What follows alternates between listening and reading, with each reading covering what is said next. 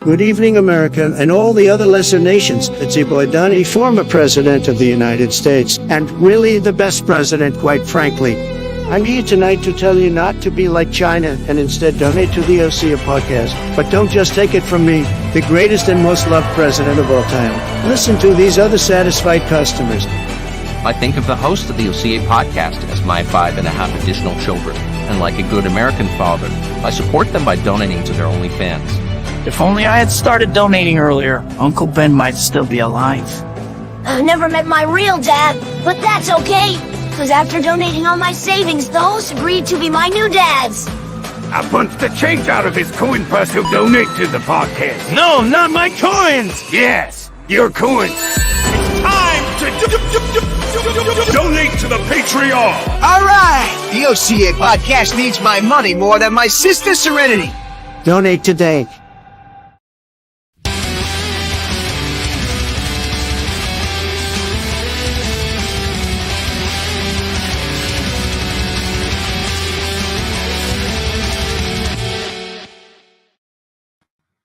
Hello, and welcome back to the OCA podcast. I am your host, the Anime Collector, rudely throwing his screen share up in the middle of the intro. Random 11's with me. Hello. Greenline is with me. By force, no. I willingly joined. Hello. Oh, good. You remembered your line. Without any added pressure. Okay. I don't need to blank to show that I'm in distress because I can't blank. Because you have no eyelids. All right. The amount of buzzing on my phone is not good. Okay, good. It's just Rumble going live. Mean Green, the website I can't mention. All right, so let's get started. So if you guys would like to support the OCA podcast, well, that's wonderful. Don't know what that means. You guys can head over to patreon.com/OCA podcast to fund the Patreon of the podcast. That's a monthly charge. Then there's the per video charge that is not related to podcasts for the Anime Collector Patreon. You can go to patreon.com/Anime Collector.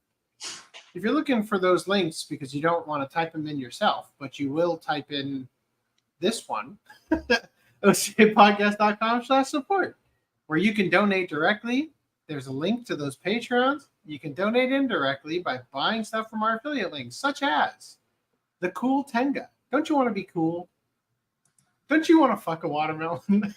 Don't you want to fuck a cat? Let's not. All right. Ladies and gentlemen, I hope you're having a wonderful week so far. Let me make it better by asking this question. Is milk racist? Has milk always been racist? It is white. Yes. Now experts are asking whether milk is racist as part of a taxpayer-funded research project in the connections between milk and colonialism. If they want to change our regular milk to chocolate milk, I am all here for it. I want chocolate milk coming out of every kid. Every kid. Only white people can drink milk, so clearly racist. Yeah, lactose tolerance is actually a gene mutation. All right. So a taxpayer-funded project is set to research connections between milk and colonialism. It was revealed yesterday. I can't wait till we Superman the movie levels of gather all of our milk, all of our cows, everything that produces milk, including women, and we launch them into the sun to once and for all rid the world of colonialism, because that is how cartoonishly stupid these people are. Academics at an Oxford museum will research the political nature of milk. Fuck. Milk is political, always has been, right? And its colonial legacies. Okay. If the podcast becomes profitable, instead of gamer girl bathwater, I would like to sell colonialist milk. Expired colonialist milk, just because, we can't guarantee it's can be good. It's actually horse semen.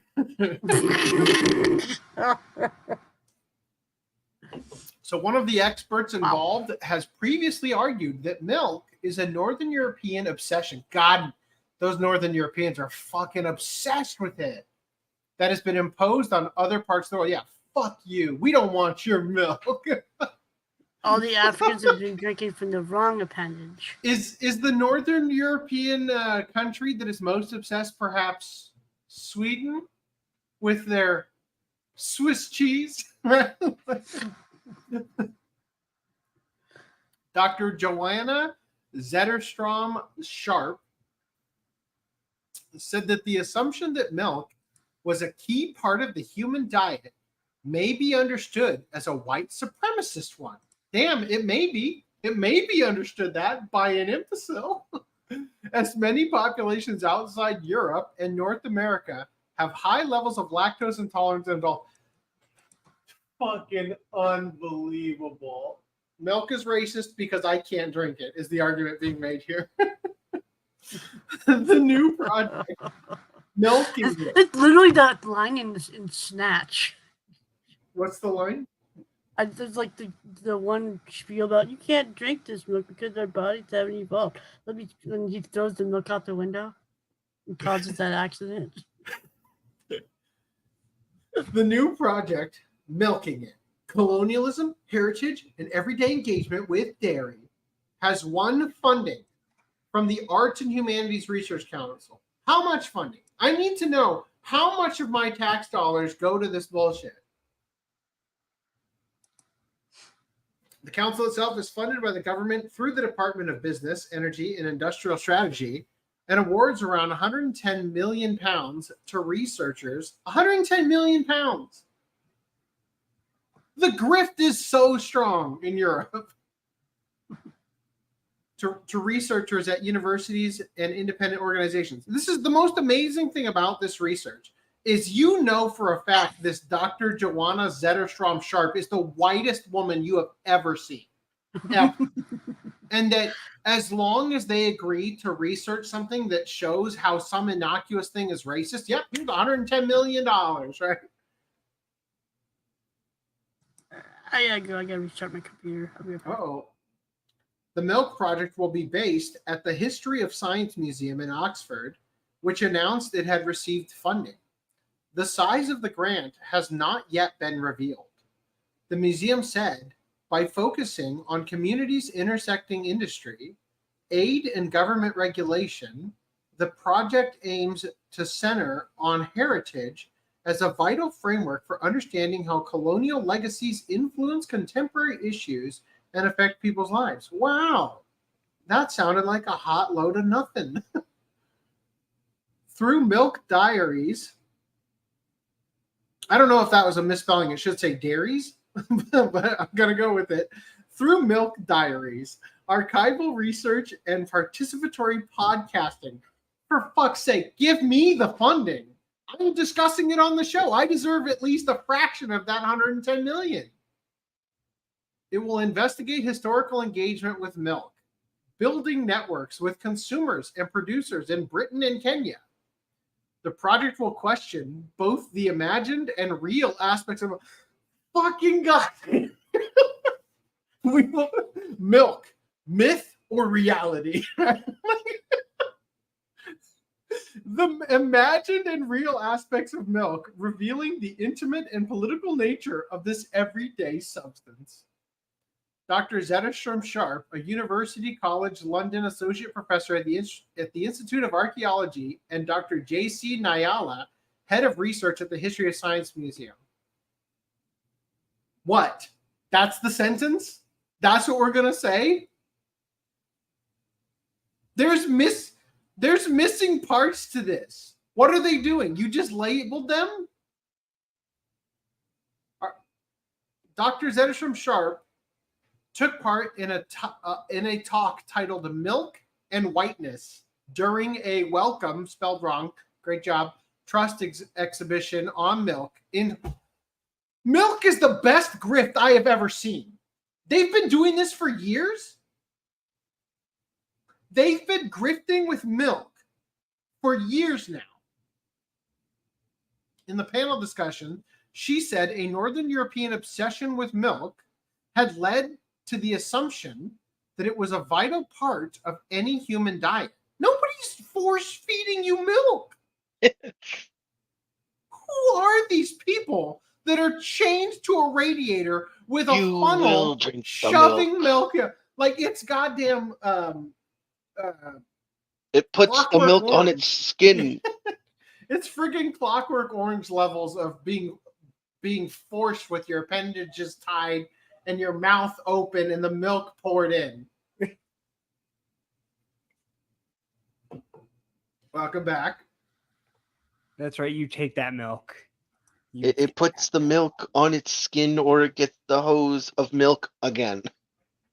You either take this milk in your mouth or on your face. There's no. It puts the milk in its stomach, or else it becomes a slave again.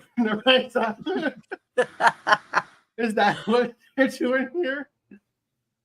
So it says she said a Northern European obsession with milk had led to the assumption that it was a vital part of any human diet and should be produced and provided on a vast scale. The Welcome Trust exhibition highlighted the imposition of dairy economies by colonial powers, including in regions where populations had high levels of lactose intolerance. Name one goddamn place where you can't buy oat milk, almond milk, fucking cashew milk even, or lactate. Like, dear Lord, nobody is forcing you to slowly kill yourself with your intolerance. Dr. Zetterstrom Sharp also highlighted issues with the way local milk production in Africa may have been quashed in favor of industrial methods aimed at producing greater volume, and how milk has been distributed by aid organizers. So you're telling me that the Africans already had milk, but you only hate it now because now you associate milk with whiteness. Is that what's going on here? You're racist. What's the percentage of people who believe that chocolate milk comes from brown cows? God, wasn't it like a third of the population? Oh, dear Lord. Okay. This has absolutely nothing to do with this previous article, but I can't think of a better situation to throw it in. Uh-oh. King Tut's DNA is a 99.6% match with Western European Y chromosomes. We were kings!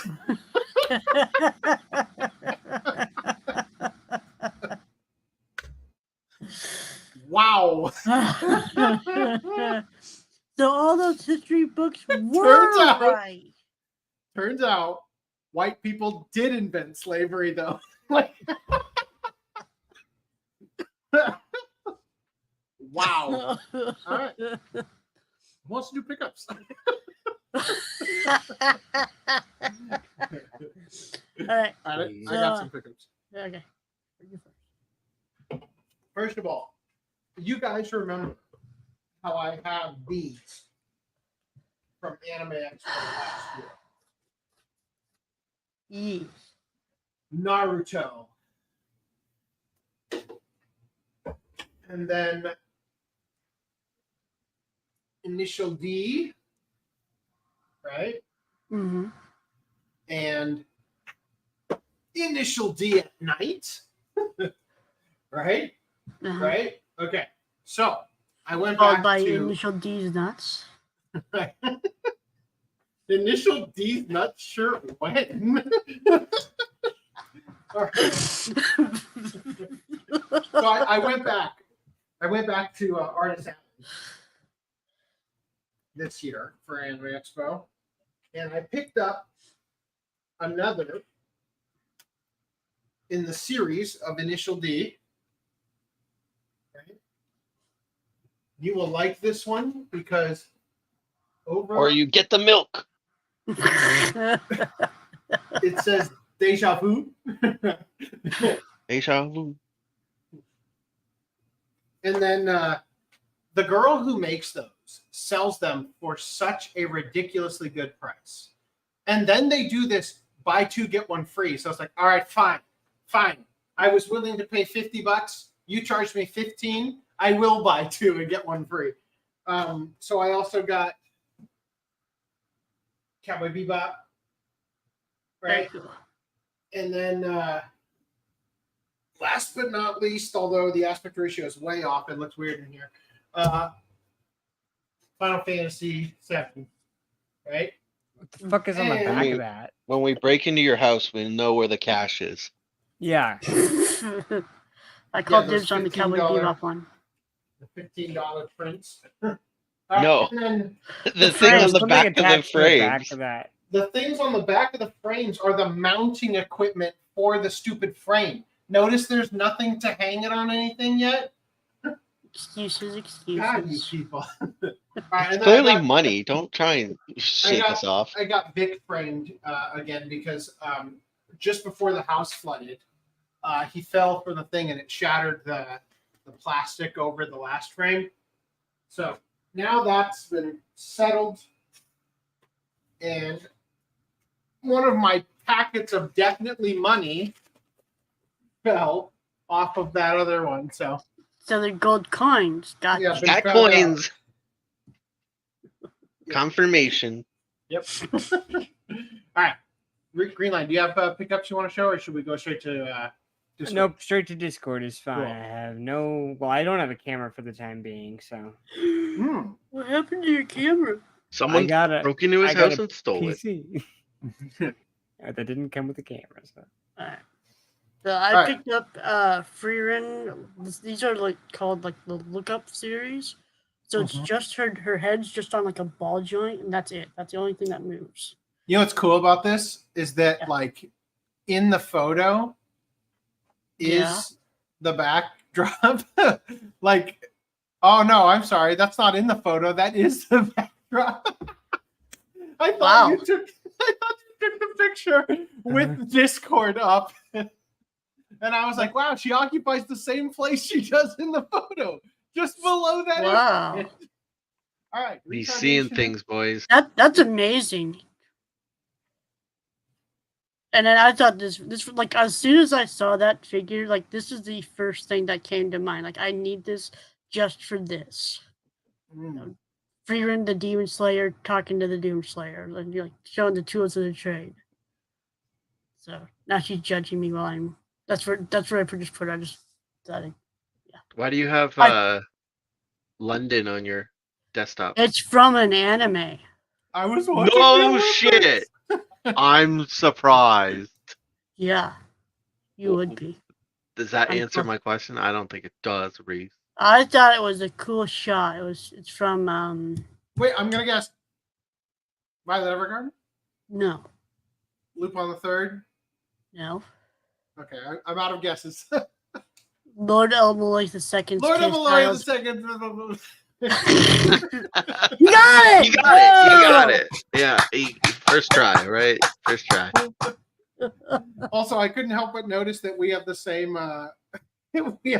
Blu-ray player. You got a 4K player too? Is this your 4K player?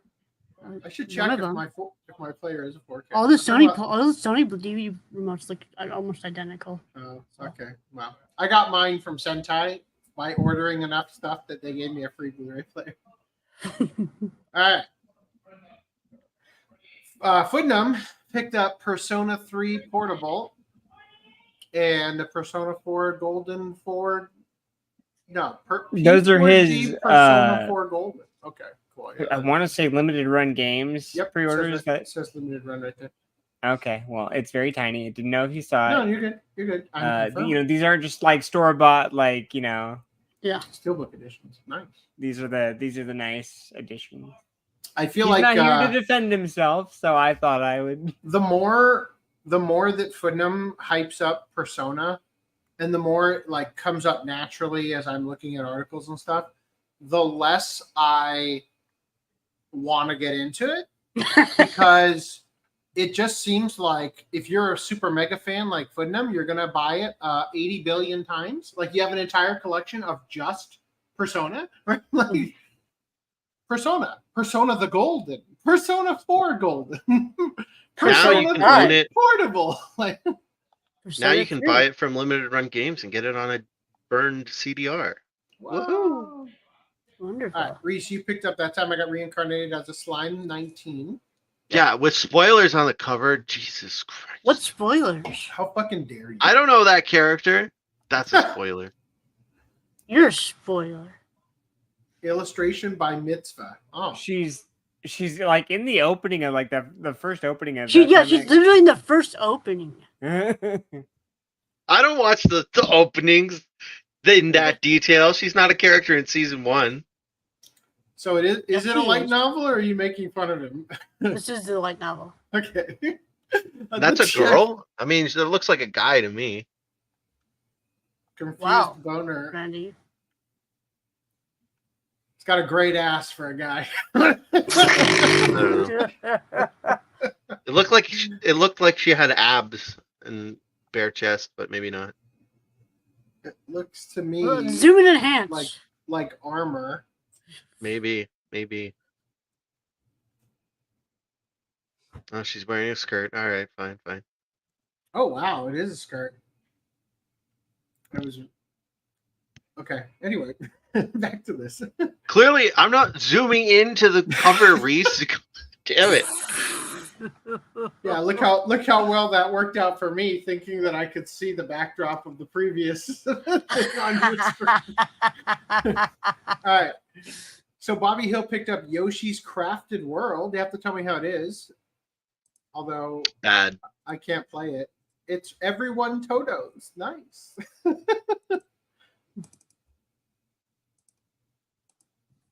Oh, is that how they're shipping them?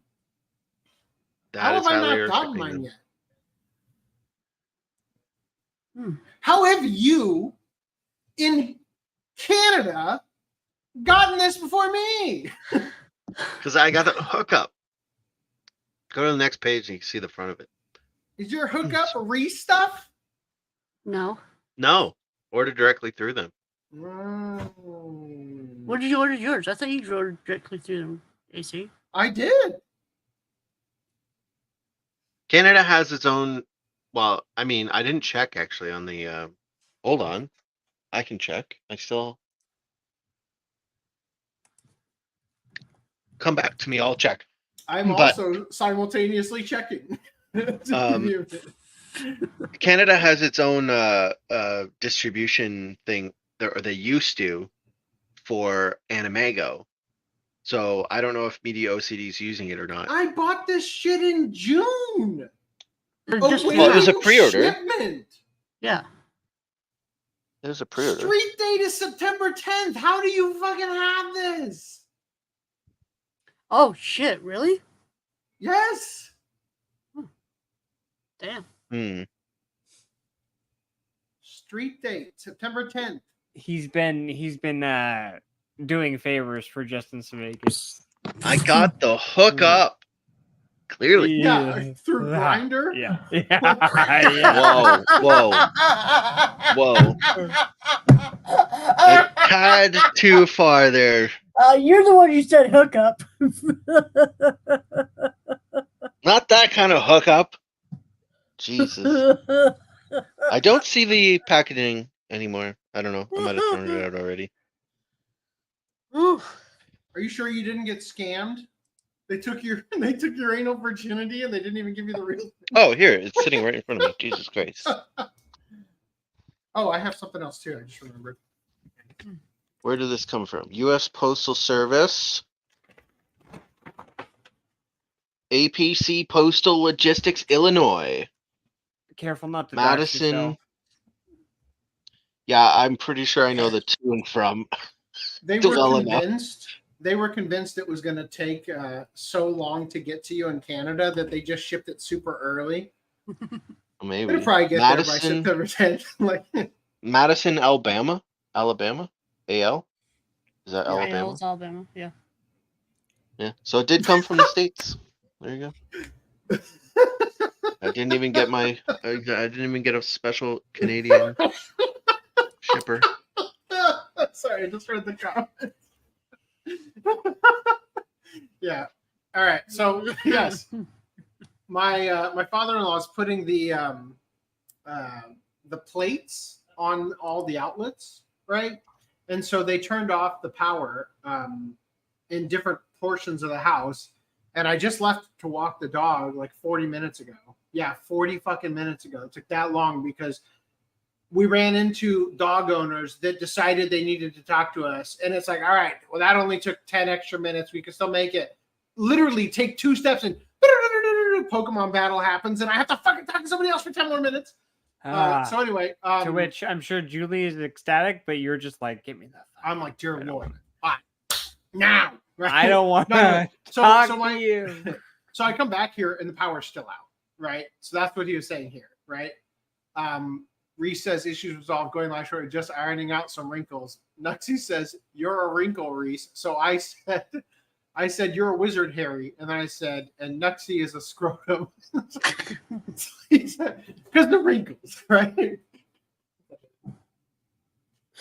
Oh, you need.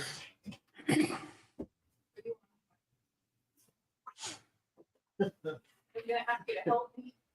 I can't unless you want to do it right here in front of everyone.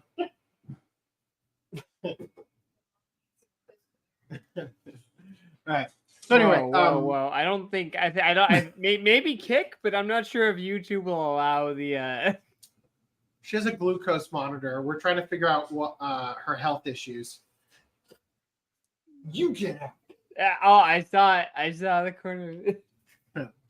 All right. So anyway, yeah. So I was joking because obviously first thing I thought of with the word wrinkle, right? Anyway, Nuxie said I made that wrinkle comment and then my power went out immediately. Karma. Luigi Most Sports says, "What if cross-dressers drink milk?"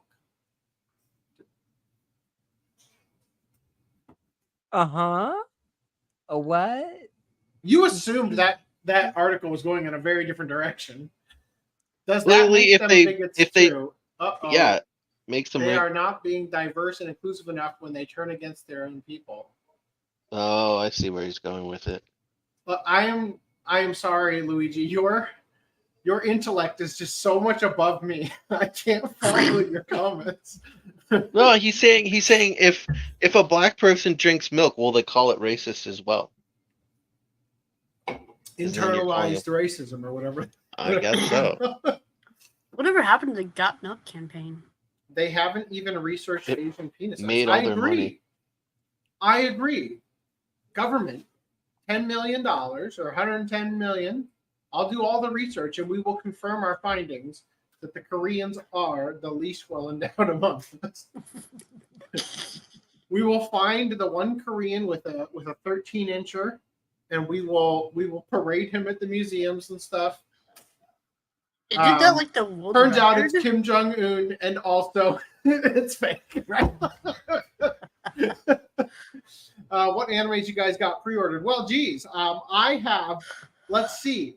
This anime pre-ordered. Some asshole. Why do you keep showing the back? Show the front. Why did you post the back image first?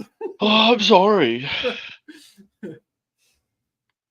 Nice. JT Vega got a 4K Blu-ray player. Let me know which brand and if you like it, and maybe I'll buy that one. Apparently, I have 3 of the same 4K players. They're shiny ones. They're really good.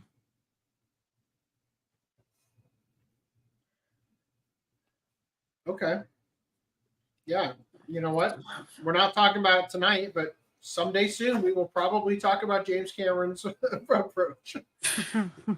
What consoles are the personas for? That's a good question. I think they're probably PC. Asking the important questions here. Steelbook addictions. Oh, it doesn't say. I mean, it looks as good as it's supposed to.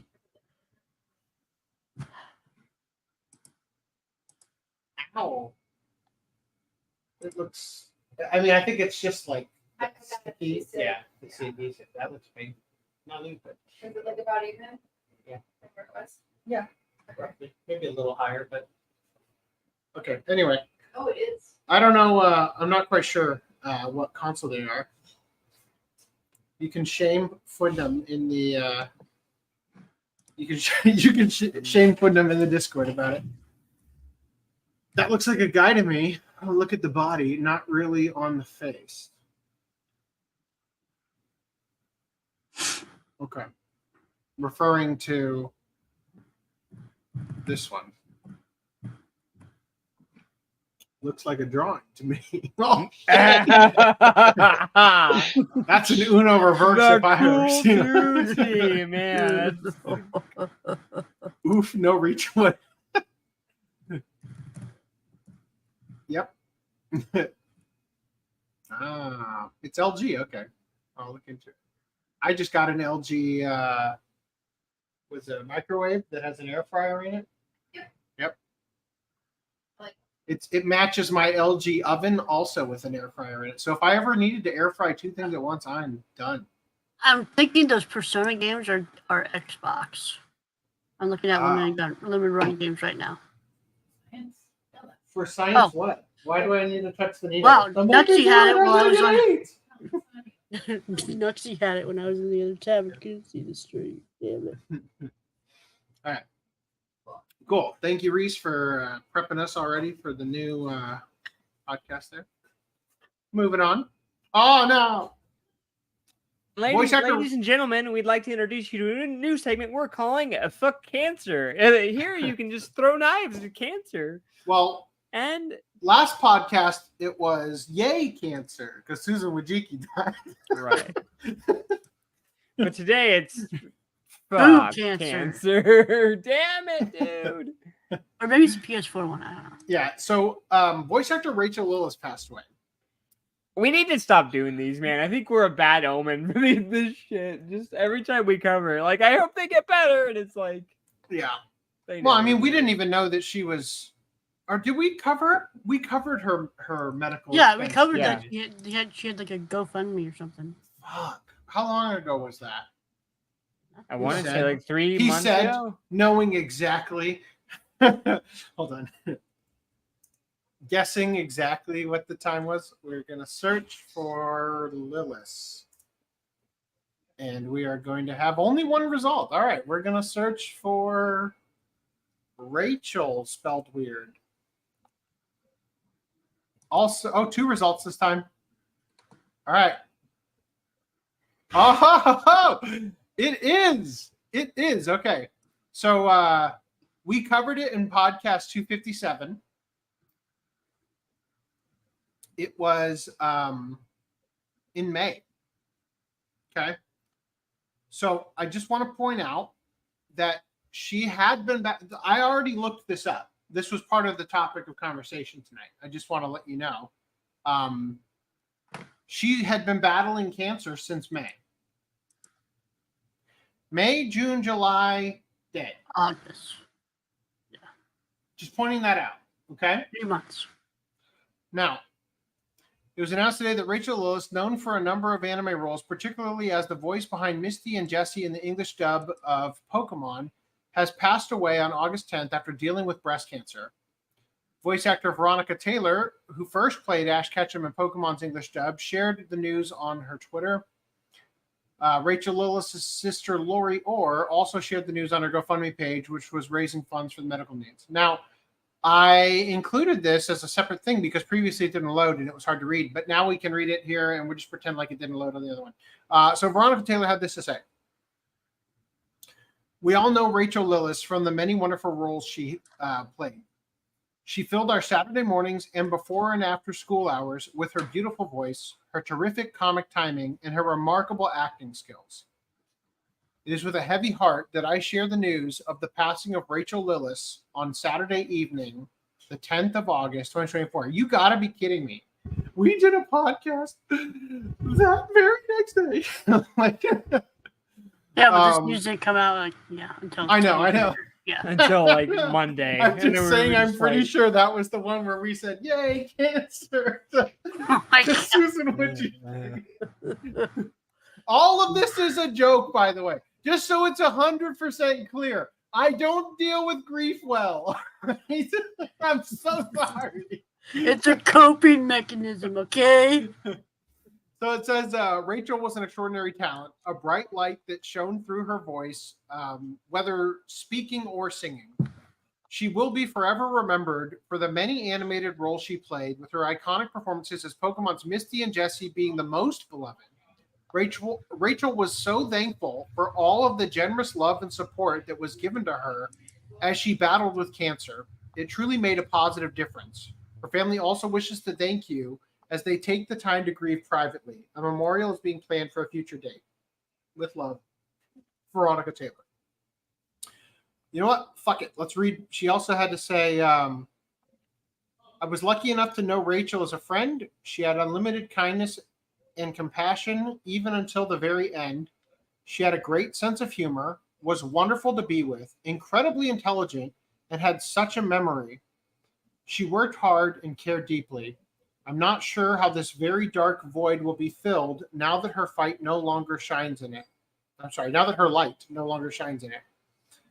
Like the shooting stars in the Paralyzed, Rachael was a magnificent wonder and truly special. She burned bright and vanished too soon. She will live on in our memories for eternity. So, yeah, that sucks. She was pretty talented. Yeah, I'll be honest. I was really hoping that she'd come back for like some Pokemon things, and they never brought her back, along with Veronica. Well, I mean, yeah, it's just the whole thing about the Pokemon Company International swapping out the voice actors and ruining everything about the show for all the real fans who were there from the beginning and all that. But what? Yeah, she was also the voice of Utena. I pitched that we should do Revolutionary Girl Utena for a watch club to commemorate her death, and everybody else said, "No, fuck you, that's too long." Except for Reese. Reese was on board, I think. I'm somewhat on board. I think we could like watch. Specifically, Footnum, the one who's not here to defend himself, was the big asshole you can thank, right? All right. So let me just toss these into old Doc. Old Doc. I pitched this. Sorry, I didn't realize I was still muted from the train. I was saying I pitched the Pokemon movie. Pokemon the movie? Yeah. Yeah, I could get behind that. I rewatched a little bit of Pokemon because of this. Well, you know? the reason I want to do Utena is I've never actually sat down and watched it. You know, like, and I just feel like, and I didn't realize that. I knew Rachael was in it. You know, like it just seems like it would be a good time. I knew Rachael was in it, but I didn't know she was Utena. I was like, oh, okay. Yeah. Like, so she also voiced Princess Charlotte in the Golden Age arc, part 1 of the Berserk films. Yeah. Or whatever. She originally voiced Prince Charlotte, I believe, in the original anime too. Was she? Okay. She might have been. I thought that was the case, but when I saw the list of her stuff, I only saw the full title that said Golden Age arc, and I was like, oh, okay, maybe she wasn't. I thought she was, though, from the original. I'm like 99% she was also in Agent Aika. Yep. She was. That's funny because we already did Agent Aika as a watch club, though. When you brought up Revolutionary Girl Utena, I mistook it for Agent Aika. Mm-hmm. And she's in both, so I was technically right still. Yeah, that's whatever. However far you need to reach, you go.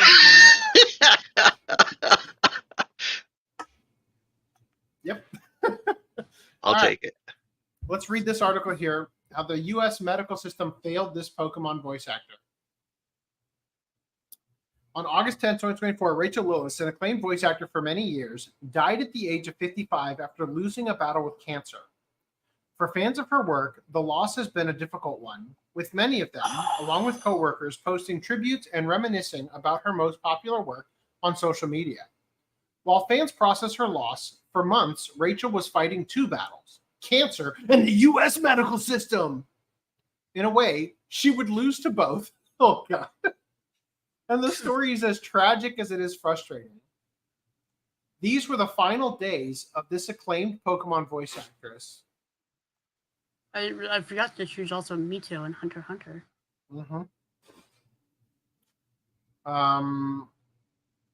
I'm just trying to see if I recognize. Oh yeah, she played Vulpix and Goldeen and like Jigglypuff. Chansey and Jiggly. Yeah, she did most of them. Like, Yeah. And she did Pikachu for some commercials. And the stuff. Cool 2T. No, she did Pikachu for one episode because The of, Cool like, 2T asks a very important question.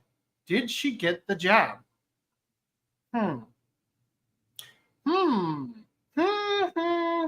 Okay. I have nothing but positive memories of Rachael Lillis's work. But there is a significant contingent of voice actors, especially the LA ones, who are completely brain dead politically and jumped on the bandwagon. So I didn't look too hard, but I did find this.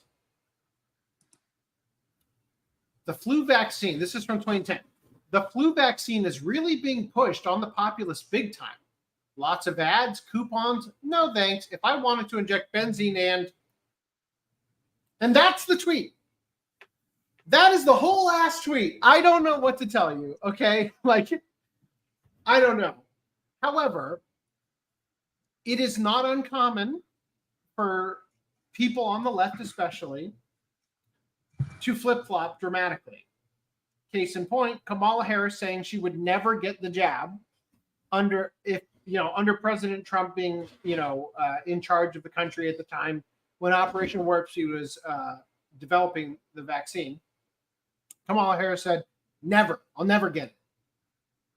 And then when Joe Biden won, they got it on TV, right? Like, and then tried to force you to get it, right? So who knows? It wouldn't be the first time a person flip-flopped.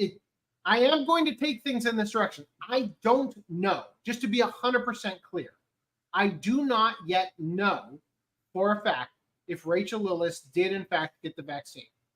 However, I think it is highly likely because she was basically diagnosed with cancer in May and dead by August. And that is something we're about to look at as a bridge from the current topic to the next topic. So I will throw that in old duck and we will jump back to this. So Rachael Lillis was an American voice actress best known for her work in various anime series.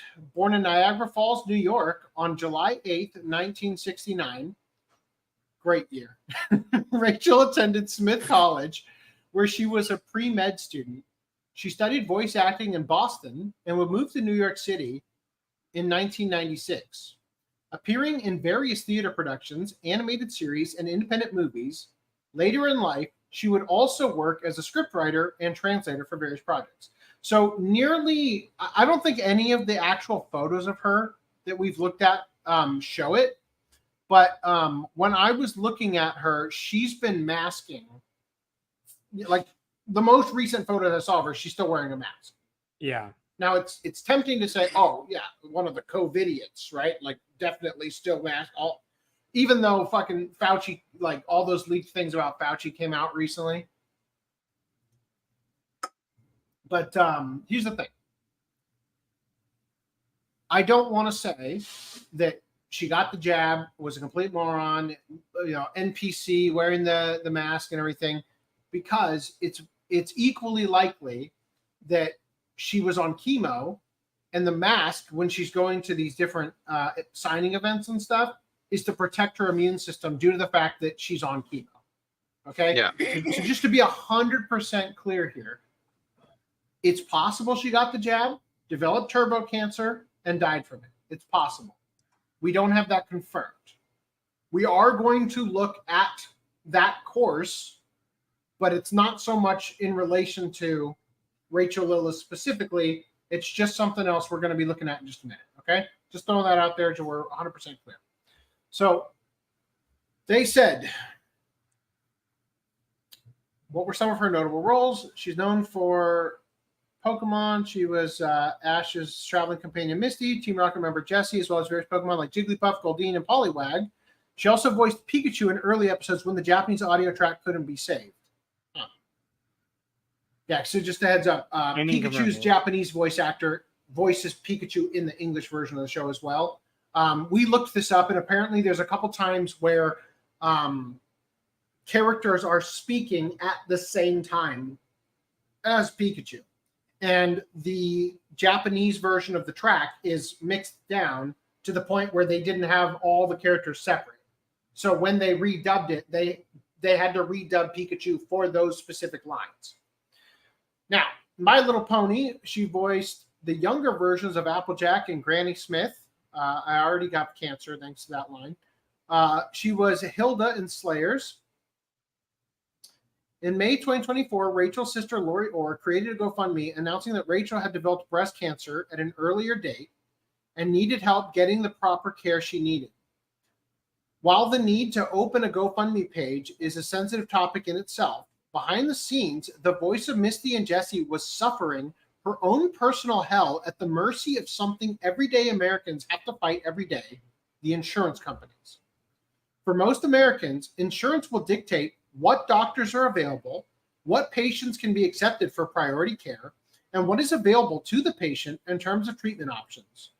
Rachel found herself in such a situation where she was the victim of being a sick person that didn't have the right kind of insurance. One flew over the Cuckoo's Nest Hospital. What is that meant to be? While most would agree that hospitals are generally not a fun place to have to be, some hospitals will strike the fear of God into even the most dedicated atheist due to how poor the conditions of the building are. This is what happened with Rachel, who found herself in such a hospital. As her sister pointed out, quote, by the way, the nursing home was akin to scenes from the movie One Flew Over the Cuckoo's Nest. Why would you put Cuckoo's Nest up here? What is wrong with you? Is that a reference to an obscure anime? My sister and I thought it was truly horrible. In spite of the nurses there, doing the best they could to care for too many, the yelling from down the hall, the noisy roommate, how could anybody possibly heal or rest in that environment? This is a horrifying revelation to discover that the voice actor for some of our most cherished childhood memories was ever in a situation like that. But that does beg the question of how she wound up in such a place in the first place and what it took to get her out of it. As if I don't like the way the art, like, I don't like that she died, but like this article, the Revenant voice actor had to deal with public hospital. Oh my lord! Like what? Isn't it a little bit weird that the article is framing it from the perspective of shouldn't the voice of our beloved childhood be treated better than the rest of us? Like. Like, okay, yeah. All right, yeah. Oh, crazy take. Maybe she shouldn't. Maybe she should have gone to Canada for some of that universal health care that's so wonderful. Yeah. So Rachel wound up in what her. Also, I think it's funny that they're like, oh man, wait till you hear about the place she was at, and it's like that One Flew Over Cuckoo's Nest. Man, it was just unbelievable. Their nurses, by the way, were doing their best, but there were so many people there, and there was yelling. There was yelling down the hall, and a noisy. Nobody can heal when their roommate's noisy. Oh my god! You know, like, holy crap! Like you set this up like it's gonna be like a horror scene, like freaking people having their limbs cut off and shit by accident, by horrible like administration that can't keep, you know, the paperwork sorted or something. And instead it's like, damn, it was a little noisy. Like you really oversold it, right? I know 3 people that have died of cancer in the last year, like within 1 or 2 jumps from me, like a friend's mother, or you know, a friend, you know, that kind of stuff. So in Canada, people die of cancer too. Mm-hmm. Yeah, and I just want to point out, it can't save us all. I do not relish in the fact that people who chose to get the jab, and again, we don't know about Rachel. This is an assumption. But just generally speaking, I do not relish in the fact that people who chose to get the jab, people who tried to force us to get the jab, people who tried to get us fired and deplatformed and removed from society over not being willing to inject poison into our bodies. I do not relish in the fact that they're dropping like flies.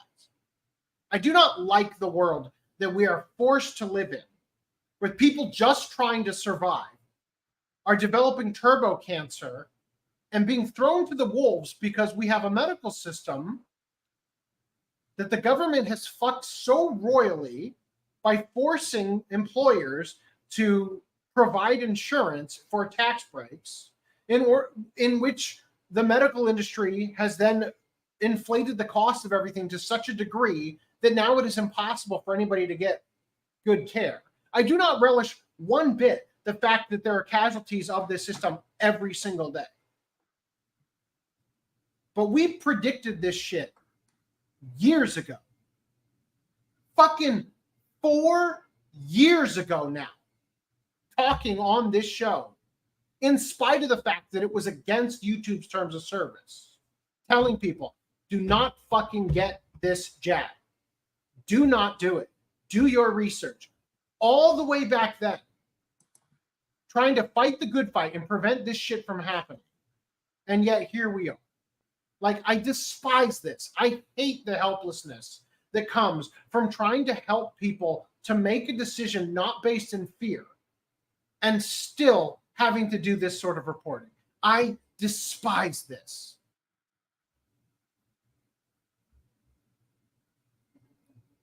Rachel wound up in what her sister described as the Cuckoo's Nest Hospital as a result of her insurance putting her under the care of a very specific doctor when she was admitted to the hospital to deal with her medical conditions.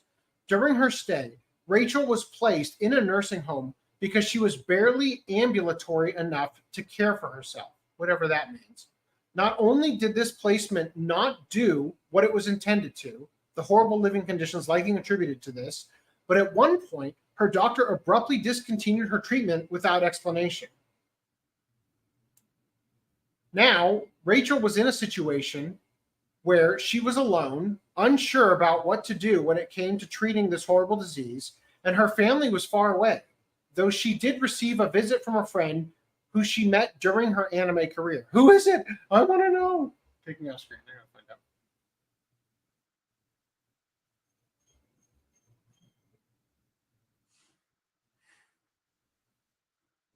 Fuck me, no. Wow. Oh, fuck. When did Chris Ayres die?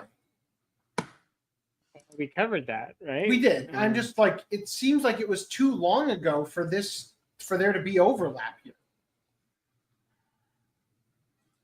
Christopher. Looks like 2020. 2020. 2021. Yeah, but I'm just saying this was like the relief fund was.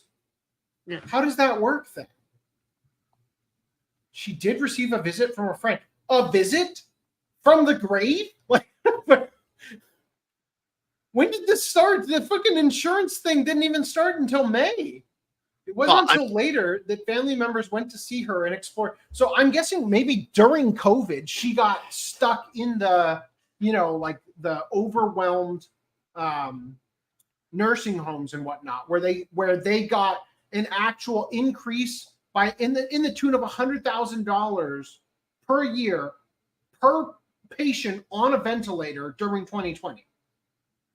Right? So is this possibly what's happening, that when Chris Ayres was dying of cancer or emphysema or whatever it was during 2020, that she was in these things and met him at that time? Well, she might, like, you're assuming that she only got the cancer in May. Yeah. She might have got the cancer a while ago, and it just started getting really bad in May. And then that's when the public funding. If you have breast cancer and it's 100% confirmed, why on earth is the first procedure to not just cut it out? Or did they do that and then it was already, it returned regardless, which happens. Fuck, I totally forgot to show this people. God damn it. I took it out of the box and everything. They can come back to it. Fuck. Okay, we'll leave it there for now. Save it till next time. Nah, I can't. I gotta return it. That's the thing. Anyway, then you don't get to show it if you're gonna return it. Yeah. That's cheating. No, the point is, I want to ask a question about it. We'll get to that in a minute. Don't worry about it. All right. So, it wasn't until later that family members went to see her and explore any arrangements that could be made. The main goal with these arrangements was to place her in a healthier environment where she could have proper medical oversight, the medication she would need, and healthier food that would contribute to the recovery process. The conditions of the previous facility were so bad, the family considered filing a medical malpractice suit. The question was, how were they to pay for all of this? Contrary to popular belief, most voice actors are not rich. They are much like independent contractors, going from one job to the next in a very competitive field. The insurance wasn't going to help, but being a voice actress, Rachael did have one thing many Americans did not: fans. It was with this knowledge that on Mother's Day, Lori Orr started the GoFundMe campaign. Damn it! She's been dealing with this for as long as I've been without a home because of the flood. She had never done anything like this before, so navigating the app turned out to be tricky. Once she launched the campaign, word spread very quickly about it. You're welcome. Fellow Pokemon actors Eric Stewart and Veronica Taylor were a couple of the first to share the campaign, with the news sites like Anime News Network and Comic Book Resources also reporting on it. In a very short amount of time, the campaign had raised over $67,000 and plans were made to not only get her better care, but also to get her into rehab to help regain muscle that was lost while she was in the original nursing facility due to the neglect she experienced. Sadly, this story would not have a happy ending, for shortly after moving out of the facility, Rachael would take an unexpected turn for the worse and pass away. Her sister was not there for her, and the entire family was heartbroken, and announced that the funds would be used for a memorial, with the remaining funds to be donated to cancer research. Despite how it all ended, one bright spot was that Pokemon fans, the ones who grew up with Rachel's wonderful work, stepped up to the plate to help her. They would ultimately donate more than $100,000 for her to get the care she needed, and the outpouring of support was more than anyone had expected. While Rachael did not make any public statements, she told her sister Lori that she felt like George Bailey in It's a Wonderful Life, the classic Frank Capra classic in which a man gets a glimpse of what life would be like without him there, and the memorable ending in which the town bands together to help him out in his time of need. The kindness of the fans cannot be overstated in this story. While Rachael may have lost the battle too soon, the fans reminded her that what she did meant something to so many people, and these people turned out in droves when she needed help for herself. Rachael would also have tribute paid to her by many of the major news and media organizations, though who knows how she'd feel about that, as she always felt that voice actors should be heard and not seen. I like her already. While it is hopeful that the situation spurs discussion on how voice actors are paid in our broken medical system, the happy ending is that fans stepped up when our institutions didn't, and Rachel's wonderful work will live on forever. Wow. I'm so cynical. Yeah. You know what my first thought is? How awful this article was and how much it padded out the entire thing. Mine too, yeah. Yeah. Okay, man. Her sister killed her and stole the money. Wow. That's a take. She never made a public comment at all, ever, about any of this. And then all of a sudden she gets a bunch of money, she gets taken out of the home and then dies, and then the money's not needed anymore. Like, I'm not saying that happened, but I'm just, that's where my mind goes, okay? I like this theory better than the jab one. Also, I think it's a tragedy that she died after getting all this money. Also, she never got her bike back from Ash, right? Okay, so move in this. Let me quickly do my last pickup. So you guys remember our last podcast during pickups? I mentioned I bought a game that said there was only 2 left. Right? And I thought it was the game Madison that I showed last podcast. It wasn't that game. I bought 2 games. That was one of them. I just assumed it was that one. It was actually this game, Do Not Open. Here's the problem with there only being 2 left. It's the UK one. And now, as an anime collector, I have various tricks to finding out what official releases exist for anime.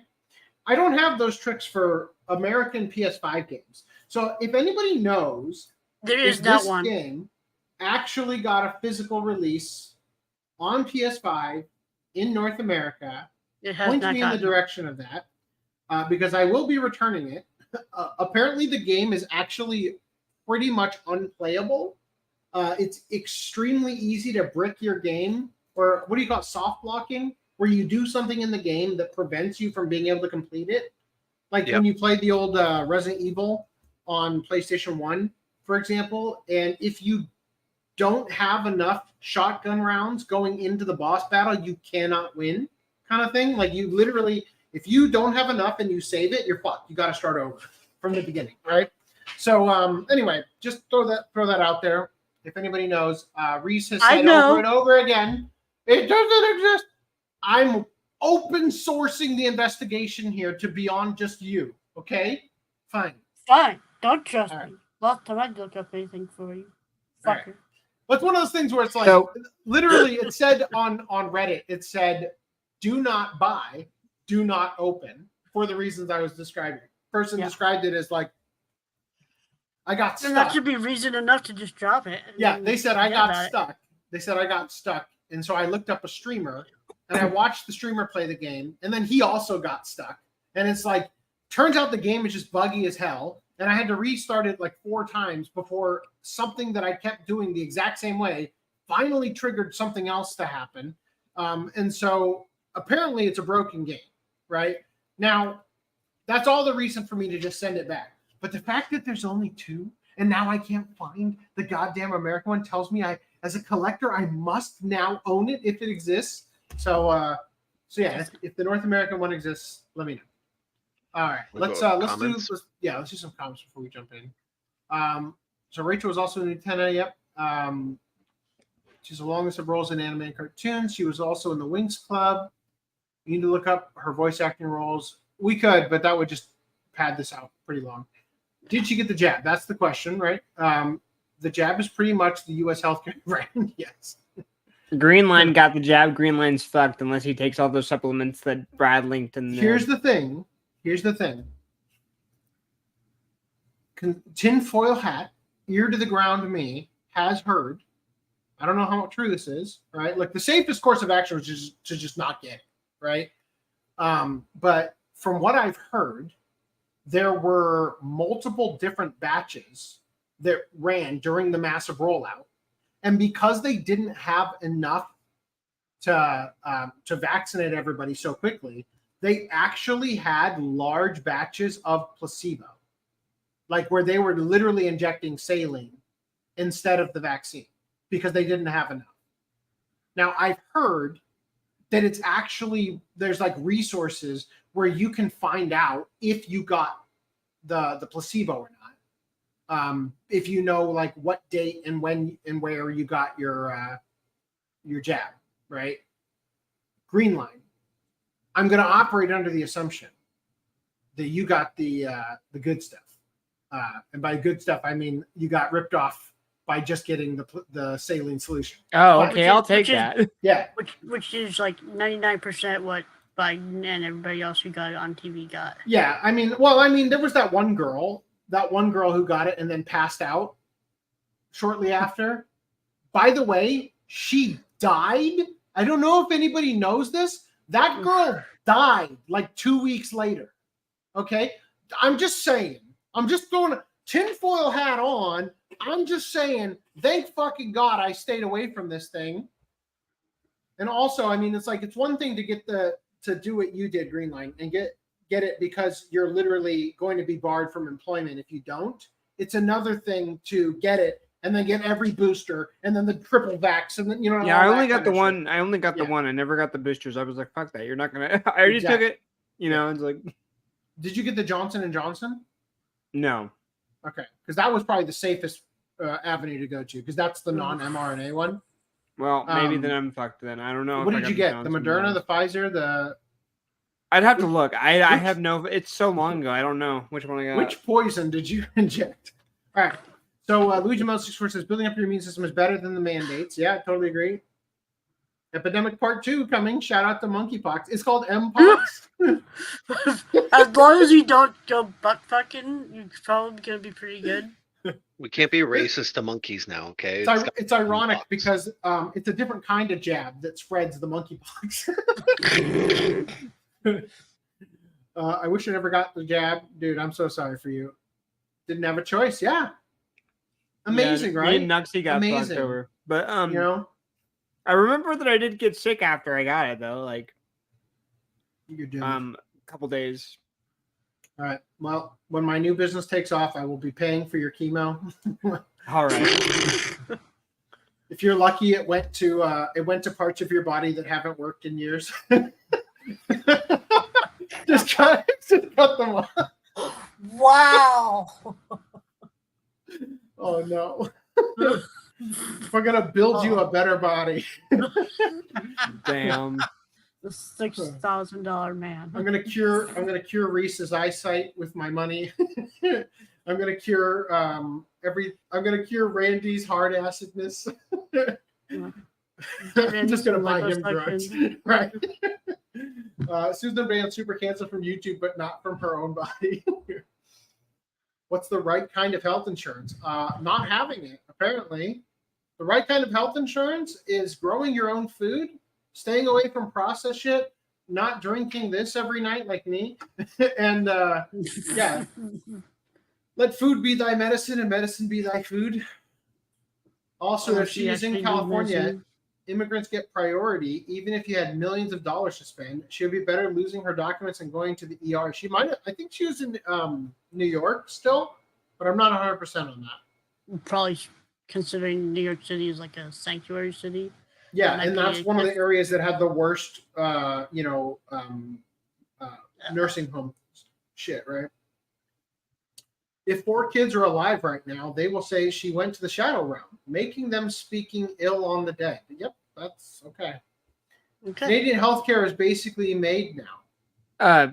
She wouldn't go to the shadow realm because she wasn't in a duel when she died. There you go. Ha. Luigi. Just you wait. Just you wait till we get to the next couple articles. Oh, come on. Eddie Van Halen died of cancer. Oh, did he? Okay. It's his own fault. Censorship also kills people. Yep. On the inside. Healthcare is cheaper in cash. Yeah. Yes, it is. Believe it or not. If you took what you should be paying for health stuck in a jar, which, by the way, is a fuck ton, and you instead put that in a savings account you never look at, in the event that you had an emergency. Now, granted, look, the thing about insurance is, for insurance to be a good deal, you need the emergency to happen right after you signed up for the insurance. Like, you need to get Truck-kun, narrowly escaping Truck-kun's murder immediately after you take out your insurance policy to maximize the benefit of it, right? But I've been alive for 30 some odd years, and I have not needed emergency medical stuff. Had I been saving all the time that I, as an adult after 25, that I would need to be paying into insurance, had I been saving that every month, I would have more than enough to handle most medical procedures because they cost less when you don't have insurance, and you aren't bound to specifically what your insurance is going to cover because you have the money you didn't bother sending. So my advice is treat your body like a fucking temple, eat healthy, get exercise, do all the shit I'm not doing, and then also save money for when this happens because it is cheaper, significantly cheaper. And as I was saying before, when it came to the government stepping in and forcing employers to provide, or incentivizing employers to provide health insurance to their employees in lieu of pay raises. That fucked the market, and that's why the insurance price is 10x or 20x what it is for the normal price if you just paid cash. Next, he says, I have a buddy that's 34, got diagnosed with rheumatoid arthritis 4 to 5 months after the jab. His specialist basically said it's happening a lot. Yes. My wife is dealing with an autoimmune disease. My wife didn't get the jab, but the problem with the jab, just in general, vaccines have vaccine shedding. So if you are around people, if you are simply around people who got the vaccine, it is actually infecting you by just being near them after they've gotten it for like 48 hours or 2 weeks or whatever it is. Rachael says, question for all of you. Which Pokemon season theme song do you think slaps the hardest? My personal vote goes to the second season, Orange Island. We all live in a Pokemon world. I mean, it's all about the Poke rap, right? Yeah, I'm partial to the first season. First series, I think the first season goes the hardest. I think Pokemon by Weird Al is the best. Yes, everybody Pokemon. Hell, the clinic I had medical records leak, and I keep getting phone calls from people from India. Yeah, dude, everybody in America's social security address and phone number just leaked. I imagine it was Vic that visited her, but I don't know. Yeah, well, apparently it was Chris Ayers from Beyond the Grave, but I definitely think Vic would be the type to actually visit her. Donnie Hune said, recently I pre-ordered GTO on Blu-ray via Amazon. Good for you, buddy. Luigi Mouse64 says, Rachael also knows the characters by their Japanese names, Kasumi and Musashi. Too bad some people rip on her for that. Okay. Putuchi agrees with Randy. Weekend at Rachel's. Oh, fuck. Look, I was saying earlier, I was trying to say this earlier about like 4 years ago, we were pretty critical of all this stuff and basically predicted everything that's happening.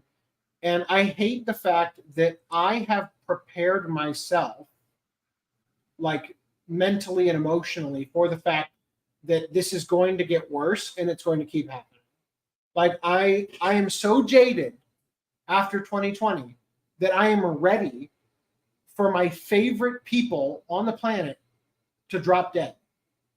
Right? Like my relatives who all got it, you know, like celebrities, bands I like. I'm expecting that in the next 15 years, all of them will be gone. I'm just expecting it at this point. And I do not like living in a world where that's the case. Rajar said, I picked up a first print factory sealed copy of Pokemon Moon for $45 on 3DS off of Whatnot. And I also picked up a Kirby t-shirt, nice, and Pokemon Sword and and Nintendo Switch. When I first read Pokemon Sword, I legitimately pictured like an actual Conan sword. It took me a minute to register what was going on there. Pro tip, check GameStop. Bad Batch theory is 100% true. Yeah, the first miner to get it also died. Yeah. Rachel also knows the characters by the. Okay, great. Cool. All right, JJ is Johnson is safer for males but risky for females. JT Vegas says he got the Pfizer, but I never got the 3 boosters. Fuck that. Yeah. I mean, I knew people who had, you know, what do you call them? Physician techs or whatever, like that they knew, where they would go in and they would, all right, time for your shot, right into the trash can. Let's stamp your vaccine card. Now you can go back in society. I'd rather live under a bridge again. That was where I was, dude. That's where I was in 2020. When my landlord sold my place, I worked cleaning trash cans for 3 years because I'm like, I would rather do this. I do this with a fucking smile on my face over getting the jab. Right? And I'm glad I did. I'm glad I put that time in, you know? Pass away is a short way to say go to the shadow realm. Okay. Note to chat, if you're ever having a bad day, at least you didn't put a fork inside your dick like that 70-year-old man last week. I'm glad you got to experience it. I guess you can say he definitely hit a fork in the road in his life and in his dick. Yeah, poker rap game. All right, Pokemon World is the most cheese you will get from 4 kids. Gotta go fast will be up there. Okay. Adam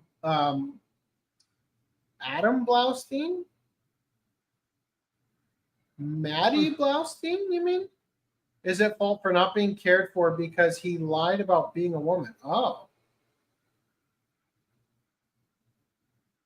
Was Maddie Blaustein originally Adam Blaustein, and I'm just now learning about this?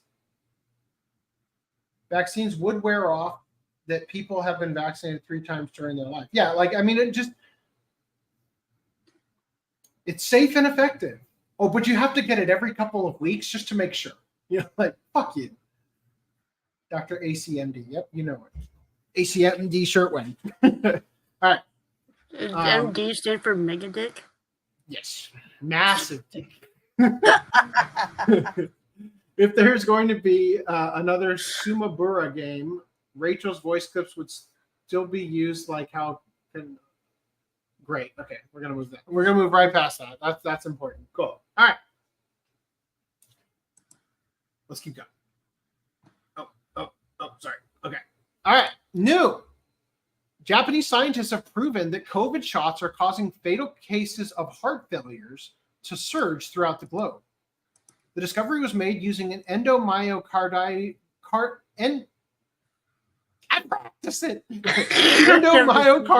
biopsy instead of the standard technique, which would easily miss the evidence of vaccine-associated myocarditis. The researchers are calling on clinicians everywhere to start performing EMBs to catch this early. The study featured a case of a 78-year-old previously healthy female who was admitted to hospitals after her 3rd dose. 4 days after the Moderna, the patient experienced palpitations and dyspnea, which gradually worsened. Without the test showing vax damage, she would have died. This bombshell has been published by the prestigious Heart Failure Association of the European Society of Cardiology. All right, starting with that, setting the stage. Let's put on our tinfoil hats. Breaking, COVID shots installed nanobots. Okay, real quick, temper your expectations of what the term nanobot means.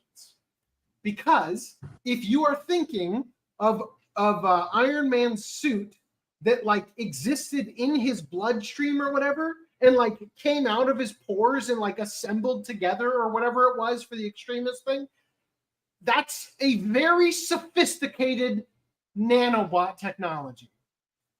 But a robot and like a robot is, the definition of a robot can span just simply like a machine that has one function, or like an automaton, like freaking iRobot level. You know what I mean? Like the definition is quite broad. So just bear with me before you shut down on nanobots, right? You know, okay, just hear me out. A new Japanese study proves Pfizer and Moderna vaccines, this is why I advocated for the Johnson & Johnson if you had to get it, contain unauthorized animated worm-like entities, invisible to the human eye, which swim, wiggle, and assemble themselves into complex structures, which cause clots inside the body. What embalmer Richard Hirschman found and exposed in the film died suddenly. Okay? Dr. Young-Mi Lee and Dr. Daniel Brody from Okinawa Christian University discovered these, quote, undisclosed additional engineered components by isolating unused VAX files for 3 weeks and then examined them under 400 times magnification. Lee and Brody saw that when the nanotechnology was energized, it created, quote, discs, chains, spirals, tubes, and right-angle structures. The researchers, who published their findings in the International Journal of Vaccine Theory, Practice, and Research, believe these mysterious nanoparticles are responsible for the explosion of turbo cancer and autoimmune diseases around the globe. Wow. I couldn't even get to this article /tweet before both of those things got brought up in the chat, it is self-evident at this point. We all know this is happening. We just have now got people in white coats saying, yes, it's happening, right? Like, we all fucking knew this 3 years ago already. They also concluded in the study their suspicion that these smart microscopic components are part of the elite's, quote, long-planned, well-funded Internet of Bodies, which was described as a kind of synthetic global central nervous system turning humans into controllable biohybrid magnetic robots. All right. That sounds like the level of tinfoil hats has increased 1,000-fold. I get that. But just last podcast, we showed you the UN agenda for replacement. Okay? They're referring to similar white papers that have existed for 20 plus years describing this scenario. Now, when I was younger, my mom watched a documentary, or I don't even know what you call it. I guess you would call it a documentary, but a documentary usually is like an after the fact thing about a thing, using footage that was recorded and creating stuff. This was more like we were doing an experiment and we filmed it and then we produced a TV special about it, right? So I think it was in Alaska. They shut down a power station for like 6 weeks or something. And they observed the behavior of animals in the area. And when they flipped the switch back on, now occasionally if you go walking in your neighborhood, you'll walk past the power line and you'll hear it buzzing, right? But for the most part, you don't think about them that often, right? They observed these animals, and the second they flipped the switch back on, the bears got up on their hind legs and roared into the sky. That this electric field or whatever was disrupting nature, right? That it bothered them to some degree.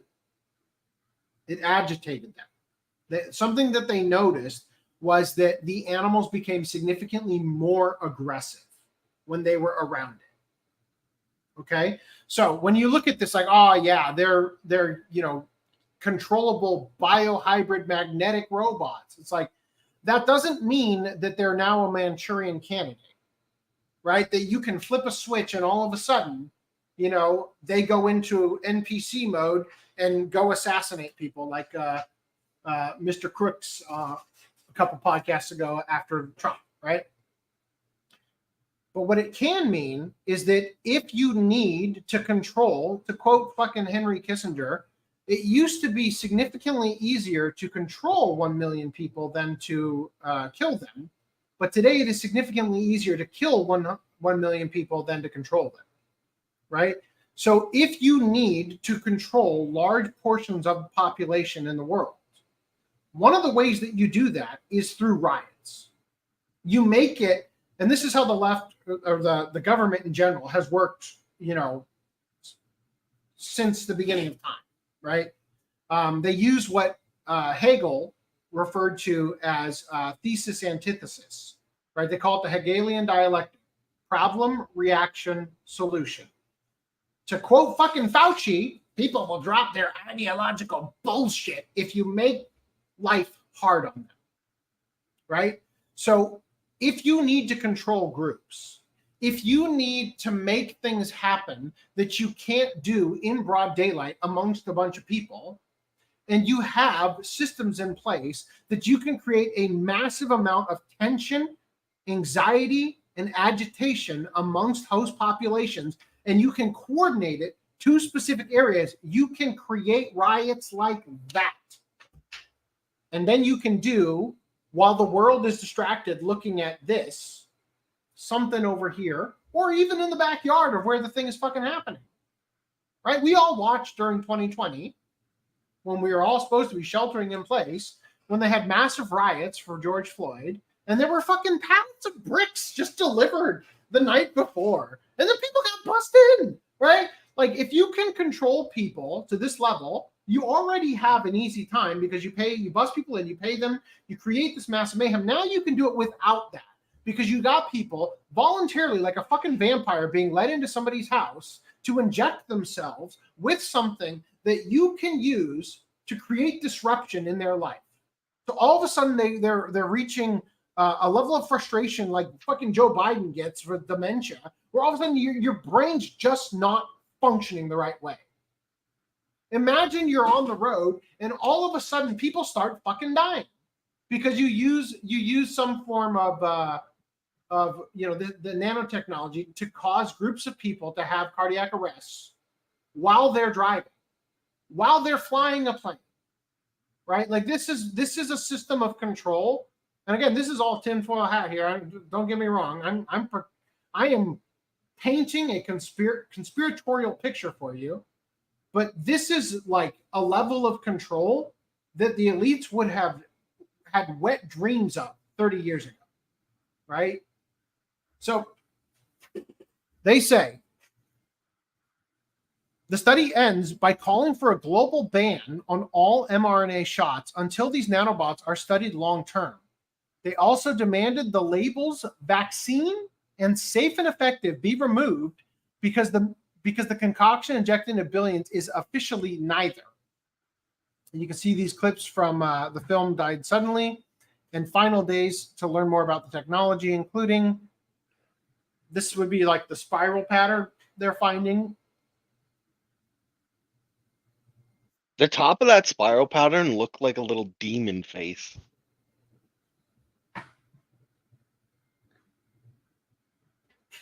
Oh, right here. Look at the Predator. It almost more looks like Wolverine or something. Yeah, it kind of to me. I kind of look at it and I see the helmet the Predator wears. Right before he takes it off, and he's like, "You're one ugly motherfucker." I'm seeing Batman's cowl. Yeah, that too. Any cowls? So that's because the Wolverine mask is Batman's kissing or whatever. Yeah. Obviously. Everybody knows that. That was the whole inspiration for Wolverine. That's why he's had the subtle gay undertones the whole time. All right. Anyway, so just throwing that out there, right? Just throwing that out there. Now let's keep this party going. Let's keep this party going for us, okay? I don't want to. Me and she specifically don't want to keep this party going. So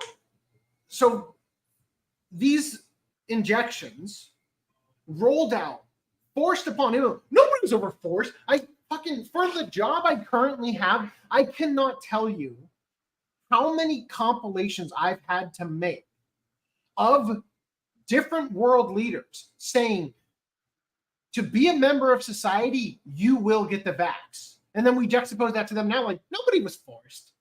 We didn't force anybody. There was no mandate, right? Because now they don't want I had friends that were like saying this to me, like, no one's forcing you to get it. I'm like, I literally can't leave the country if I don't have the vaccine. Like, what do you mean no one's forcing me to? Yeah, no one's forcing you to get the vaccine as long as you only ever want to live in your cage. Nobody's forcing you to drink milk. Right. Yeah, no one's forcing me to drink milk.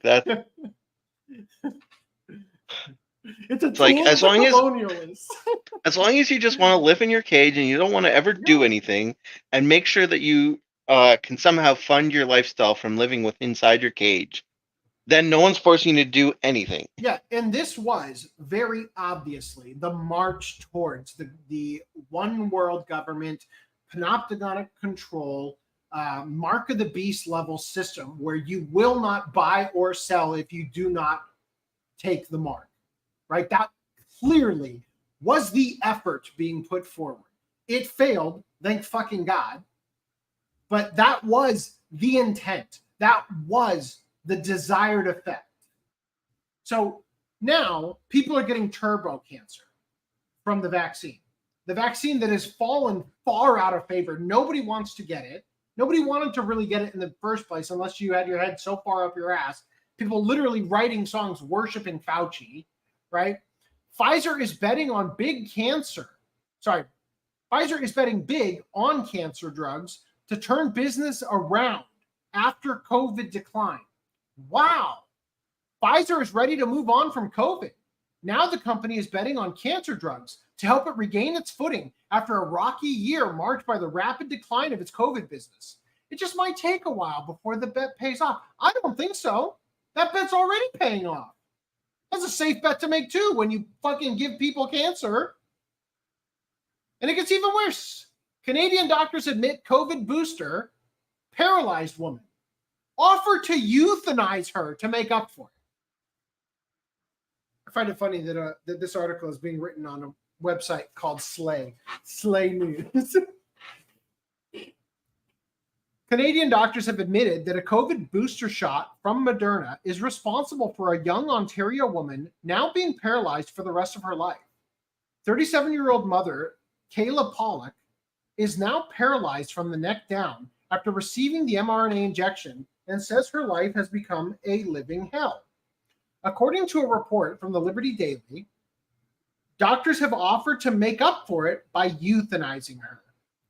The doctor suggested that Pollock should apply for Canada's controversial medical assistance in dying. That's what the Cool T was talking about before. And they say that they would help her application get. As Slay News has reported, Canada has some of the most liberal euthanasia laws in the world. In recent years, the government has been increasingly relaxing the laws that were originally meant to give terminally ill people an option for dying. However, the expansion of the laws means people can now be euthanized for far less severe issues such as depression, homelessness, or mental illness. The laws have even been expanded to include mature minors, with a push to expand to infants. In recent months, the North American nation has been ramping up efforts to accelerate the euthanasia of mentally ill citizens. That sounds fucking weird. Mature minors. It's like, that sounds like something out of Dr. Disrespect. Like, she was a mature minor.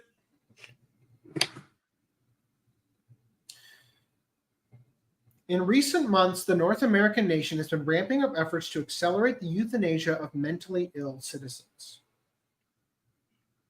Who determines which citizens are mentally ill? Because I got to tell you, I've seen a lot of blue-haired women that I would consider mentally ill.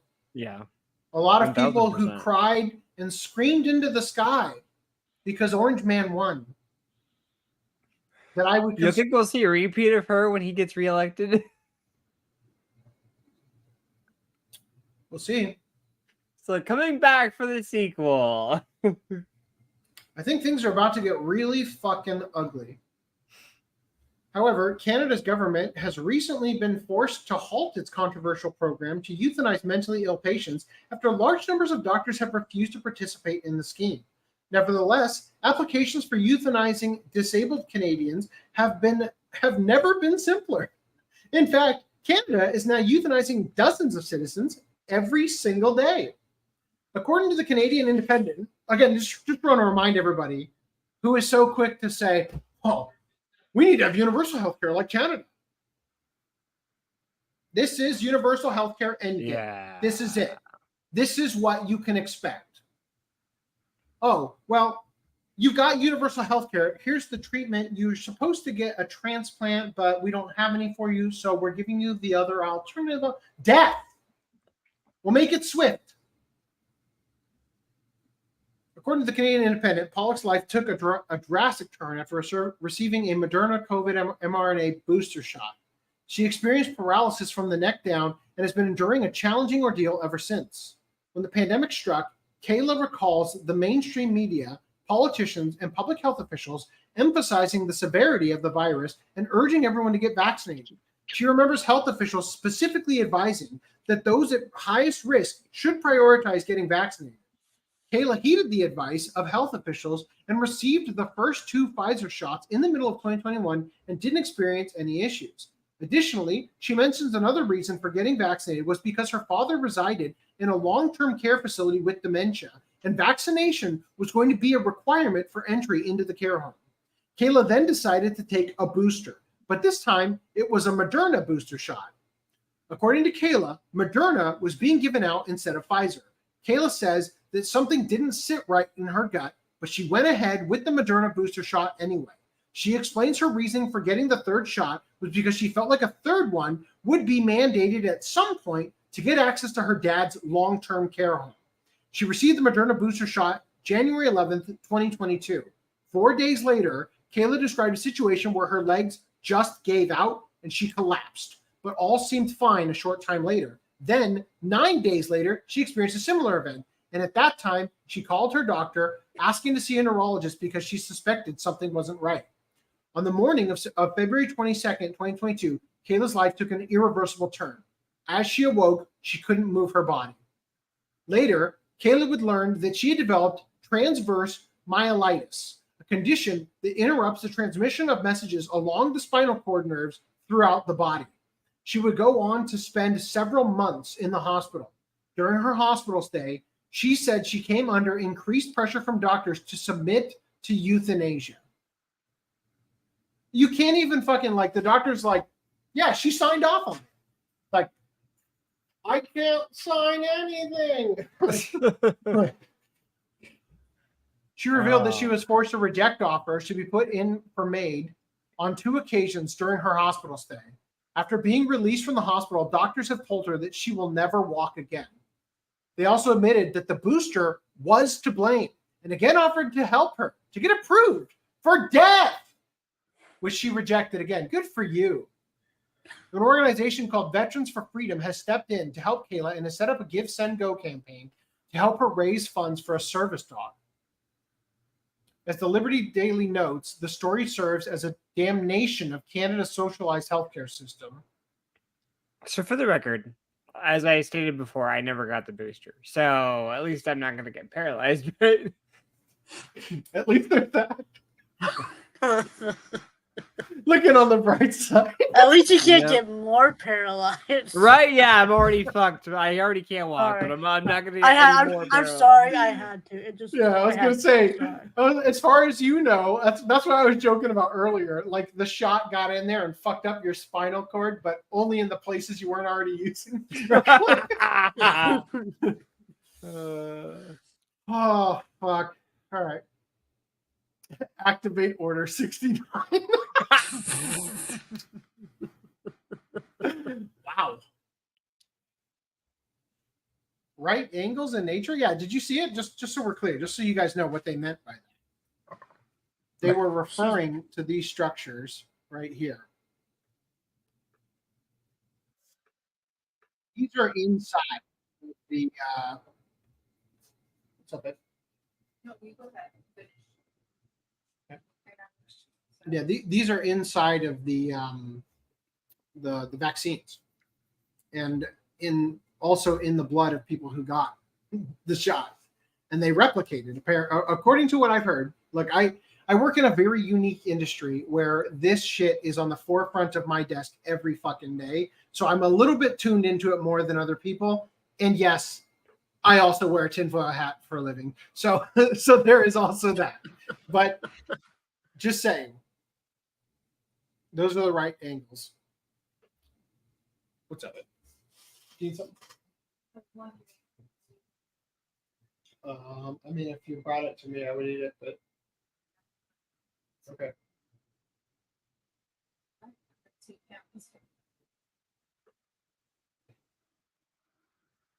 Got it? Yeah, you need to get her. It's almost 7. Cool. All right. Cancer might be gay, according to research. You know what? Maybe we'll just do this now. Now would be the best. Sorry. I mean, it is a little related to that. I was like, it's not related to that at all, but actually it kind of is. All right, let's talk about this. All right. I just happened to see this earlier today.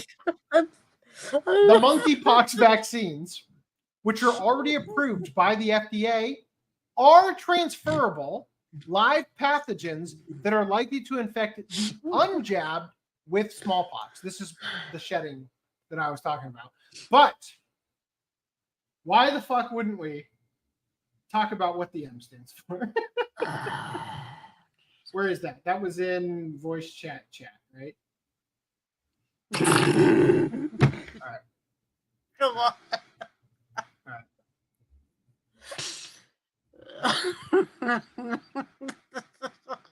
Reminder, it's Mpox, not monkeypox. The name was changed in 2022 in response to the racism and stigma that the previous name caused. What's the M stand for? Whoa! Oh, there's more comments now. Yeah. No one is racist against monkeys. It's monkeypox. You're libtarded and have pronouns in your profile, so your opinion is meaningless. Well, that's gay. It's literally AIDS. The name was only changed on social media. Monkeypox has been around since 1958. It was endemic to 10 countries in West and Central Africa. 2022 saw the largest ever outbreak outside of Africa, and it was concentrated in gay men. These are irrefutable facts. Big, if I say N-word, it's different than saying the actual N-word. Energy.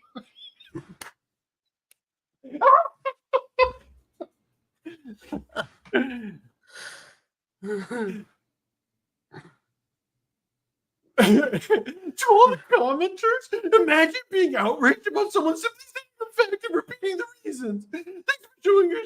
Thanks for showing yourselves up, though. Lots of love. Oh, and by the way, you're a homophobic racist piece of crap. You're the one raging. He said, crying as he typed. Anyway, what was the best one that we saw the other day, Reese? It was under. What does the M stand for? Let me click on that. It was underneath that one. Yeah, what does the M stand for? Melanin. Rude.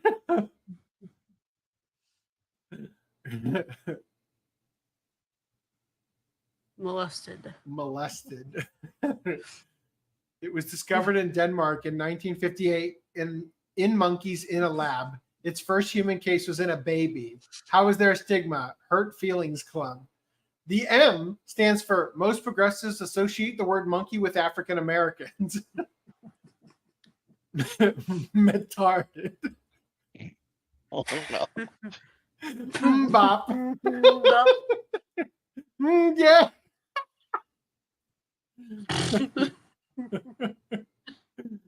Oh, it stands for must not say. Oh, Mandingo. That's a good one. The GIF is a good one. Was there another good one? Speak no evil. Was there another good one? I think there was one more. There was one that had a list of them. Yeah. Oh, God, the list was so good. Where's the list? We were dying last night looking at this. Show me the offensive ones. Oh, no. Oh, no. Oh, I can't eat. Oh, that's not even clever. All right. What happened? Oh, come on. Did they get banned? No. That was so good. All right. It might be time to archive all of these ahead of time. Oh, that's not it. That's not it. No. All right. Anyway, yeah. So just gonna throw these over here and start archiving them. All right. Whew. Did I stop in the middle of chats? I must have, didn't I? Okay. You did. I did. Okay, sorry about that. Okay. Cancer, you stopped that cancer might be gay. Yeah. Turtles and other animals have magnetic organs. I don't believe that humans have those. Oh. Activate Order 69. Japan still needs to deport the gaijin. Here. Imagine when con owners decided to be their own little dictators to say COVID shots is needed to enter the show and be masked the entire time. Yeah. The only COVID test that I even took was to get into Anime Expo the first year it came back. Yeah, no, it was Yeah, it was. I was a had to dark take a time. test to go to a friend's Birthday wedding. party? Oh. No, his wedding. Luckily, they had just introduced the passport thing, and said like, oh, you need your vaccine passport, but it was like they wanted to give people time to go get vaccinated after they announced it. So the wedding was happening in that gap period. So they were like, well, we'll let you get away with just a negative test. Yeah, a negative test. Otherwise, that would have been the first thing that I would have been. I hate going to weddings. Did you return your wedding gift anyway? I would love for somebody to say, you can't come to the wedding unless you're vaccinated. So I was like, all right, see ya. Have a good life. Sorry, you're not that important to me. Well, it wasn't the guy. It was the reception hall. That Either was way, the issue. I just like any excuse to get out of it. I'm fucking there. You know? Yeah. Like, I was in the wedding party. It was kind of. Oh, wow. And I agreed to be in the wedding party before the vaccine thing happened. So before COVID, I think you should have shown up in a bubble boy bubble or whatever. Bubble boy suit. Just roll yourself down the aisle. You can do that without the bubble boy suit. And then there was Anime North required vaccines the first time they started to reopen. Mm-hmm. And I was like, fuck you, I'm going anyway. And I procured a way to get in without having to get the shot. So I was happy. But they were dicks for making me. All it took was a quick jab to the asshole. Just some Photoshop, you know. All right. Nice. I hate to be the poor sap who had the flimsy piece of paper that was not a uniform size, that would not fit in your wallet, that they thought was a good idea to be your card, especially because there was no reason to think you need to keep it. So people just fucking threw them away. Yeah, like, yeah, no, what a great government program. All right. I would like to report that I am thrilled that while Randy was talking, all of these things have now been archived. Nice. Well, it's funny thing about my vaccine, if I remember, so the guy who gave it to me, I don't remember feeling it. Oh, which is crazy. I thought he was That's just that good. Unless he shot you in the broken, not working legs. I mean, they still feel, for the record. They still do feel. But no, he shot me in the arm and I didn't feel it. So either he's really that good, or he never gave it to me. Look over here. Yeah. I do, because I don't like getting shot, so I didn't look. Wow. Maybe you did. Maybe he was a good Samaritan who saved your life by doing the old like into the trash can, like I said. He's like, good, he's not looking. I'm gonna save his life. You know. I already feel bad for you. Dude, it was right under the one that I sent you, that you clicked on. Oh, it's still there. The list. All right, I got it. Yeah, hey! Yes. Okay. I was just gonna go looking for it. It was like, no, dude, it's right there. All right, here it is. This is the last one. All right, what does the M stand for? The sodomite sniffles, poof pox, bum mumps, just dessertsitis, San Francisco handshake, Pelosi pox, pride pustules, chicken hawk pox, pedo pox. Why do dogs and kids keep catching it? Osis, down low pox, Diddy pox, Obama pox, undocumented itchies, Junitis, gay pox. All right, that was great. Yeah. All right, keep going with those while I double check because a couple of these had a captcha pop up. I have to click on a couple buses here to finish. Universal healthcare is eugenics. Yep. Why use smallpox and not cowpox? Cowpox is what the military used and is way less deadly. Yep. Why use smallpox? I don't know if for you know this, but cows are white supremacists because they produce milk. It's colonialism. All right. Male-female love is the cure for monkeypox. Damn. Cures a lot of things. All right, especially low birth rate. Thought of a funny thing. All humans are monkeys, Okay, hence okay, we'll get to it. We'll get to it. we can catch monkeypox. The M stands for minor, by the way. All the minors that caught it coming from specific kind of household. All right, we're throwing one more thing in here. Never forget the names of those who doubted the COVID skeptics. Let's pull one more thing in here. I'm trying to think. I think it's over here. I think it's in opening discussions. We're just gonna throw one more thing in. Oh, you know, fuck it. Let's just get rid of this one too. Let's get rid of this. Yeah, this is gonna be a good productive night. We're already an hour and 50 minutes in. I'm gonna grab that one, and I'm gonna grab. Nope, not that. Not that. Whoa, not that. We're gonna make this is a good use of our time. God damn it. So how far is everybody on Mashal? Episode 7. Anybody in the chat? Me too. Oh, here, I found it. Okay. Okay. So let me share with you. Actually, let me go back to the window that we're screen sharing, which is this one. All right, last two things on this topic, just because. Okay. Why have demons almost stopped possessing people in modern times? They haven't. Adoptive gay couple charged with sodomizing their adopted sons also pimped them out to local men and sent out videos of them raping the boys. Full horror of mysteriously wealthy couples' sordid lives revealed in jaw-dropping court documents. Damn. Wow. That's horrible. And just because there's never going to be another time to throw this out here, the UK briefly considered killing all pet cats early in the pandemic. That's where we are. This is... You vote for a non-anarchist system at your own peril. Just throwing that. How about that?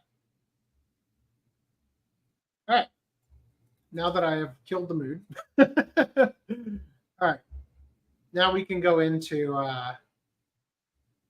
this is an anime podcast, right? Yep. It's also a laugh as much as we can podcast. So there's that. Yuri manga, Her Kiss My Libido Twinkles. 13 days left. It has far exceeded its goal. Nothing else to say about it. Let's talk about this. Disney is trying to move a wrongful death suit into arbitration based on terms and agreements of a widowed plaintiff's Disney Plus subscription. All right. I want to preface this. I think this sums up everything very well. Disney is trying to get a wrongful death lawsuit from a grieving husband tossed out of court because he signed up to Disney Plus years earlier. He signed up for the trial. His wife suffered... I think these are being blown out of the water. I mean, you can read it, but... We'll read the article in a second. His wife suffered a fatal allergic reaction at a Disney Springs restaurant. But Disney insists that the husband agreed to arbitrate all disputes with the studio when he signed up for a 1-month free trial of Disney Plus. I think there's more to their argument, and people are just focusing on that one thing. Because my understanding is that he bought his ticket through their website. Yeah, and agreed to the terms, and it also said it there. Yeah, also agreed to the terms in that. So it's not really that it's Disney Plus. It's just that he agreed to those terms, and they have 2 examples of him agreeing to those terms, and people are focusing on the one that's insane because it is kind of insane. And Disney might have even went on that branch if there wasn't the other example. But there's another example of him signing the thing, and it's specifically related to him going to the park because it was when he bought the ticket. So it's not crazy. We will read it and find out, like what all the details are in a second. I want to address a couple of things. Holy fuck, this is literally the South Park episode. You agree that Apple may charge your credit card or PayPal account for any products purchased in the iTunes store. Can somebody please explain to me what is going on? We're trying to find out exactly what Kyle agreed to. There can't be anything in that agreement that allows a company to do what they're talking about to Kyle. Hold up, here it is right here. By clicking agree, you are also acknowledging that Apple may sew your mouth to the butthole of another iTunes user. Oh boy. Apple and its subsidiaries may also, if necessary, sew yet another person's mouth onto your butthole, making you a being that shares one gastral tract. I'm going to click on decline. Yeah.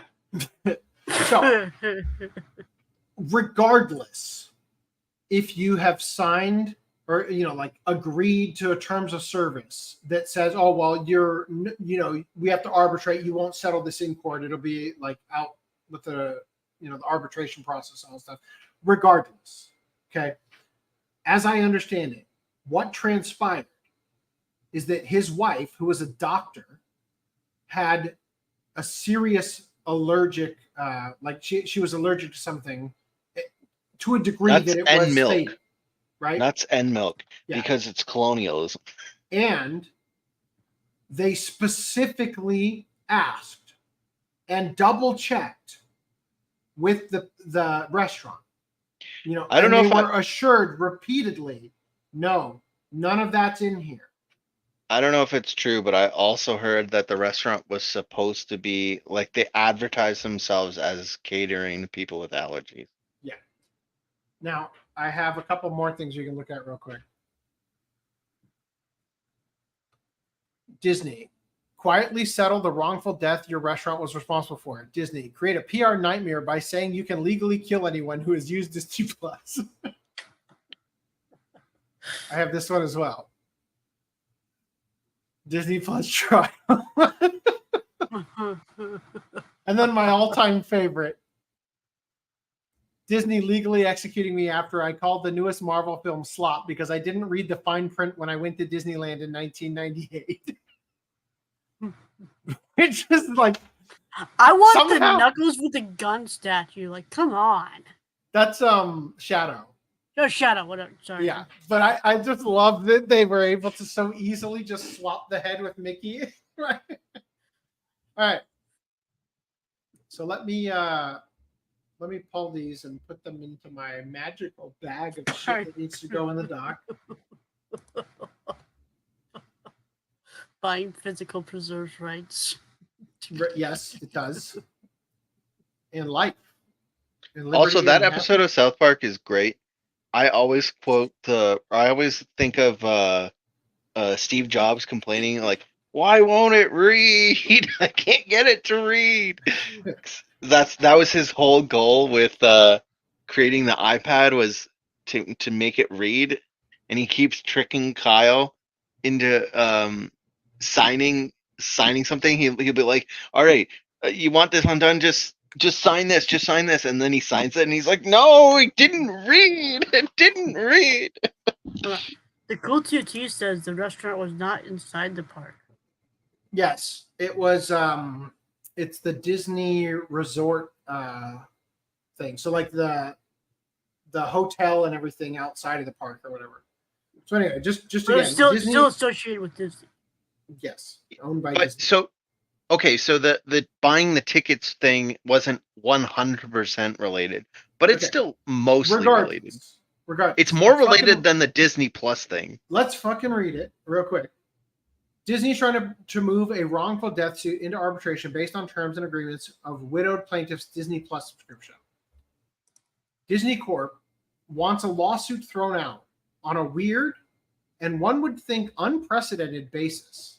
What's more, the suit is not of a frivolous nature, as it involves the death of a patron at one of their parks and her widower.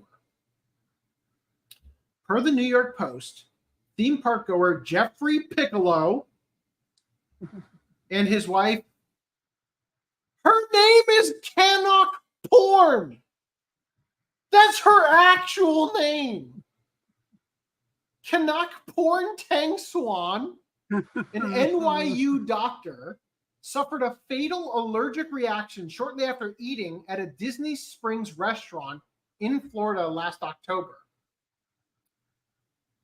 In his original complaint, it states 42-year-old Tang Swan, quote, died of a severe allergic reaction known as anaphylaxis just hours after dining at the Raglan Road Irish pub and restaurant with her husband back on October 5th. After repeatedly stressing to the staff, she was deathly allergic to nuts and dairy.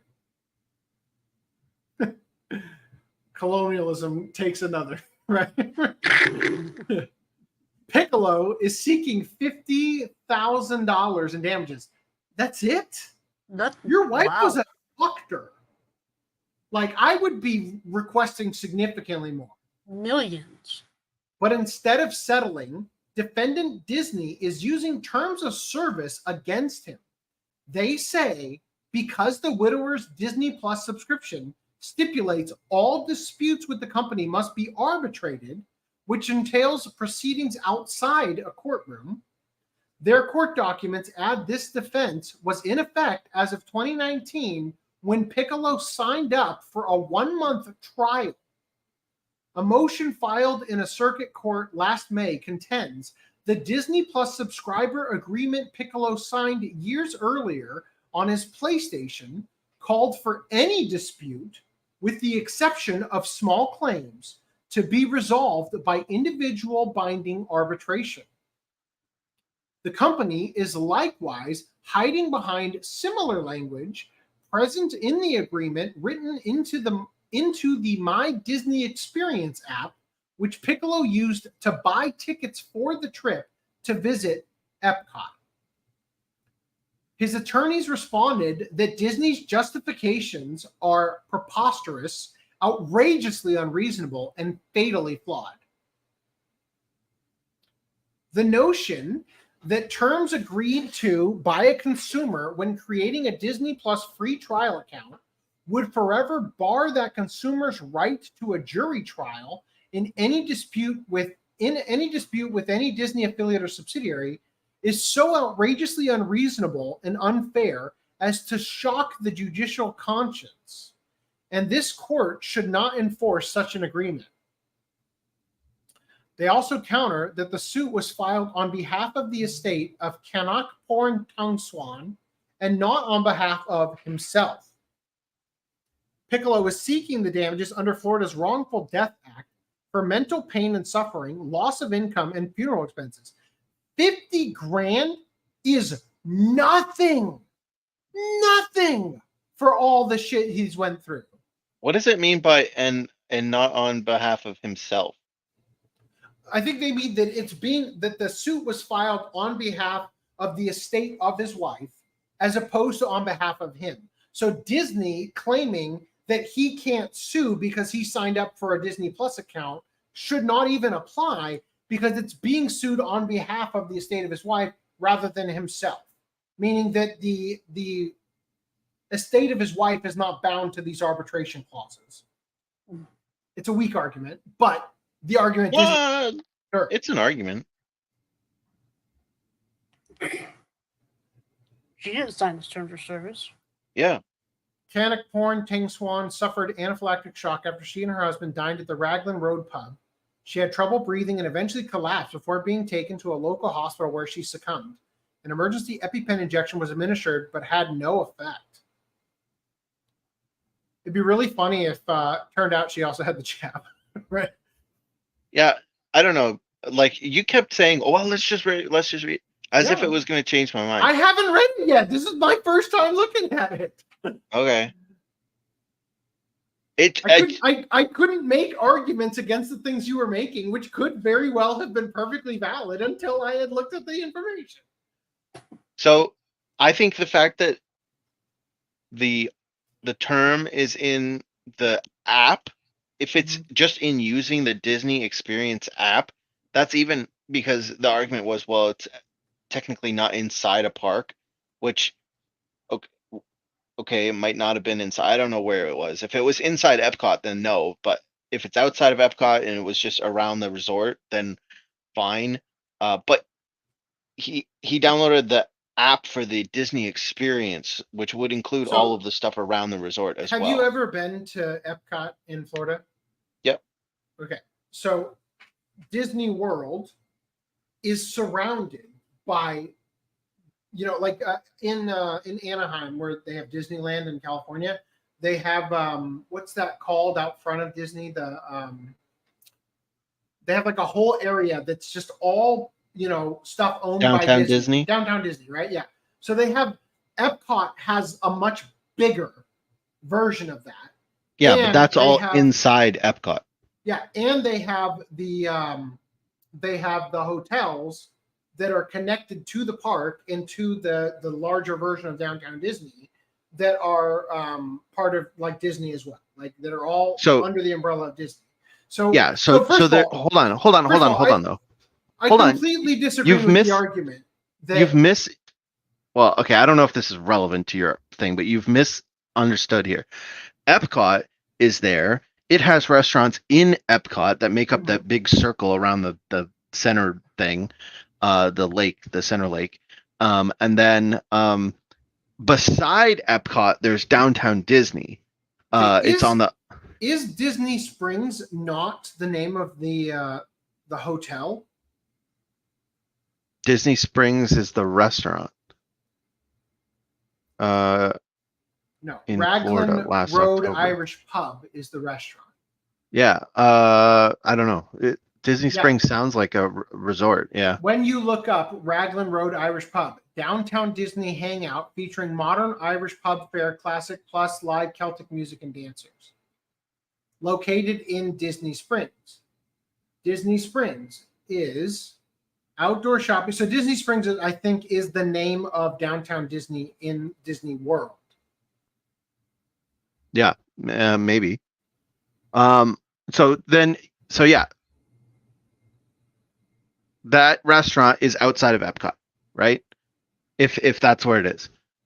I have been there a grand total of one time, so I don't fucking know. But as I understand it, Disney's Hollywood studio is where? In Florida. Great job. Okay. Also, so I saw Epcot a second ago. So Epcot's right here.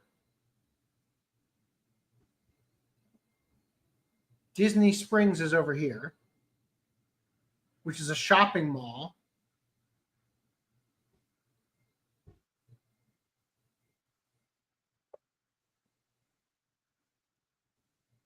I want to say this is where I was when I went there. Let me look at the. Yeah, when you Google downtown Disney, that comes up. So that it must mean the same thing. This is where I was because I remember crossing one of these large bridges over the road.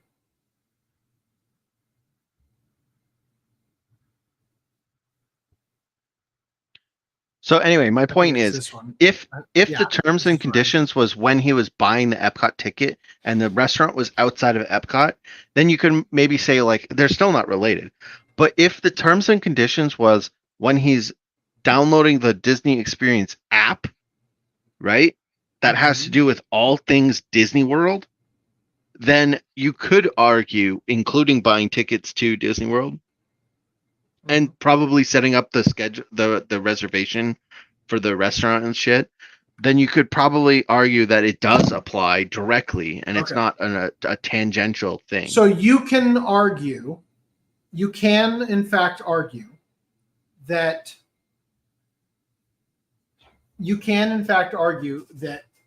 oh, it's not there, therefore it does or doesn't cover.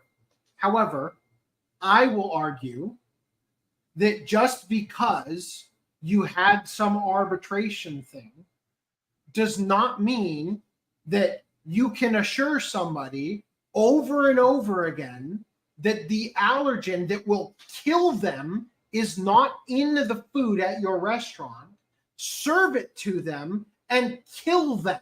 No, obviously not. Right? So they seem to be 100% liable on that. The question is just whether or not the forcing them to be in an arbitration as opposed to a public court hearing is correct or not. And I think it's insane. He is asking for so little that honestly, it would have been smarter for Disney to just hand him a check for $50,000 and not even argue the arbitration thing to begin with. Yeah. I don't know how that would work out for Disney. Although, yeah, most likely I would say settle with him. My only concern is, would that in the future limit their ability to enforce that provision of arbitration if they wanted to do arbitration, which I think it should be illegal. Like they shouldn't be able to force people into arbitration. I think it would because if you settle out of court, that is technically the arbitration. He's asking in court for $50,000. You say, hey, you sign this thing, means that like it has to be outside of court, but we're gonna honor the request you have here. Here's a check for $50,000, and we're very sorry for everything that happened to your wife. That's it. You're done, right? Then the guy realizes how big of an idiot he was, only asking for $50,000, but you got what you wanted. Is all you have to do? Here's a check for $50,000. All you have to do is sign this that says that this matter is settled. We're done. Whatever, right? I'm just not even like. It could be that a settlement is considered waiving the because a settlement, it has to be signed by the judge to say yes, this is a valid settlement. You have to. That would mean that you're waiving your in their minds right to an arbitration over a court hearing, right? So if he wanted a settlement, he'd have to go through a settlement through the arbiter as opposed to the court system. And so if they didn't enforce the arbitration thing now, then later on someone could say, well, that guy was able to sue, even though he settled out of court for it, he was still able to sue. The suit was valid and the court acknowledged the suit. I don't think it matters. You could absolutely settle. You don't need a judge to be there for you to be able to settle during arbitration, because arbitration is literally just having a third party ruling outside of the court. In arbitration you don't. Well, in arbitration you don't need a judge per se, but you need someone to be the third party thing. But he is not wanting to do arbitration, right? He wants to go through the courts. And in a court settlement, the judge has to sign off on the thing and say yes. But they have to also, I believe, accept the court case and say, yes, this is a valid court case. He has a claim. This is a valid, as a judge, I don't think this person is getting screwed over by this settlement. I agree that the settlement is correct or whatever, all that has to happen. And so if all that happens, then maybe that's Disney then relinquishing their right to enforce that arbitration clause, because I don't know, whatever. But I'm not positive. That would be my guess. Well, all of that said, I think it's especially bad. What's the name of that place in Florida that Disney basically owns the entire city of? Reedy Creek. Is that what it is? This is in Reedy Creek, is it not? Yeah. So they're actually even more fucked on this because of what DeSantis has recently done, basically revoking their, what do you call that? Sovereignty or whatever of Reedy Creek. Yeah, I get what so you mean. They're it's an even greater incentive to not fuck around with this and be like, well, technically you got a Disney Plus free trial, therefore, but again, or whatever it is. Yeah. Okay. I'm just saying you wouldn't use. Where did that argument come from to begin with? If you didn't already have the better one of, well, you use the app to sign up in the terms of service in the app state this. Well, sure. As a lawyer, though, you want every argument, right? I don't know. I can't even think of a comparable right now, but if you're, I know this is bad, but if your client raped someone, right? And you say, well, he couldn't have raped her because the DNA doesn't match. And I mean, even if he did rape her, look at what she was wearing. And then the news be like, this guy thinks he can rape people just because the clothes that he's wearing, and it's like that was like the Hail Mary just in case A fails. No, right? they cut it off. He did rape her. Look what she's wearing. That's where they would cut it off. He did rape her. And it's like that is the how A modern part. media would, yeah. The A part is the DNA doesn't match. That's our problem, right? Yeah. So, like, yeah, okay, I get the argument's insane for the Disney Plus thing. Yeah, I think it's absurd that they would even make the argument, because the reason they have to make an argument is to the judge to say this should not be handled in the court because he did this and therefore it must be handled in arbitration. He agreed to this, right? And so if you were smart, what I would say is, like, as their lawyers, he has agreed to arbitration, and given the circumstances, we are 100% eager to set things right or whatever. You know, you don't have to say like we're going to pay him the whole $50K or anything, even though you intend to, right? Just so that you don't create a scenario where, you know, a bunch of people start bringing their loved ones who are deathly allergic to things and start, you know, Rachael Lillis' sister in that. Dude, my cynical brain already went there. I was like, I would take my wife that I wasn't liking very much. I'd be like, let's go to Disney. And then I'd say, okay, I'm gonna go to this restaurant that's supposed to be, you know, catering to people with allergies, and I know my wife is definitely allergic to nuts and milk, and I'd ask no nuts and milk, and then I'd push a little almond milk in her soup. I'd ask no nuts or milk, but then I would get the nuts and milk souffle. And when they bring them out together, you just assume that there's going to be a little cross contamination. All right, so let's get back on comments here. So Mecha J says Duck Fisney. When the terms of service is as big as a book, you will not have time to read it, and you will reject. Yeah, unfortunately, people don't. That's why we had the human centipede in South Park. I think he meant regret, maybe. The restaurant they dined at, on the menu at the bottom states they are not a gluten/allergen-free restaurant and cannot guarantee meals free from cross-contamination. Okay. So you can put that on the menu. You can put that on the menu. But when the patron at your restaurant specifically says, I will die if this is in my food, can you guarantee that it will not be in my food?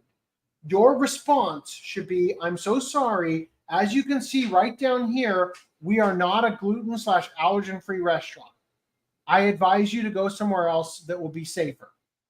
Okay? But if you instead say, yeah, there's no nuts in that.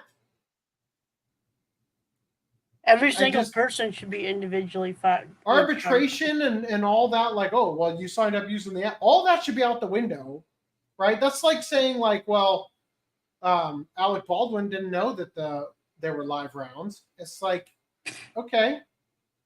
Like, so everybody in the entire movie set is now off the hook, right? Like, okay, yeah, let's just accidental death, whatever, happens every day. You know, like, no need to scrutinize it any further. He couldn't let her parents sue provided they agreed to nothing. Or he could let her parents sue provided they agreed to nothing. I mean, he should have sued the parents for naming her porn, right? The arbiter. Disney might win, by the way, because it's not Disney's restaurant. They only rent the spot from Disney. He could drop the case as part of the settlement. Right. 100%. That's what it would be. Chat will read contracts for you. ChatGPT? Yeah, that's what you probably meant. Yep. Cat. I'm good. It even highlights red flags. Oh, cool. That's good to know. All right. Are you guys good to move on? Yep. All right. So there are some topics tonight that I am going to choose to skip just because I was afraid there was a potentiality that we would get to them after already being an hour and 45 minutes or later. And we are an hour and 45 minutes or later. So we are going to skip this last one in live action news tonight.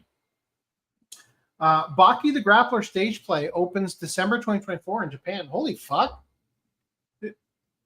Could you have a better, more accurate cast? Like, what's the second one though? I'm a bit quite. Is that a man playing a woman? I mean, I know it happens all the time in plays, but like,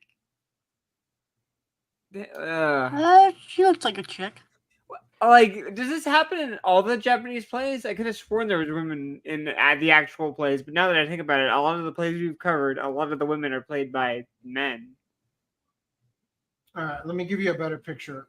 You tell me. Or that is an ugly woman. Okay, never mind. You take that back. I don't know if I want to take it back. Like, like she has a butterface. Yeah, I was gonna say. Like her body looks good. That's what I was gonna say. If you cover the face, you're like, yep, it's a woman. If you cover the body, wait, no, now I'm not so sure. Apparently, your face doesn't make up for your body, lady. Too bad. What's that saying? If a woman has small tits, she can make up for it with a big ass. But if she has big breasts, she can't save it with a small ass. Or like if she has no ass, no matter the size of her breast, she can't save it or whatever. You all know it's true. All right. Anyway, back to objectifying these people. So Baki looked pretty good. Is it a muscle suit or is he just jacked? Like he looks really fucking good. So does he looks exactly like the character in the show. Oh god. All right.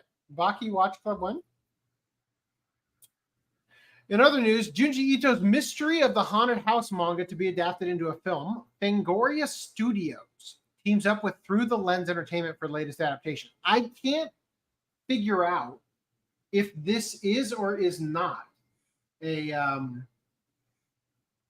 a Western live action. It seems like it's possible that it's actually one of the Western ones that primarily cast Asian talent. So last year, Fangoria Studios announced plans to bring some of Junji Ito's stories to the screen in form of film adaptations.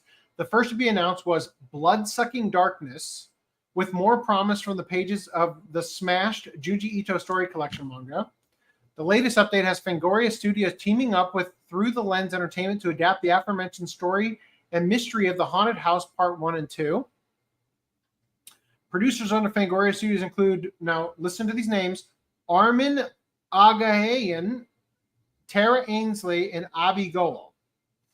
Junji Ito will also serve as a producer along with Yasu Kutami and Tsubasa Yamaguchi of Amuse Groups USA. So we've got Japanese names, but the people in that are part of Amuse Group USA.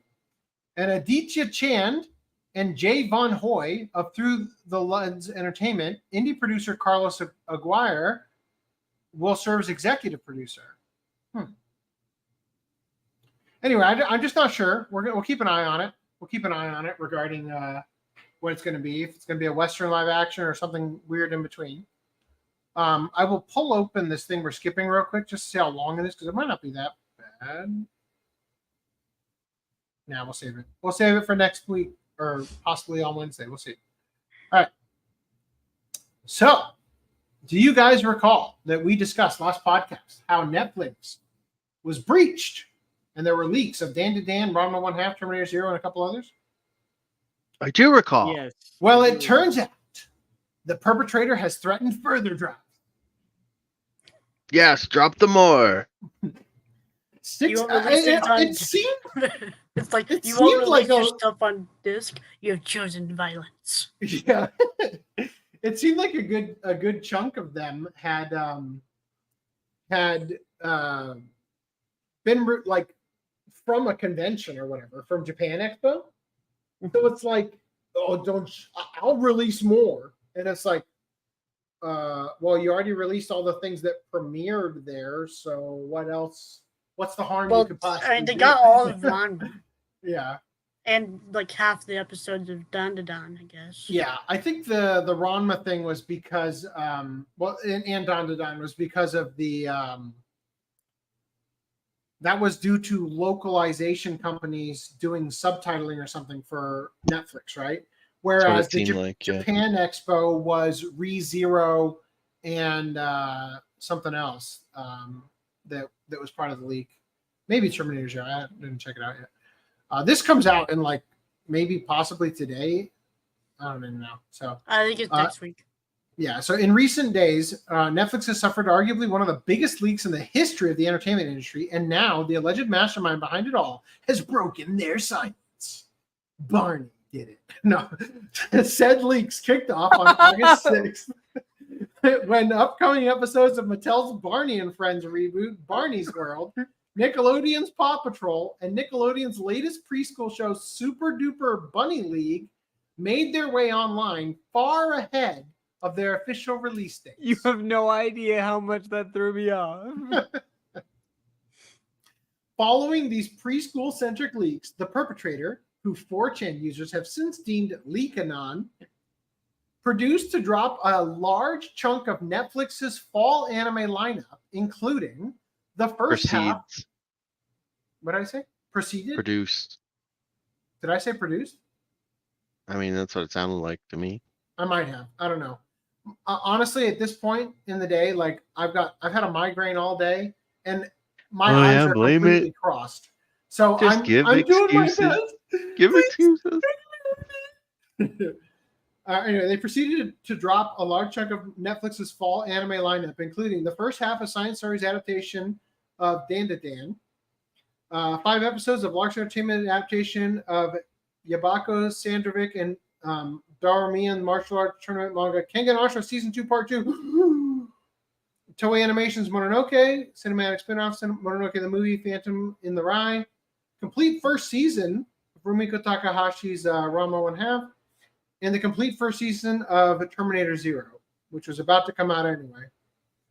They also leaked a number of Netflix's upcoming original TV projects, including the first half of Arcane's final season, the next season of Titmouse Inc.'s Big Mouth. Wow, that was even worth leaking.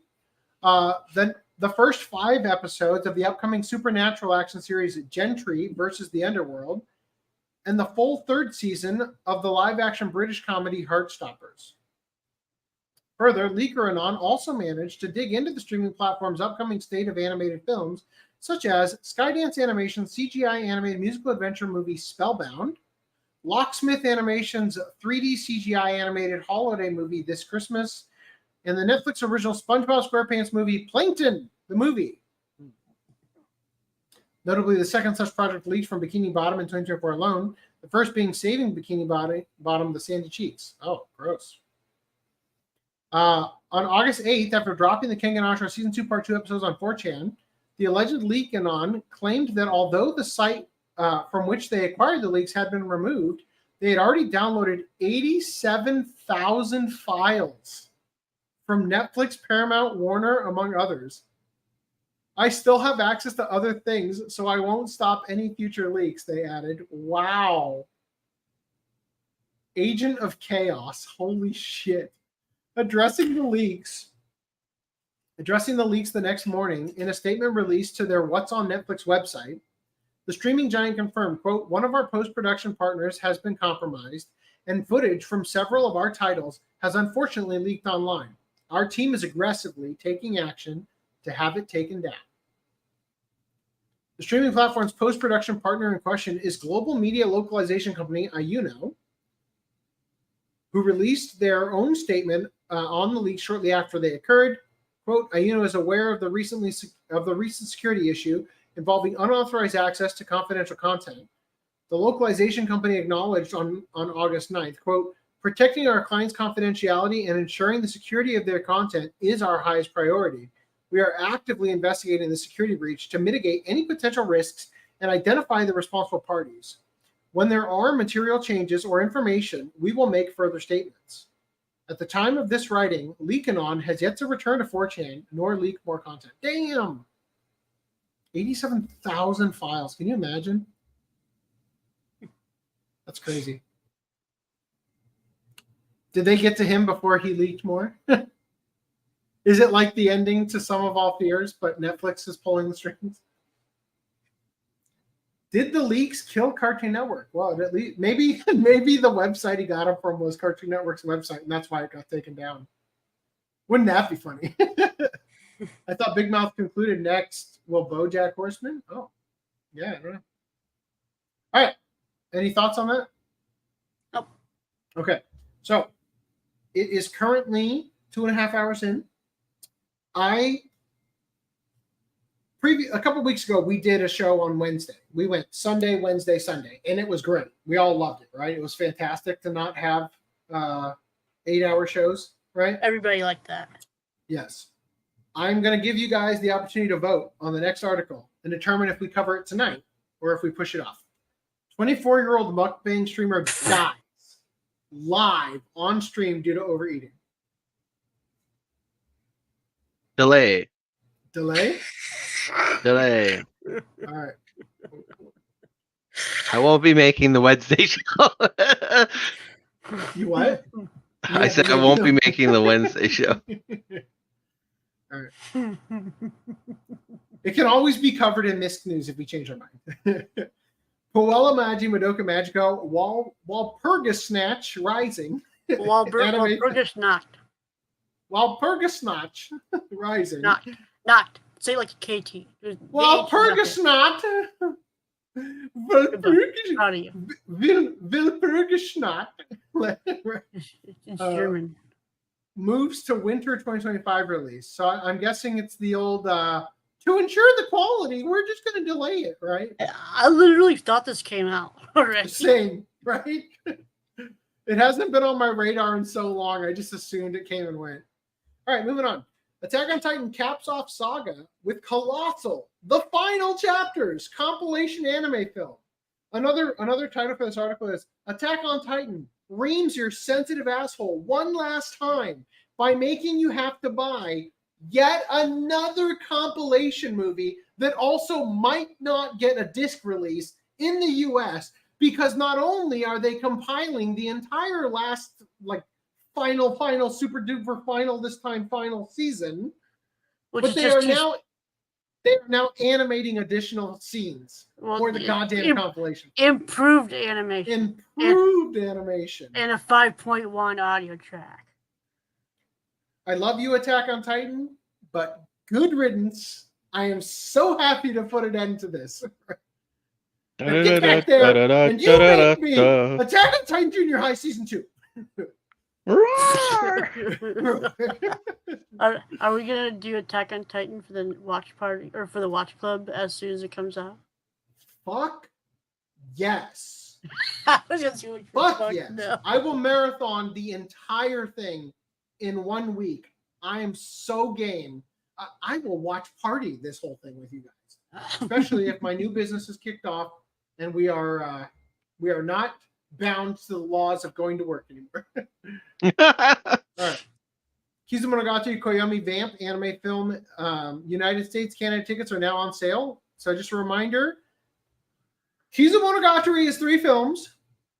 Now you can experience it as one film. That shit you couldn't be bothered to go 2-3 times. Now you can do it in 1 time. Yeah, so it comes out August 28th. I don't know why the fuck they're doing this. Like, imagine this is like when the YouTuber has all this backlog of content, so he starts snipping it into 1-minute increments and uploading it as YouTube shorts, except you're a multi-billion-dollar film company and you do that to your movies, right? Attack on Titan, the anime that refuses to end. Attack on my patience. Right. All right. In addition, Dandadan First Encounter, first 3 episodes, pre-sale tickets are available at select theaters starting September 13th. So the actual why go and see it in the theaters when you can have gone to Anime Matsuri and already watched it? How many episodes did Anime Matsuri have? Just 1? Well, presumably they had 3. You didn't get the joke at all, Reese. Jesus Christ. Why bother pay for go see it in theaters when you just download all 6 of them? Yeah, you missed the joke. That was a running joke last podcast. I know. About just for anybody. Yeah, now he knows. Now he knows. Sure. Everybody who missed it. My We covered- sarcasm just flies so high over Randy. We covered Okay. last podcast that the Anime Matsuri was so shady in how they presented the fact that they were doing premieres that even Vic recorded like a little promo for them and mistakenly said that they were premiering the first episode of Nokotan Loner Life in Another World, which I saw at Anime Expo a month before Anime Matsuri, and other different shows, like that they were going the first episode. Randy made a joke last podcast that that all they have to do is air the stuff that had leaked, right? Because Anime Matsuri was going on the day when we were covering the leak, and then there they've got their premieres, right? Anyway, so the poster here says in theater September 13th. This says starting September 13th. Okay. Well, that's from WTK, just working off the information he had at the time. Yes. And just so we're clear, you looked at theaters in your neck of the woods, Yeah. Reese, and And, you saw that it everything- is showing on 13th, 14th, and 15th. That's everywhere I've looked now. Everywhere we've looked so far. That's So, like the official statement. I would just like to throw out, I really want to see this. I'm going to be in Las Vegas September 13th, working an event. So I might be back in time on September 15th to go. We'll see. This would be a good thing to do. I'm aware. I have it on my hard drive. Thank you. I am still going to physically go and support the production, and then I'll edit with all that footage you're referring to. Doesn't the leak have a bunch of blurred? I'm gonna release the video like that. I'm just saying that I could get it mostly done. I see. Get the cuts he wants figured out, and when the Yeah. official releases come out, just swap the Yes. cuts with the 1080p clean Yes. cut. And I got to tell you, it is not fun to edit with a cam rip, which is what I did for Heroes, Two Heroes, the My Hero Academia 2 Heroes, and then I swapped it out as soon as the Japanese Blu-ray became available, which is why at the end of that clip, by the way, if you don't watch my first impressions, fuck you. You gotta go watch them, okay? They are great. They are great. Let me show you. Let me whet your appetite.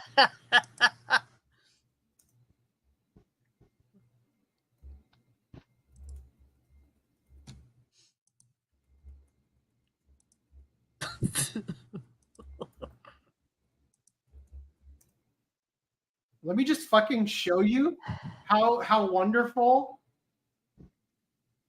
I made a joke that the movie was basically Die Hard at one point.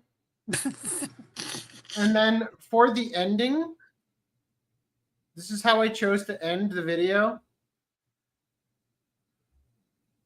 Link the video in the comments. You can hear it, yeah? Barely.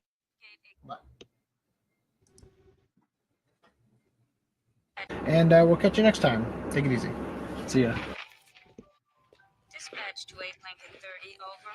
This is 8 Lincoln 30. Come on in, over. Investigate a code 2 at Nakatomi Plaza, Century City. 8 Lincoln 30 to dispatch. Oh, goddamn. On my way. What have I done?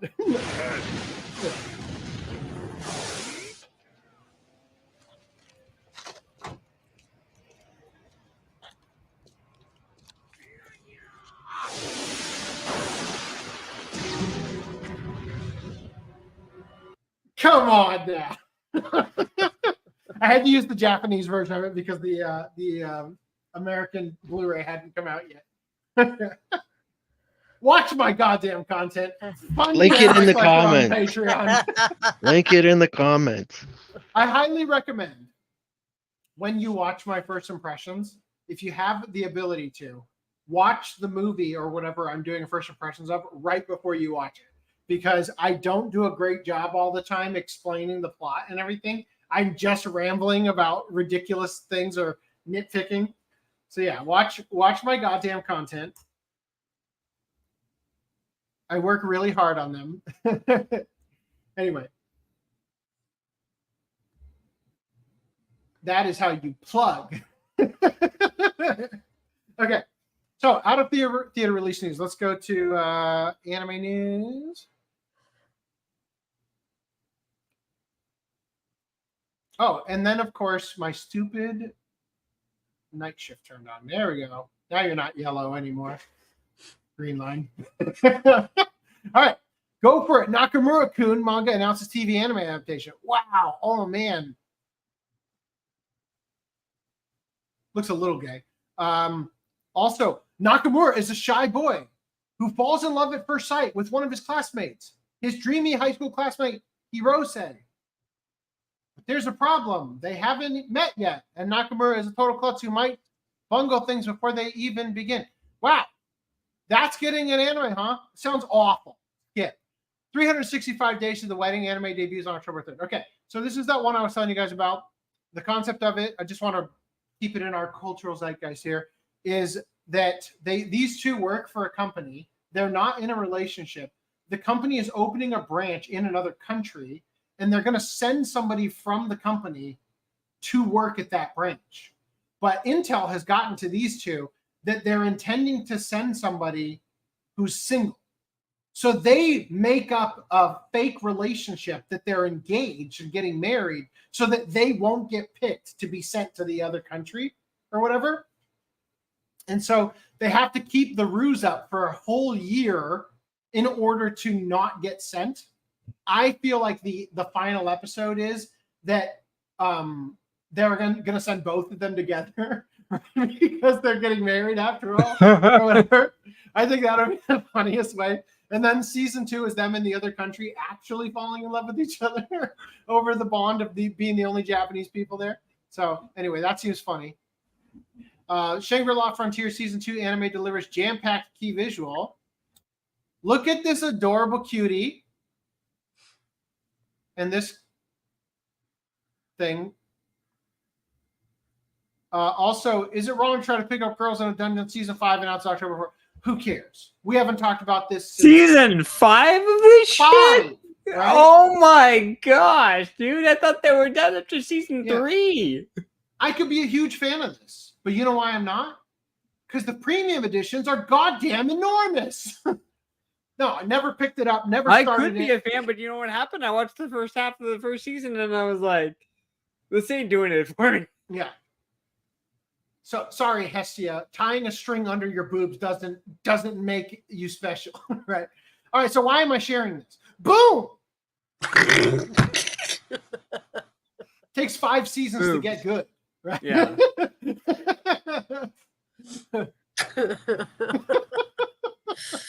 All right. Boobs won't save you, but what will? Boobs. Okay, so the daily life of a middle-aged online shopper in another world. TV anime adaptation. This sounds hilarious. Kenichi, a single man who's almost 40, is suddenly transferred to another world. As he navigates his way through the dangerous forest of that world, he realizes that he can use a huge online shopping site in another world with my Amazon wish list. Literally campfire cooking in another world. Kenichi aims to use his cheat ability to live a slow life in another world. Yeah, I don't know. The actual synopsis isn't as funny as the concept, but I think it'll be funny to watch. All right. A new species of crustacean has been named after Rumiko Takahashi's Ranma. This one does not require cold or hot water either. So I'm guessing they found a crustacean that can change sex at will. And they named it Ranma. That's my guess. A new species discovery is a testament to the ever-evolving biome that is our planet and the tenacity for species to adapt to their surroundings. Putting chemicals in the water that are making the freaking frogs gay. Right? Honestly, if we're being real, that's the testament, right? A great part of these discoveries is how the names are chosen. Often chosen by the person or persons who discovered the creature, the names regularly reflect some aspect of the new species. Sometimes the best way to represent the newly discovered species is borrowing the name of a fictional character. So, what is a researcher to do when they discover a new series of crustaceans that is both male and female? Call it the tranny station. I don't know. Like call it the Fudanari crustacean, right? Name it after Rumiko Takahashi's popular character Rama Saotome for Rama One Head. I don't think. Yeah, the Ipsitas Ranma. Huh. The official Twitter account for Hokkaido University Faculty of Science reported the discovery of a new species of Tanidacea. I'm not even going to try it. Fuck it. We're past that already. An often 2 to 5 millimeter shrimp-like creature. Masters. Okay. Master student Yoshinobu Matsushima and Dr. Keiichi Kakui discovered the whatever it's called at the port of Nagoya Public Aquarium and named it Apsitis Ranma after the character Ranma. I still think Fuda would have been better. Named after the character from Bible Black. Hokkaido University posted the abstract of Matsushima and Dr. Kaku's paper in both Japanese and English on its website. The English version is cut short, however, scandal. The two researchers chose the name of Apsitis Ranma because the new species of this thing is both male and female. While this is an apt name for the new species, Takahashi's Ranma is not technically both male and female. That, again, you call yourself a fucking fan, master student Yoshinobu? No. You and Kakui need to go back to otaku school and name it Fuda instead. Well, this is who is both male and female? You? Maddie Blaustein. Oh. Oh. Callback. I believe the name was Adam Blaustein. Rather, Ranma exhibits typically male or female phenotypes depending on the temperature of water. Wow. Phenotypes, huh? That's the word? Okay, cool. Depending on the temperature of the water, the character is doused in, becoming a girl when splashed with cold water and back into a boy with hot water. Like those color changing Barbies. Yeah, I was gonna say, like, does that mean cold waters are less or more effective for dousing your state of arousal, right? Like, I don't know. Well, which one is it? Which one turns Ranma into a girl? Cold water, according to cold water. Oh, okay. So I'm saying, like, you know how they say, like, according to this article, do you know the show or not? According to this article, it says becoming a girl when splashed with cold water and back into a boy with hot water. Yeah, but you said according to this article, as if you don't know the show. I'm saying, do you not know the show? If I'm wrong, I'm blaming it on the article, but I'm pretty sure that they are correct. From my memory of the show, which I watched before I started the channel in 2014. So more than 10 years ago, take it or leave it, all right? But what I'm saying is, in the situation where a man's like, oh, fuck, I need to go take a cold shower. I got to keep my thoughts pure and go take a cold shower. Oh, shit. Now I've got boobs again.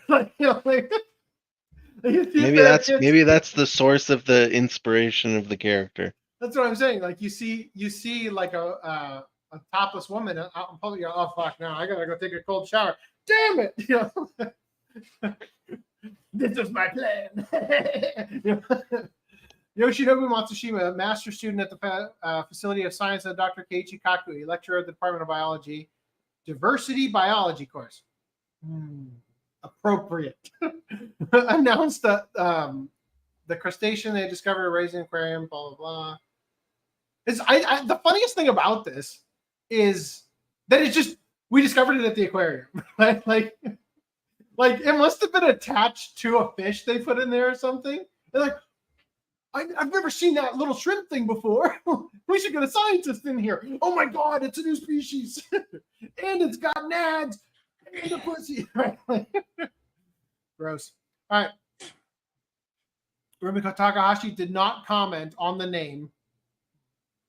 Rumiko Takahashi, rather than saying, you fucking idiots, watch my goddamn show. It's not a boy and a girl, it's a boy or a girl, right? Depending on the temperature of the water. By the way, now I'm thinking about it. What is the precise temperature change? Is there an in-between where you are a Fuda? In which case, the name becomes appropriate. This isn't the first time a Takahashi character's name has been used in the name of a new species. In 2014, the species of harvestman spider was named Taito Kakera after the pieces of the Shikon no Tama jewel from Inuyasha. More recently, in 2020, the Cigaritist Sayama Lamuae butterfly, I'm guessing I pronounced all of those properly, was named after Urusei Yatsura's heroine Lum. Takahashi's characters are no strangers to being used for new species names. Wow. No wonder she didn't make a comment. Yeah, I know. Right? Like, reuse one of my old comments, just change it around a little bit. Fan favorite anime and manga character Ranma Sawatomi will live in the name of the. Well, who cares? Nobody gives a shit. Nobody cares. Any thoughts? Nope. Yeah. We skipped the mukbang streamer for this? Yes.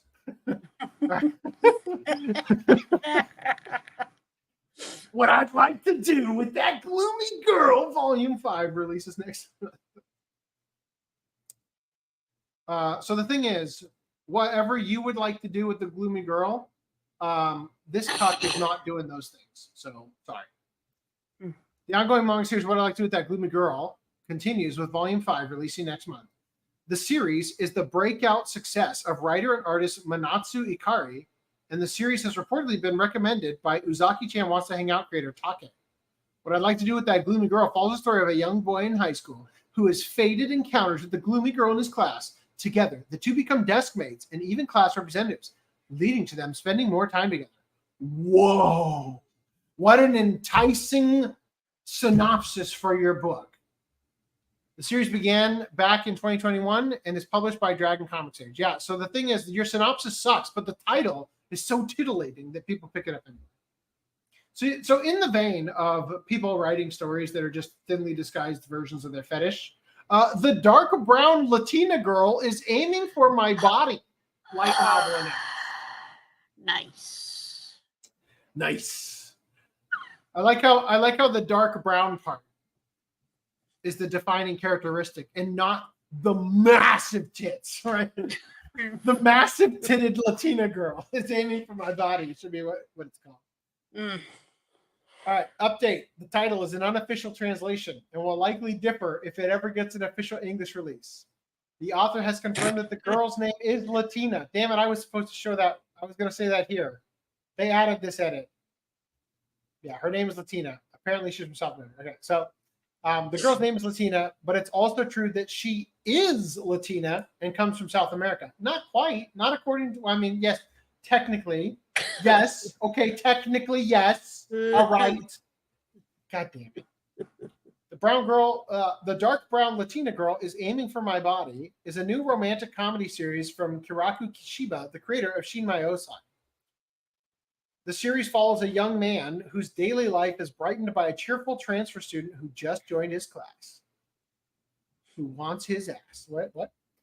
It's an opportune time for a series like this to come out, given the recent conclusion of Don't Toy With Me and Miss Nagatoro ending, leaving a void to be filled. Oh, okay.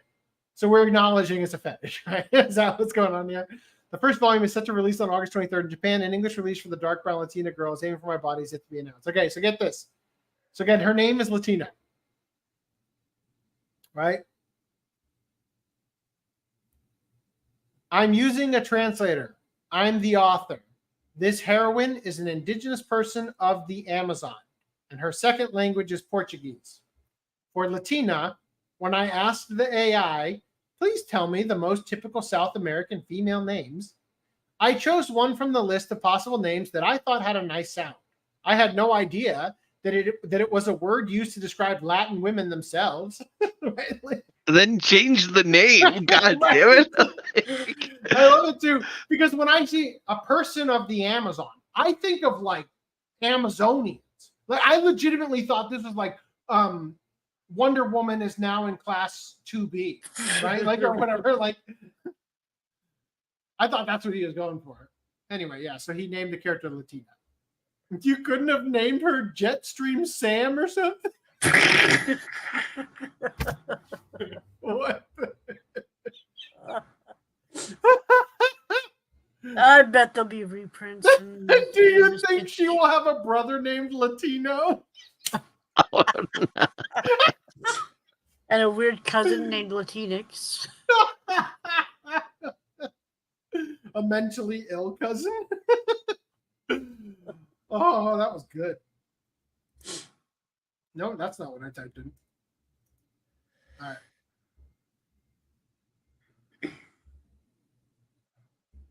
All right. Games news. She's Brazilian. He said Amazonian, so I understand. Our common in Japan, they have a community. Yep. Cabrutus is Brazilian, and he is in Japan. All right, let's look at some games news for which Cabrutus may show up. We'll see. He said, not remembering if that article is in here. Holy shit. Okay. All right, great. All right. Japanese fighting game bar names itself Mugen. Gets fight. All right. You guys know what Mugen means, right? Infinite. Infinity. Yeah. So do you know what Mugen in all caps means? Infinity. I don't know.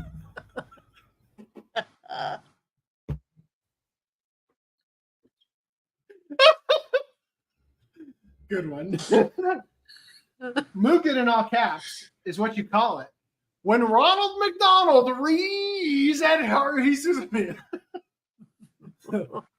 An accidental but hilarious gaffe occurred this week when a new fighting game focused bar in Japan announced that it would be named Esports Lounge Mugen, immediately getting flame for naming itself the same as the infamous custom fighting game engine. Mugen, and later Win Mugen, became popular in the early to late 2000s, being a custom engine with a then thriving community of creators. However, it wasn't well known for its original characters, but rather custom characters based on other IP like Haruhi and Ronald McDonald, and straight up ports of character data and stages into the game, skirting into the darker parts of the legal gray area. As expected, the bar's name immediately became contentious with fighting game old heads, although the bar's goal of providing a space to organize fighting game tournaments with drinks also provided. So they hated the name, but they loved the drinks being provided. It seems that the bar's management is made of younger people who didn't recognize the name, basing the name Mugen off the number 8 turned sideways, taken from the nearby Hachimangu Shrine, possibly showing the obscurity that the engine has fallen into since its heyday. The bar, whose Twitter account can be found here, promptly renamed itself 8 and apologized for the misunderstanding. Fucking lame name. You should just kill yourself. All right, moving on. Leaked Black Myth Wukong content creator agreement bans discussion of certain topics, including politics, feminist agenda, and other content that instigates negative discourse. This game comes out on Tuesday, and I cannot find a place to pre-order the physical version of it. There is no physical version of it. Then I shall not be playing it. So there.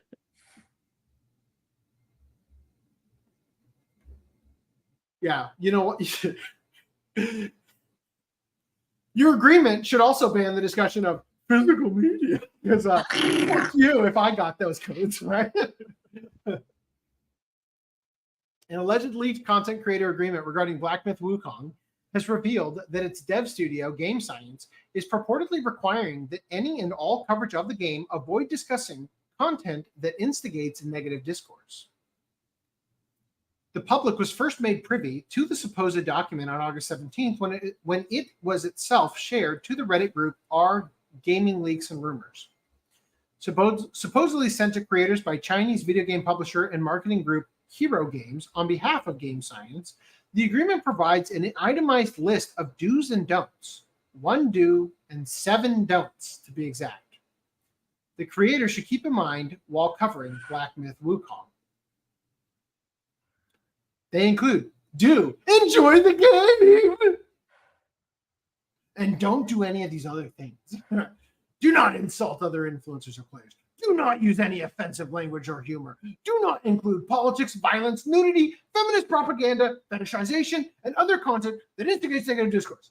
Do not fetishize the monkey man or the woman, the snake woman. Do not use trigger words such as quarantine or isolation or COVID-19. So what they're really saying is, don't blame the Chinese for COVID, right? Do not discuss content related to China's game industry policies, opinions, news, etc. Quote, by using the game key and creating content, you acknowledge that you have been informed of the following content and your statements are not related to the marketing team. So let me ask you guys a quick question. If I pre-order a game, obviously we can't do this game because it's not physical media. If I pre-order a game on Amazon, it should have the pre-order bonus included, yeah? Yes. Okay. Just double check. My wife had me get Dragon Age for her, and it didn't outright say on Amazon that it had the pre-order bonus, but I'm crossing my fingers. There are store exclusive pre-order bonuses. Don't tell me that. So if it was a general pre-order bonus, you would get it, but if it's a store exclusive, then you got to order it from that whatever store is. Chat, do some research. Let me know if I fucked up. I still have time. It comes out on Halloween. Although I'll be honest, I'm going to spend out the ass for it, and my wife is going to play it for all of 10 seconds and say, return this game. Right? Curiously, it seems that though the document is in fact legitimate, it was not sent wholesale to everyone who received the code, a review code for Black Myth Wukong, but rather just independent content creators. For example, while French YouTuber Xserve has claimed to have personally received the document, video game news outlet The Gamer has conversely noted that it, quote, was not included in the review code agreement that we received. Imagine they only sent it to woke people. Like, we're sending you this copy because we want you to cover it, and we don't want to be like accused of it sounds not like giving out review copies, but we also don't want to hear your bullshit. Yeah, it sounds like the opposite. It sounds like they're trying to tell the people who would say this game is great because it does not contain woke stuff. Like they're trying to ensure that normal sane gamers will enjoy the game, but the insane gamers, the modern audience that definitely exists and is totally out there, won't be turned off. And they're trying to mitigate the amount of attrition they're going to obtain through that sort of discourse. So, that's how I see it, because they gave it to a YouTuber, they didn't give it to the gamer. I don't know. Is the gamer based? I doubt it. Such a discrepancy would also explain why Screen Rant, whose review explicitly criticized how the game, quote, largely lacks inclusion and representation, was allowed to bring up such a guaranteed discourse-sparking topic despite such discussions being banned by the agreement. I mean, if the agreement is that you have to not do this stuff, but then you do that stuff, what recourse do they even have other than not sending you the next game? Right? Like, yeah, it's stupid for them to even have done it, but yeah. See, this is the part that do enjoy the game. What if I don't? What if China I fucking don't enjoy the game? What are you going to do about it? Right? China does have like a different understanding of our, I don't know what you call it, mind virus, common courtesies, I guess. I don't, for lack of a better word that I can't think of right now. Like when you post a review and you say, "Oh, I don't like it because it sucks," you know, and then they say, "Copyright fine," right? Well, no. What I'm thinking of is like, "Oh, well, we'll send you, you know, a free refund. Take down the review." It's like, well, the review was still valid. Just because you're paying me to take it down, like they don't have an issue with that. It's just business to them. But to us, it's like, well, there was integrity in me posting that review. And same with other situations, like when they pay for a product placement, right, or something, like, hey, we want you to talk about our game for 2 minutes, but like don't mention that we're paying you. You know, they say that kind of thing because Or when Kamala Harris's campaign tries to get people to sign an NDA before they pay them to do their ads. Well, that's apparently different because apparently they don't have to mention it. Yeah, if that it's doesn't, not selling a product. It doesn't count as long as the super PAC is the one asking you to do it, right? All right. I am screenshotting that I am at 444 views on My Hero Academia video. If this isn't significantly higher by next week, we're going to have a problem. Do enjoy the video. Don't not watch the video. All right. So at current, the document's veracity remains unconfirmed, as both Game Science and Hero Games have yet to issue a public comment on the matter. Further, it is unknown just how many content creators, and which specific ones at that, this agreement was purportedly sent to. For those interested in getting a copy of the game for themselves, while also being allowed to freely speak one's mind regarding its existence, regardless of just how brain dead or on point one's take might be, Black Myth Wukong hits the PlayStation 5 and PC platforms on August 20th, with an Xbox Series XIS version set to drop at a later date. That's not an I. That's a pipe symbol. Okay. X-Pipe S. Great. That's the symbol above the enter button. I know what it is. I'm sorry I didn't read it correctly. Okay. It is equally stupid still that they're using it and not a slash or like the tiny X that's silent, right? For Hunter x Hunter, right? It's a line that is silent. Great. Okay. Yes, totally. You're right. It's on me. It's on me. Okay, I'm sorry. I've owned every single generation of Xbox. Oh no, actually, I have none of them. Right. Okay. Also, Screen Rant lowered Black Myth Wukong's score after a female journalist criticized the game for not including female characters and for the monkey's supposed lack of diversity. If they made the monkey look black, we would be having a different discussion here, would we not? He would have monkeypox and he would be gay. If this guy drank milk in the trailer, we'd be having a different discussion here, wouldn't we? It's time to outcast feminism in video games. All right, now your monkey looks too white. 1 out of 10. Screen Rant's Black Myth Wukong review was written by consultancy firm employee. Oh, it's revenge, is it? If you guys recall, previously we covered that Black Myth Wukong was being extorted by a consultancy group that wanted, what was it, like $20 million or something crazy like that, in order for them to, give them a free pass. Remember, I think I've got it right here. What is the Kimbalair? Many years. Put this stuff up to your higher ups, and if they don't see the value in what you're asking for when you ask for consultants, when you ask for research, go have a coffee with your marketing team and just terrify them with the possibility of what's going to happen if they don't give you what you want, because they. Yeah, effectively they did that, and Game Science said, "Yeah, fuck off," right? So here is the response. Splendid Communications employee Samar Abedian is also a journalist for Screen Rant. Whoa, quite a conflict of interest, I'd say. Damn, it wasn't the original Gamergate about ethics and games journalism because Zoe Quinn was sleeping with a whole bunch of people for favorable review? It's wow, the grift has changed so much in the years, hasn't it? Right.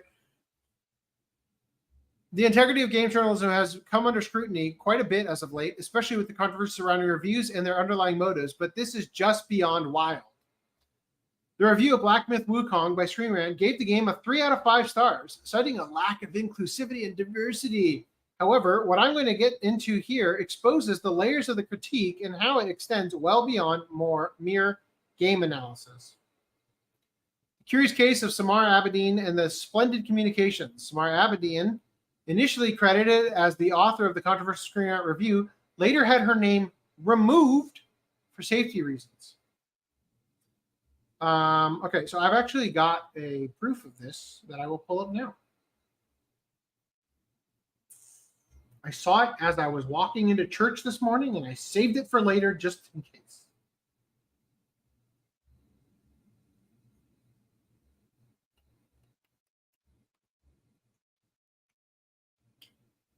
All right. It is part of a thread that Mark Kern put out showing that the original article featured the person's name, and then it switched over to Screen Rant Team.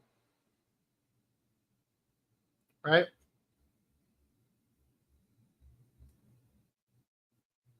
This reasoning that it was done for safety and all that doesn't hold up under closer inspection, as you'll begin to see here. It's been discovered that Abedian is also a PR intern at Splendid Communications, a firm boasting of its prowess in people-first creativity and shaping brand narratives.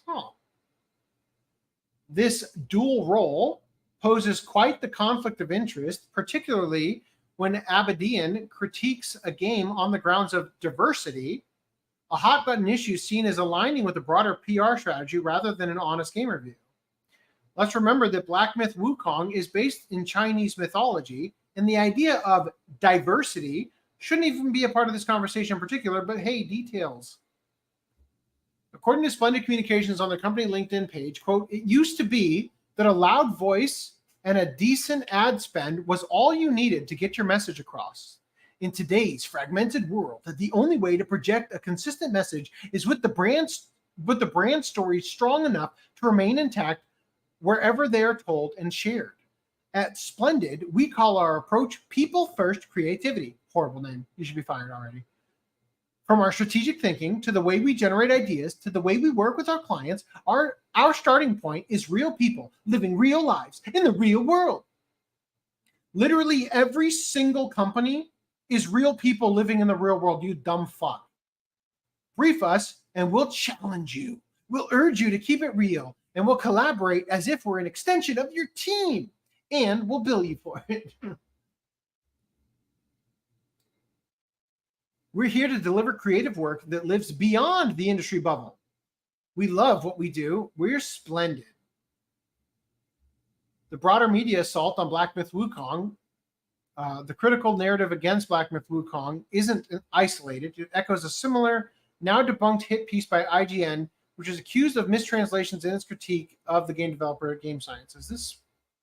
Oh, it is. I was going to say, like, this website is so poorly constructed, I couldn't tell if that was part of the article or if that was a screenshot of another article.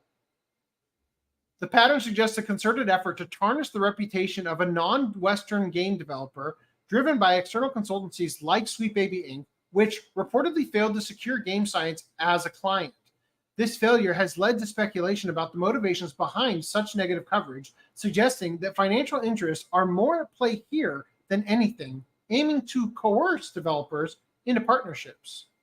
In her review, in regards to the comment of lacking diversity, Samar wrote, "As far as chapters 1 and 2, while characters are clearly fictitious and fantastical creatures, there were no female or feminine NPCs, enemies, or bosses present. You didn't get the snake head woman? The only exception, if you could call it female, is the boss named Mother of Stones in chapter 2, which is nothing more than a still glowing rock with no abilities being guarded by other enemies. The lack of diversity and inclusivity resonates with the misogynistic comments reported to have been made by developers." Isn't it incredible that these consultancy groups, who you're supposed to consult for accuracy, diversity, all of these different things, don't actually care about the myth the game is based on, and instead only care that their feelings are satiated by having random checkbox of any number of arbitrary, unnecessary things included in your game. Yellow paint being at the top of the list. The lack of diversity and inclusivity resonates with the misogynistic comments reported to have been made by the developers, which expressed disdain for women playing their games. I share that disdain, even though I actually share the mistranslated versions rather than the real thing they said, because I thought it was hilarious. What did he say? Lick my dick until it can't get hard anymore, or whatever. Although Black Myth Wukong does have truly enjoyable moments, the underlying feeling that women aren't welcome in this world felt present through my gameplay experience. Do you know anything about China? Do you know what happens to baby girls? I'm sorry, but perhaps you missed the point. It's worth noting the game is based on the novel Journey to the West, which does consist of a few important female characters. To not include any women or to only include a few in an adaptation meant for a modern audience is quite disconcerting.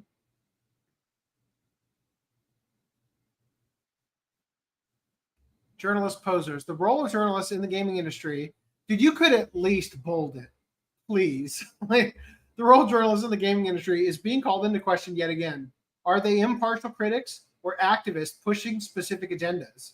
The involvement of the individuals like Abadian, who operate both as journalists and PR practitioners, blurs these lines. Compromising the trust readers place in journalistic outlets. This practice can have far-reaching effects, not only misleading consumers, but also potentially harming game developers who do not conform to certain ideological standards. There's clearly something far more at play here. The situation surrounding Black Myth Wukong reveals more than just a single game's review. It unveils extreme systemic issues within game journalism. As consumers and creators in the gaming industry, it's crucial for us to demand transparency and integrity from those who present themselves as the arbiters of game quality. I mean, it's amazing that, like, this is, to some degree, the bread and circuses argument, you know, like keeping people distracted, because far more important than games journalism is actual journalism. And that's far worse than what we're experiencing here, right? Like, I mean, during the 2016 presidential election, when WikiLeaks released the Podesta emails, which they acquired because his fucking password was password, right? That fucking Glenn Thrush sent emails to Hillary Clinton saying, like, well, considering I am now a hack, just tell me what I need to say. You know, like the coordinated effort, like Donna Brazile giving the debate questions to Hillary in advance. I mean, the Western media is far worse than this microscopic blight on the entirety of the profession in gaming, you know?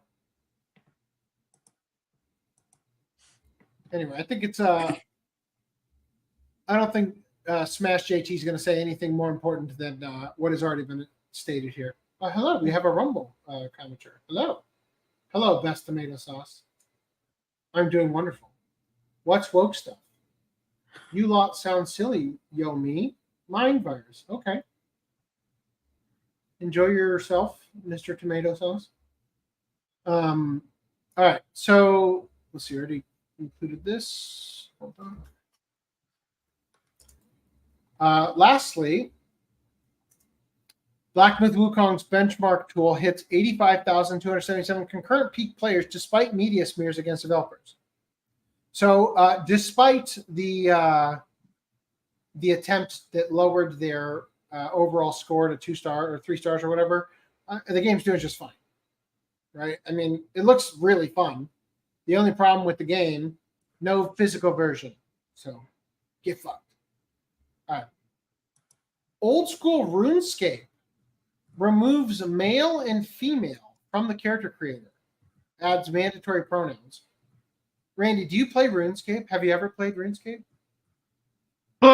When I was in grade 4, maybe, for like 5 minutes. Is old school RuneScape the same as the original RuneScape? Yes. It is, right? Okay. So technically, so as I understand it, the game came out in like what, 98? It was Probably. like super fucking old, right? Then at a certain point, as graphics and stuff advanced, they continued to update the game. But 2001. In doing so, it eventually kind of lost what it originally was. And so there's now 2 versions of the game, as I understand it. Regular RuneScape, which continue to get updated, and old school RuneScape, which basically kept the mechanics as they were in the original game. Does that sound accurate to you? As far as I mean, I'm not an expert, but my understanding is the original RuneScape was there. It was written in like Java or whatever. I don't know. Fucking, it was on the website. It ran. It was shitty. Whatever. At some point, they wanted to make it better. Then they made it an actual game, and kind of like Minecraft versus exactly like the original Minecraft that no one plays anymore versus the Java edition. And then now they've even gone further and gone to the other one, but the Xbox it's kind version. of like to use Minecraft as an example.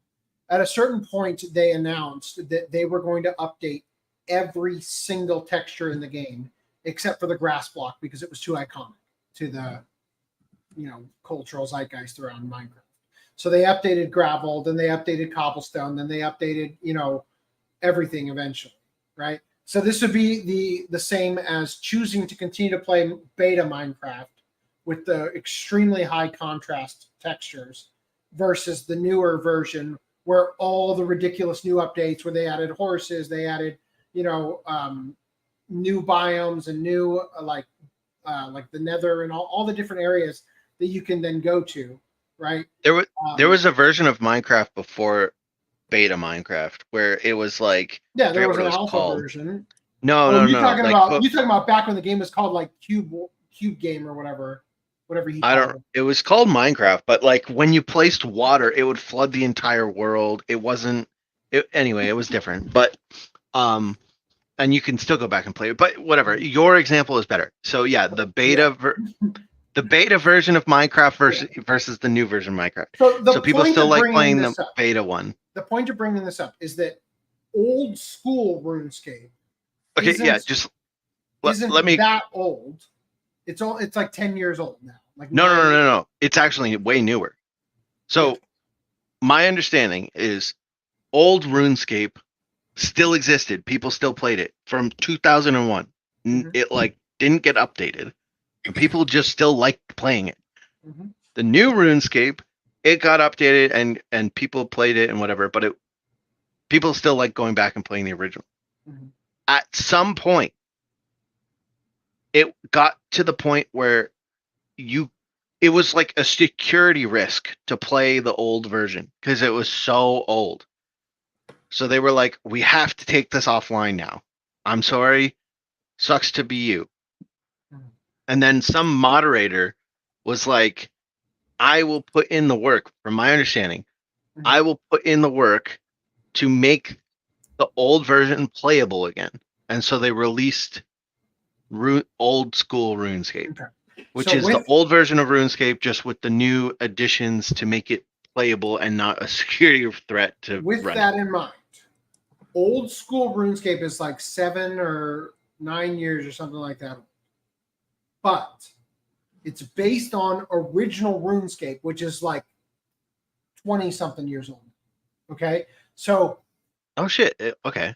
I thought it was more recent, but yeah, it came out in 2013. So I go to all the trouble to make this distinction to point out that a game that has been available and running, now granted, as we just described, like there was a port where it switched over. It's still technically the same game, but they had to, in order to make it still playable, when the newer version of the game has got updated graphics and stuff, that old ass game all of a sudden now needs to have body type A and B and pronoun selection because it was so important that it needed to be done, right?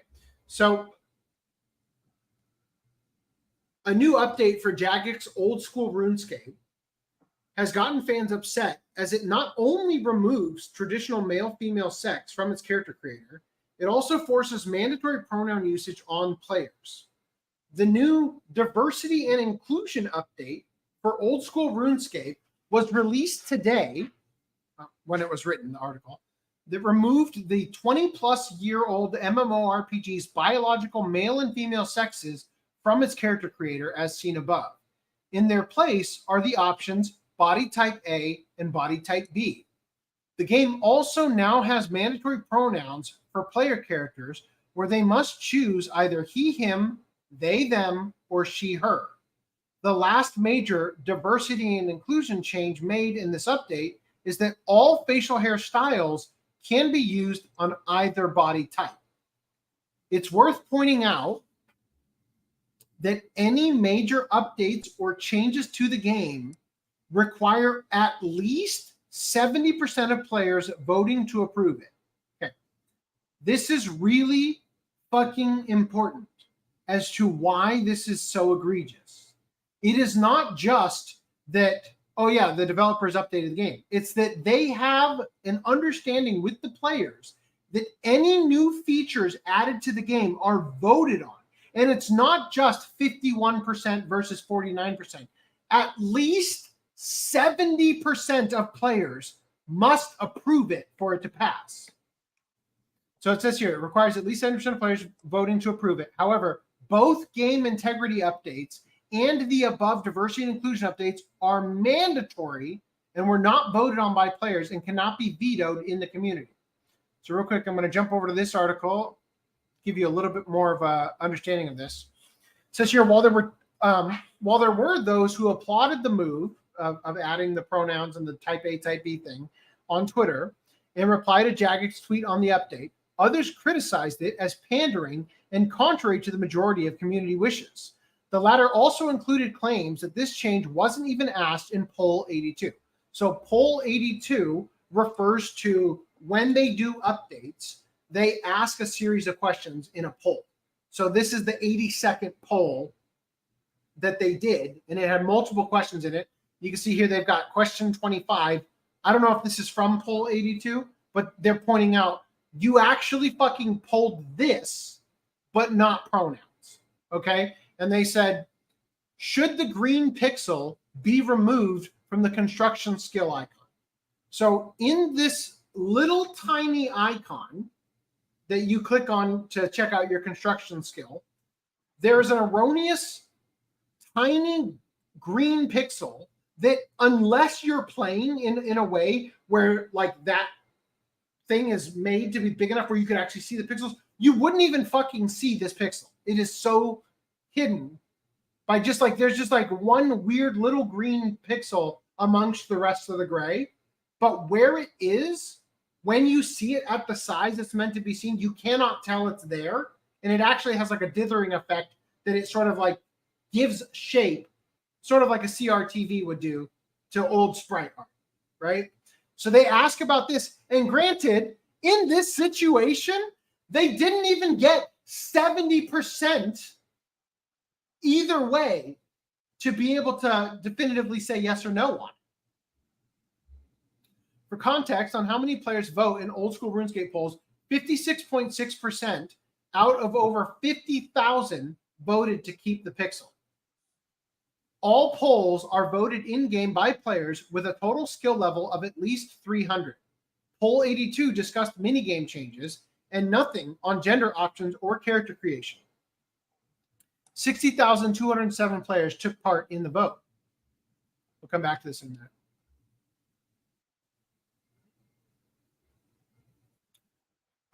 Another diversity and inclusion update released earlier this summer altered a long-running and fan favorite Kiss the Frog event, which had players kiss the frog prince or princess, just like the fairy tale. Now, players pat the head of the frog and acquire both the prince and princess parts of the royal frog costume. The same update also censored the ethereal man or ethereal lady with an ethereal being. During lunar diplomacy, I guess that's one of the quests or something, although its physical appearance will reflect the player's body type, again, which is clearly based on biological male and female sexes. It's like we're at the point now where you can't even use masculine and feminine to describe masculine and feminine because now it's offensive, right? Like we literally have to further deconstruct gender. I mean, I don't think any children are playing old school RuneScape. These are all fucking adults now who are still playing a game they started when they were much younger, kind of thing. But but this is the direction we've headed into when it comes to children's content, like children's entertainment. You know, and I've said this long ago. You know, like the whole thing is, ooh, Cool 2T is an old school RuneScape player. Old school RuneScape is not the oldest RuneScape. There was one before that. Yeah, but what I'm saying is that the date surrounding the rollout of old school RuneScape is not an accurate timeline to say that the game has had this feature since here to here. It's actually significantly longer because what became old school RuneScape was original RuneScape even earlier, right? And as far as I understand, original RuneScape had the male-female dynamic all the way back then. I remember all these questions. I'm glad I played decades ago. Anyway, so continuing from here on this one, another guy said, love that we're getting corporate virtue signaling to a vocal minority in the form of pronouns instead of real content. Almost everything since Tob, Theater of Blood, has been pathetic. The dev team has never been bigger, and the quality and quantity of updates has never been worse. So a bunch of people just basically keep saying, like, are you kidding me? Like, this is terrible. Like, why are we doing this? What's the point of it, right? And then old school RuneScape program manager dismisses players, announcing they will quit the game over removing gendered options and adding pronouns. So I'm not going to read the whole thing, but basically they go on to say stuff like, numerous players indicate that they will cancel their membership. One such user wrote, Jagex, which is the name of the account of the company Jagex, is Jagex Dash, right? We didn't vote on this. I play RuneScape to escape from this bullshit, not to be forced to see it. This will cost you players. I'm debating on canceling my membership.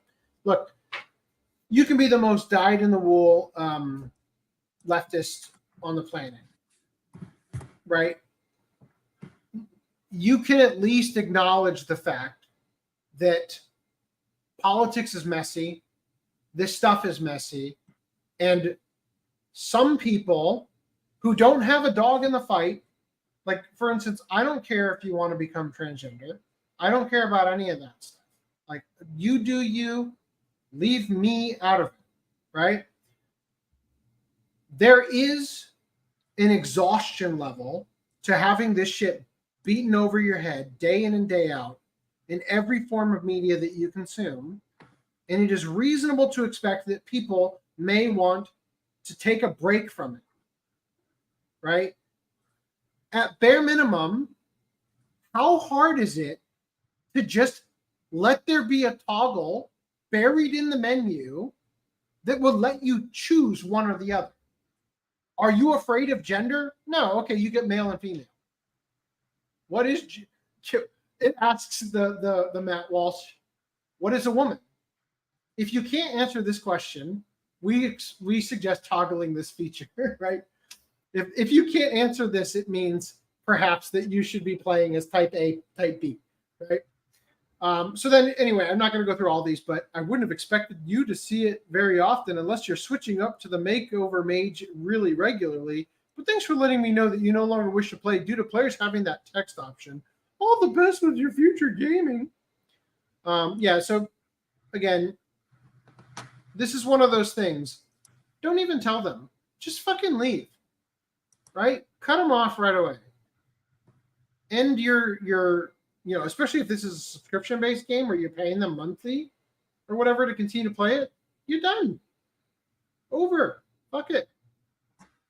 Once again, Savvy has always said, if it wasn't a big deal, why did it need to change in the first place? They always bring it up. It's not a big deal. So why did you have to do it to begin with? When I played, it was just called RuneScape. JX. Oh, is that Jagex? Yeah. Anyway, we can move on from that. Also, Terraria also removed the gender selection 13 years after release in the most recent patch. So this one I understand a little bit more. Previously, there was a option to choose your base model as male or female. Now, and again, they're sprite-based, so it's like there's nothing overtly, other than, like putting a man in a dress or whatever. And again, I really don't give a shit about most of this, because to a kid who's already straight, right? some kid who's not like, being thrown into some weird, like got molested and now is turning gay or whatever scenario, you're going to put on the dress and either say, oh, not that looks horrible. Or you're going to say, you're going to imagine it's something else, right? Because the graphics convey it in such a way where it could be, like, for example, like whatever this thing that he's got on here that looks like the bottom of a cloak or whatever, you might look at that and maybe it's a skirt, who fucking knows? But to a kid, you look at, oh, it looks so cool, because you're imagining something else when you interpret the pixels. So, but again, it's a point of games that people have been playing for 13 years, all of a sudden, without warning, are telling you, oh yeah, type A, type B kind of thing, Anyway, in a more fun rendition, let's take a look at Mecha Break. So this new game came out. Not here for this one. Yeah, since Footnote's the only one of us who's actually playing it. There's a new game series called Mecha Break that's, what would you call it? Like sorry, I was muted. Warrior? Hold on. Go back. RuneScape edition. How's that? Is that cool? Terraria? Do you want to go Terraria? Is that right? Go back to RuneScape if you will. But anyway, wow, look at you fucking up the timestamps. Two things. One, I saw a video from Null / Joshua Moon, and he was talking about this, and he was saying that there was a quest. One of the quests in the game is like you're up against some enemy, and the enemy says, "I can be killed by no man," and the whole puzzle is switching to human type B. Yeah, you're I can be supposed killed to. by no human type A. Right? You're supposed to switch to go kill them, and so now the quest is ruined, and they changed the quest so that you just have to like kill them or whatever. Okay. And then the other thing I was going to say is, you don't necessarily have to play as your gender. Like, I know guys that would play as girls all the time because they'd get free shit from people. Dude, fucking Lara Croft exists because they were making an Indiana Jones game and the developers got tired of looking at his blocky ass, so they made a female model for the debug. And as they were developing it, they had to rub a couple out, and they're like, I think we could sell this game instead. Boom. Invented an iconic, literally the most iconic, according to that one poll, video game character of all time. Okay? You grossly underestimate the potential of male horniness at your peril. Right? Anyway. All right, let's talk about Mecha Break. Let's fix that timestamp. Right. Footnum got early access to this game and thinks that maybe they're like an indie studio that is willing to pass out I think it's a Chinese early access. studio. Did they tell him he's not allowed to talk about feminism and things that would upset the gays or whatever No. they said in the other article? No, he said that maybe that I could also apply, even though like I'm brand new to Steam, like and probably get in. The game itself is, I'm guessing, like Armored Core. It's maybe I imagine like a cross between Armored Core and Overwatch to a degree, except that it's all mechs, right? Kind of like Mech Warrior style, right? It fools you into thinking that there might be some women, and it's like, oh yeah, like the first 10 minutes of the game making your character. So there's a character creator where you get to make your hot ass woman, but you don't get to see your hot ass woman at all. It's like customizing Diva in Overwatch when the only time you're ever going to see her is right before the match or in the end screen match thing or whatever, right? However, it is still important, so we will discuss it. Mecha Break Beta just dropped, bros. It's a multiplayer mecha game with extensive customization and peak aesthetics. Korea and China can't stop winning. You're not wrong. Yeah, I'm not a fan of that face, though. It reminds me too much like Pixar. In the new Asian game Mecha Break, you can customize over 4 completely independent variants of the buttocks. In contrast, in Starfield and most ESG games, when you try to adjust the torso or lower body, the whole thing tends to just expand until it transforms into a huge whale. Meanwhile, you have buttock size, buttocks height, buttock width, and buttock uplift. Good God. And allow me to show you in motion.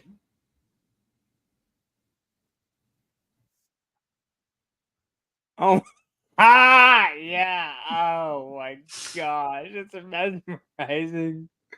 Yeah. Holy shit! But the sad thing is, you're never gonna see it. It's like, what's the point of? Some people never get past the tutorial. Me. I never get past the. That's what I was saying. I was saying Footnote's just going to be spending his whole time in. To create a character in Elden Ring, like 2 hours. It's like, all right, you got that open beta. Now we need you to write the review. It's like, oh yeah, the review. The character creation screen. That on my inventory. Like, next. The game. I need to get on this now. I got to play the game. Yeah. All right. And then we've got here Mecha Break Beta. It came out of nowhere with minimal advertising compared to AAA billion-dollar companies. It has already outperformed Concord, the last PlayStation game, despite the latest hundreds of sponsored articles, paid YouTubers, and general advertising. It's over. So we never talked about Concord. I hate skipping topics because shit like this eventually comes up and it's like, oh yeah, that game we never talked about. Concord was a game developed by Sony with all the money they made off of Stellar Blade in order to make a competitor to Overwatch where every character, including the robots, have pronouns under their name. One off, he, him. Lark, undecided. Right? So this is Concord, right? Naturally, the title isn't quite pulling the numbers of Marvel Rivals, a hero shooter with a massive and global IP behind it, but it easily crushed the player count of Sony's Concord during its open beta on PC. I wonder why. Yeah. In addition, Western AAA ESG video games, literally millions of dollars invested in creating the most unattractive representations of a black female character ever. China, not particularly known for being family friendly to certain groups, but they create better representation. Yeah, like, oh look, a hot female black. Like, damn. Is it me or is her? How do you get your hand that far away?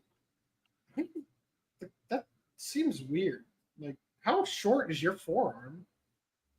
I can do that. Right. Mecha Break censors Trump, leaves Kamala and Biden alone. I've gotten a report that Mecha Break is censoring Trump from chat, but not Kamala Harris or Biden. I tested it myself to verify. I've reached out to their community manager to ask about this obvious political interference in gaming. So, no, you were doing so good. So they were writing Trump and shit, right? A bunch of different stuff, right? And it was censoring it like that. I'm dying to know what this word was. The last part says gay. Oh, God damn it. Jesus. Why hiccups? Are you a fish? I am not a fish. Therefore, the hiccups are already gone. Damn it. God damn it. I don't have any water in here. Take a breath. 10 seconds. I found one on the ground.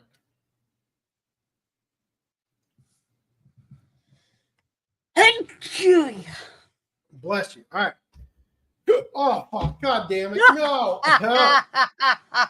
Amazing Season Games removed censorship of Donald Trump in Mecha Break after being called out by Grums. Skipping over all this stuff because you just read it. So less than 2 hours after his initial post, the official Mecha Break account on Twitter indicated that they received a list of censored words from a third part. Deep breath. Hold it for 10 seconds. Oh, fuck. No. They received the list of words from a third party, and are now going through the process of revising the list and making changes in real time. They posted, quote, During the past few days of our play test, we have received feedback that our list of censored words in the game chat was in need of some refinement. If you have been offended, if you've been offended by any of the player language in chat, please accept our apologies. English is not our team's first language, as we are an Asian game studio and have never attempted to launch a global game before. We sourced a list of words from a third-party company which included words from multiple languages that would not likely come up during gameplay, as game chat is primarily intended to be used for team coordination. We are currently in the process of revising the censored word list and making changes in real time. Okay, so I think we can actually just skip most of this and say they made the changes in real time. Mark Kern checked it, and it works. You can now say skibbity sigma. Trump. Wait, no, Mark Kern, how dare you not? No. Wait, what? I was hoping.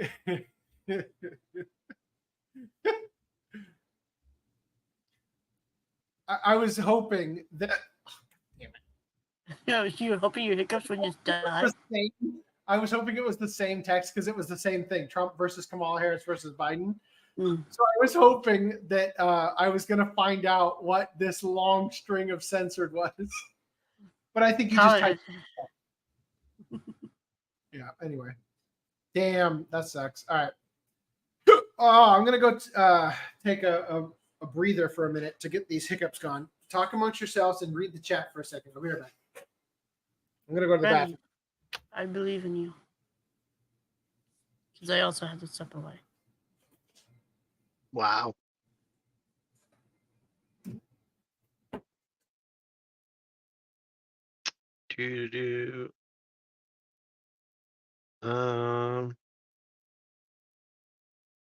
RuneScape Gay Edition.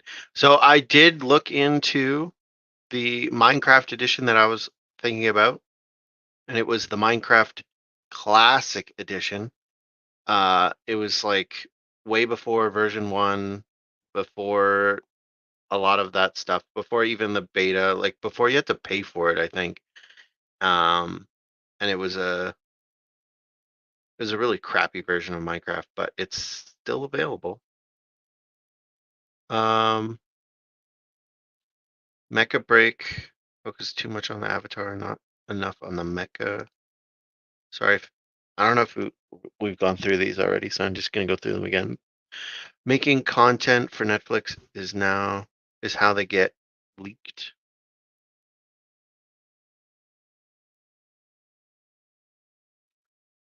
Scrapping sexes is already bad for cross-dressers. Adam Bluestein never called himself body type 1, A, 2B, as he referred to himself as a female. So I looked into that, and according to Wikipedia, very small article about Maddie Blaustein said that Blaustein was born intersex. So not the typical trans situation. I don't know.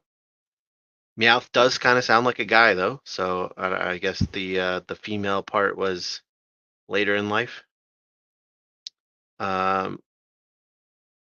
Even then, video game players are fine with male characters and female characters as designed and labeled. Most of the we have to have, type 1 and type 2, not female male. Most of that bullshit of them like complaining is just performative. Like they literally just want to bitch and get someone to change their game, and so that they can feel good that they've accomplished something. They were able to get them to change something. I'd say most of them don't really give a shit. They probably don't even play the game. Groundwater, I'm not sure what that was about. Amazing Sesson creators of Snowbreak. Okay. They'll never notice Mecha Break, probably. Right. They sure love their breaks. I have not necessarily healed my plight of the awful hiccups, but I did get dinner when I stepped out there, which is nice. Wasn't expecting that. There you go. Now you have dinner. Hot. God damn. When you hiccup with your mouth full, it'll hurt. Yeah. Yeah. Well, especially when it's on fire. Even if the type idea is based on video game coding, it is still stupid because you can make the text into something else different from like the data names. The thing is, you don't even need type 1, type 2. Just show the picture. Like in modern UI, just show the picture and be like, do I want boobs? Do I not want boobs? Precisely. Like, I am perfectly willing to help them to cater to mentally ill individuals. You do not need to say type A, type B. And in fact, by making the male type A, you have already put them above women again in your attempt to make it less sexist or whatever. Oh no. Like sexism? Sexism? The patriarchy? The patriarchy has given them type A. They need to be type. We're alphas as men. Oh, what's before A? They got to come up with something that's like before A.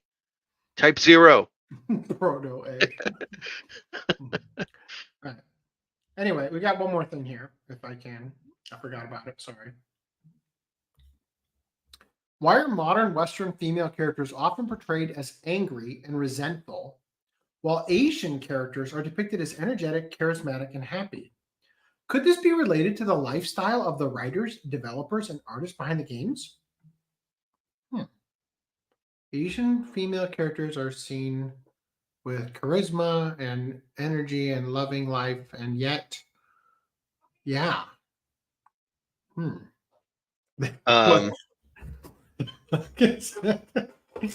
Yeah. Women in the West are grossly unhappy because of liberalism. And that's actually the thing, right? Like, what's up? Hold on. Yeah, okay. Continue talking, but don't move on yet. I have something. Okay.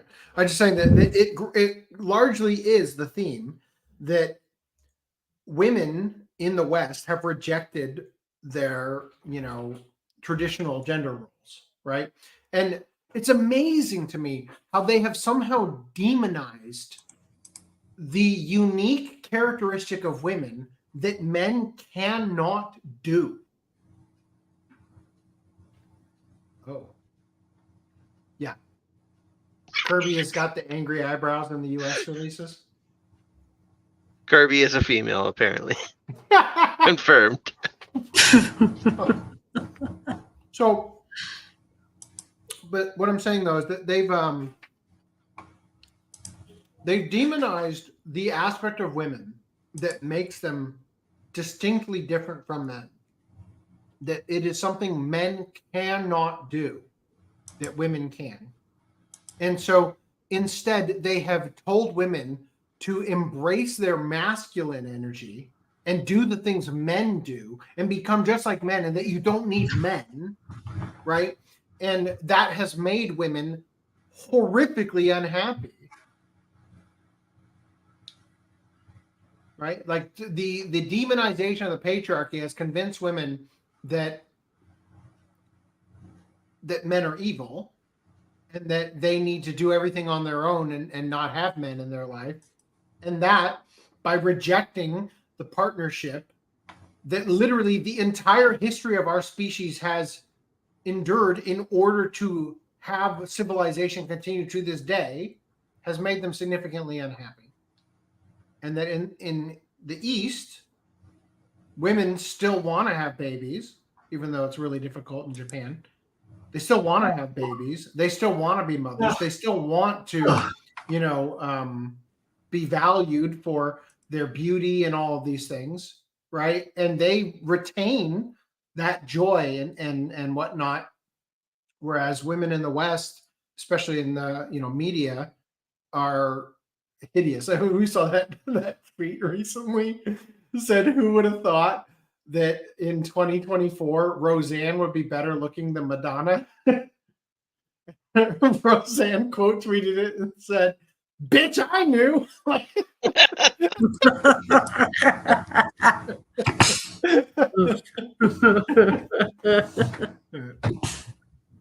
And that's the thing is that, like, you know, and I think about this a lot. Like, I used to think about it, you know, just like as a fun thought experiment. But the more I just kind of pondered on it, like the whole concept of like human beings have this very unique trait about us, extremely unique, where there is something in us, most of us, that physically makes it difficult for us to engage in deception. Right? Well,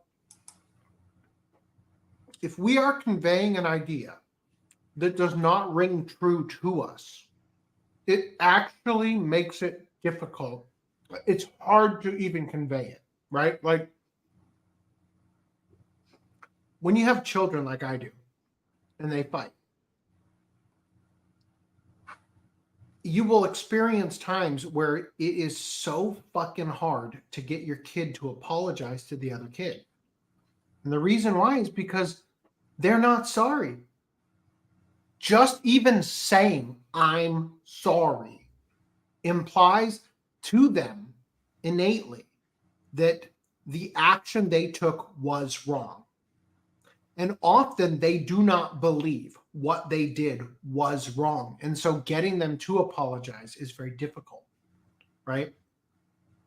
Human beings do not like to engage in deception, you know, naturally at least, right? There are the shit like Podesta used to do and Marina Abramovich with the spirit cooking, literally creating psychopathic brain patterns by engaging in all that weird shit that they were doing with Marina Abramovic and all that.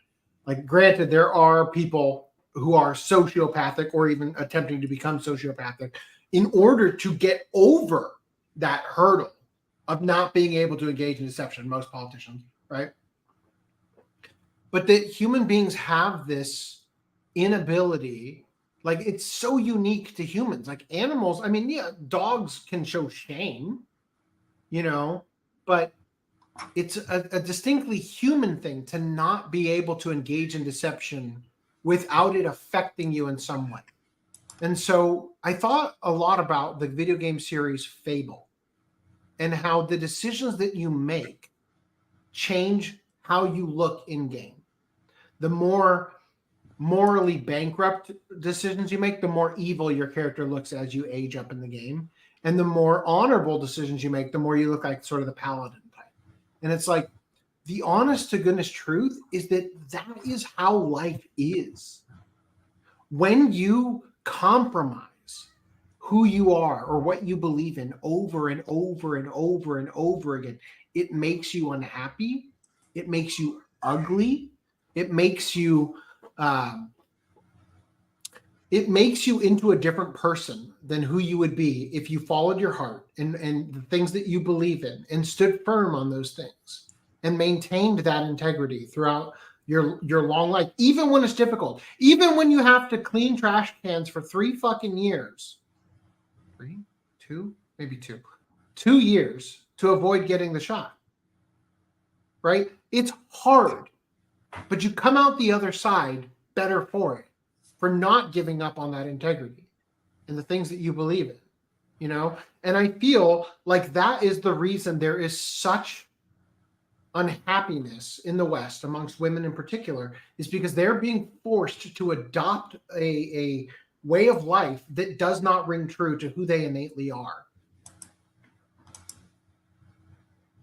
What do you guys think? Any thoughts on those? Ditto. You took the words out of my mouth. I agree with you wholeheartedly, as I have for the past like 3 years. I don't know. This is I think this whole like angry women thing. Oh my God. I'm sorry. What? I don't know what that means, but I love it.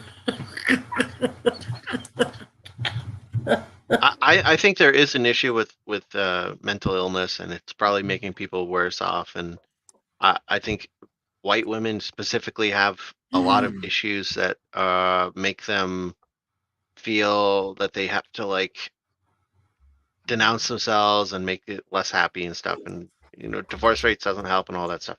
That being said, I think this post specifically, like, let me crop out all the pictures of the angry woman, is like, right. I think that's cherry picking. I could probably do that for men too, right? Like, let me go pick all the pictures of angry men and then the one happy man in Japan and be like, look, Western men are more angry. I don't know. Hold on 1 second.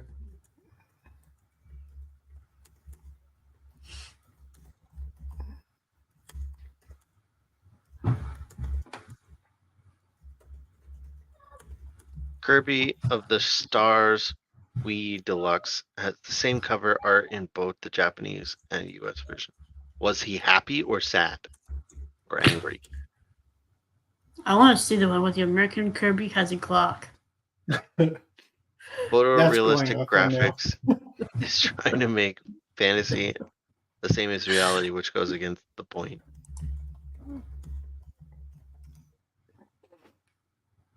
All right. In Friedrich Nietzsche's Beyond Good and Evil, Nietzsche discusses the nature of human will, suggesting that if humans were deprived of a higher purpose or creative outlet, their inherent drive would lead them to seek out action for its own sake, even destructive action, just to feel alive and exert their will. So Jordan Peterson talks about this. He quotes it as like, if mankind didn't have any hardship or problems, and they were left with only the task of furthering the species, meaning like all you do is, eat food that's given to you and provided to you, have sex whenever you feel like it and all that stuff, that what ends up happening without conflict and hardship and needing to take on a burden and overcome or struggle results in people setting the world on fire just to be entertained, right? Like throwing a desk across the room just to make something happen in my mundane life that has absolutely zero hardship. That's white women. That's white liberals. They have the cushiest life of any group. And yet, because of that, the need for conflict is to create conflict in order to, it's like, we talk about this all the time. It's like FBI creates a terror plot to then rush in and save people from the terror plot. If the patriarchy is so bad, then you have to keep it alive in order to justify the existence of your group. So it has to. That's why it'll always be type A body type. Yeah. Precisely. So anyway, let's before you brought up Friedrich Nietzsche. So was Nietzsche's reason for being trying to bed his sister? I don't know. Because of all the incestuous claims about him and his sister. I don't know. Haven't heard about this. He was definitely a troubled mind. And a but brilliant in many ways. All right. Moving on. Thoughty Man gets Guinness World Record for most consoles hooked up to a TV. Just guess. How many do you think it is? 420. 444. Fuck you guys. Oh, yeah.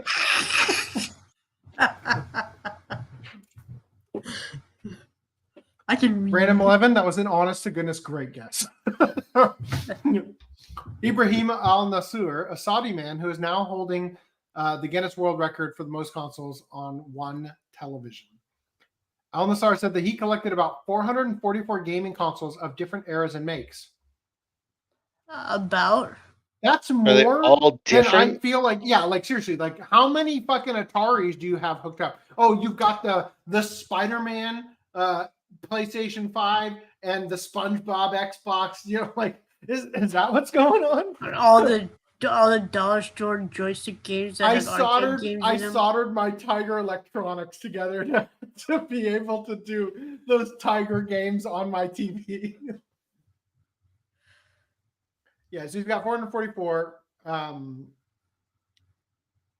the Magnavox Odyssey released in 1972 to the PlayStation 5 Slim in 2023. Plug-and-play games, HDMI game sticks, and Android games are also included in his treasure trove. A Steam Deck was also spotted. He also has an Excel spreadsheet to tell him which game and console would play and switch the particular console he wanted to onto TV. The consoles are all well hidden, according to Al Nasur, and use everything available on the market to skillfully hide the cables. Fuck, man.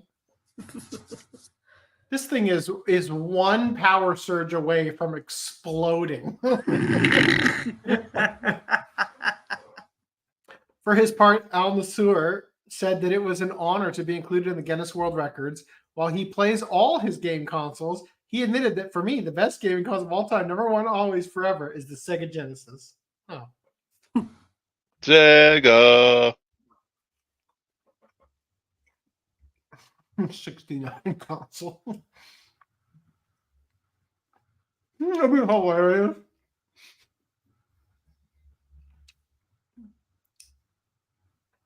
He admitted that, quote, for me, the best gaming console of all time is PC, right?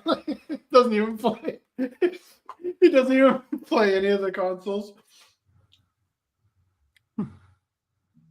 He has a lot of money for HDMI and AV cables hooked up on switchboards. Some of it is wireless. Probably, yeah. Well, but still, they still have to go in the receivers.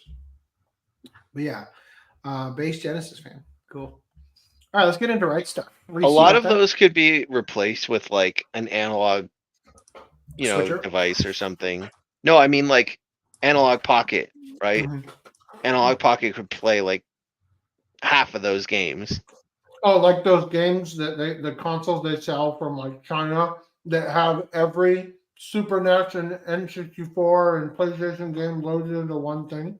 Yeah, but not China. Like analog the company makes like the analog.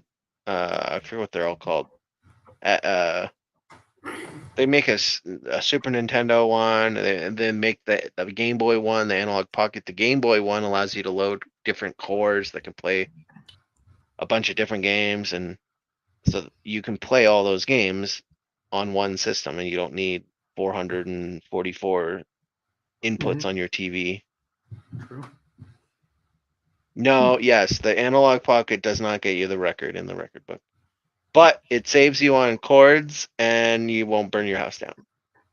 Trade-offs, trade-offs. Not burn your house down is pretty good. I like that idea. I love that. That's wonderful. Not burning my house down. So, ready? Okay, cool. So previously we discussed Yu Yu Hakusho getting some re-releases. So these are finally up on Walmart. You got Yu Yu Hakusho Season 1 and Season 2, Walmart exclusive. Mm-hmm. Not the whole series, just Season 1 and 2. Well, we're Walmart. We're not going to... What is the difference? I just bought the whole fucking collection. The whole fucking collection has the OVAs. So why would anyone buy this? Because it's super fucking cheap, and they probably didn't care about the OVA. How is it cheap? What the fuck? Don't you want to have 444 different collections of Yu Yu Hakusho Ghost Files? Like the whole thing was 119 Canadian. Also, quick question: is Yu Yu Hakusho an isekai? We answered this already. Fuck no! We didn't answer this on stream. Wait, what was the question? Is Yu Yu Hakusho a isekai? Because he gets hit by Truck-kun in the first episode. Oh yeah. Yes, it is. Yes, it is. They go to Monster World at the end too. Yeah. I feel like all of us own Yu Yu Hakusho, anyways. Like all of us. I just bought it. It's got. I own the steelbooks. Mm-hmm. I do not have the OVAs because it's in the full collection, but it's like I don't want to buy that series again for just 1 or 2 OVAs. Like I've already bought the series twice just to get the steelbooks, and that was probably lost. I Unless don't- they release I- the OVAs on their own. So this is season 0, or sorry, 1 to 2. I 1 and assume 2. 3 and 4 is also going to be $42. Yeah, okay. So now you're looking at $85, $86, whatever, for both of them, right? And then the OVA collection, I don't know what it is in America, but it was It's like 119. It's still like $100. I can't imagine it's $100. It was 119 Canadian. That's got to be like $90. I'll look it up on. When I get to Kite, I'll look it up on Amazon. Motherfucker. That's 87 Canadian dollar in doing the conversion. Buy it in Canada. Fucking import it for $5 extra. You get the OVAs. This makes no sense to buy this. I'm pretty sure that we have a video on the Clip channel called "Don't Buy the Walmart DBZ Box Set." Okay, now insert Yu Yu Hakusho. We all know don't buy the Walmart exclusives. Thank you. Like, moving on. Also, the fucking dude, are you human or not? They really need to know.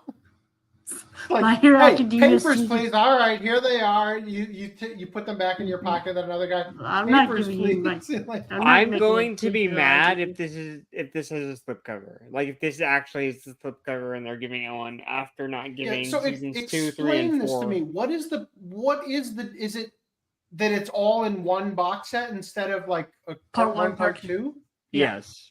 Fuck you guys, man. Episodes 89 to 113.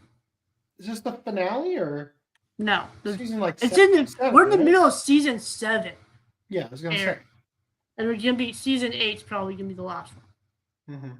Yeah, this is season 5. I have seasons 1, 2, 3, and 4 in. Who animates this? Is it Mappa? Bones? Bones, right? Yeah, Bones. I knew that. I make a joke about that in the video. You guys are definitely gonna go watch about me watching Two Heroes. Oh, okay, cool. Also, Also, watch it beforehand. surprise solicitation of Afro Samurai. This is the series director's cut. This is also a Walmart exclusive. It's a steelbook, right? Or no? No, this is not. No. Okay. The steelbook is the movie. That's motherfucker. It's gonna happen on every tab. Calm yourself. Prepare for it now. Kite is now is on Amazon, and according to Ranma 11, it can ship That's to your Canada. cue. It ships to Canada now. It originally didn't. Almost like we planned it. Like, oh, you're gonna kill these. You're gonna kill. $92. Still cheap. 92. Okay, cool. Ha ha! Take that. So okay. Those I don't OVAs are worth the $4 or whatever. Yeah. Just pay the extra couple bucks to get that thing. There's And you get a nice version. box. Hold on. Undo that tab. Command Shift T that right now. Yes, sir. First of all, send me the URL for that. Second of all, yes, right below that one is the lower priced one. Still technically more expensive. Well, who's selling and shipping this? This is shipped by Amazon, sold by Mega something or other. This one's shipped and sold by. Which one do you want? Shipped and sold by? Send me both. Anyway, send me the search page that you were just at, and then I'll get them. Anyway, you can move on to hentai comment. Why don't you just look up Yu Yu Hakusho on Amazon? Find it. I will. God damn it. Okay, so hentai comment Forbidden Hero, or Forbidden Superhero. It's getting a Blu-ray release from Media Blasters, and it also has a brand new English dub for those interested. Did you search movies and TV? Yes, because I am smart. Mine lists them left to right instead of top to bottom. So here's the time of release. Finally, so this is on Crunchyroll. So Yeah, if you want the slipcover, you have to buy it from the Media OCC store. I did. Thanks. I did too. I'm sure I it'll didn't. be I paid good. Reese's. 8686 is getting released by Viz Media. Mhm. Finally. I will probably buy it. It was one of Billy Kimmitz's last roles. Oh, isn't this the Super Gay one? Huh? What Say am that I again? thinking? I don't. Maybe it's not 86, but there is one that's like an escape from like a totalitarian walled off city or something called 86 or something like that. Isn't there? This probably is it, yeah. Yeah, my wife was telling me about it, and it's like a yaoi or something. Yeah. So, like, because of the production delays, Billy Kimmitz died during the airing. And Stephen Fu replaced him? In the last 2 episodes. So he did, right? Yeah. Resident Billy Kamet's Best Impressionist Award goes to. I think it might be. I think it's Stephen Fu. I'm assuming it is. But So on the Blu-ray, do you think they'll just have Stephen Fu throughout the whole thing, or? Well, given how good his performance was capturing Billy Kamet's performance of Naofumi, I just feel like they won't even need to because you wouldn't notice either way. I feel like that'd be kind of a dick move just to wipe out. To erase somebody important from anime history. Yeah. So he voices the main guy. Yeah. Also, we've got this was solicited. I think it was supposed to come out literally this week, but it got delayed. So to November. We covered it like a couple months ago. And I could probably close that tab. And Psychopaths is also getting a season 1 re-release on Blu-ray. For some reason, Crunchyroll's prioritizing the cover sheet look. So I think the reason that they're re-releasing it is because they're also releasing the movie or whatever. Wow, and so, spoilers. No fucking doubt. So the idea is that by releasing the movie, if you hadn't already started with the series, you may be more hesitant to pick it up. And the show is long out of print, right? Let's find out.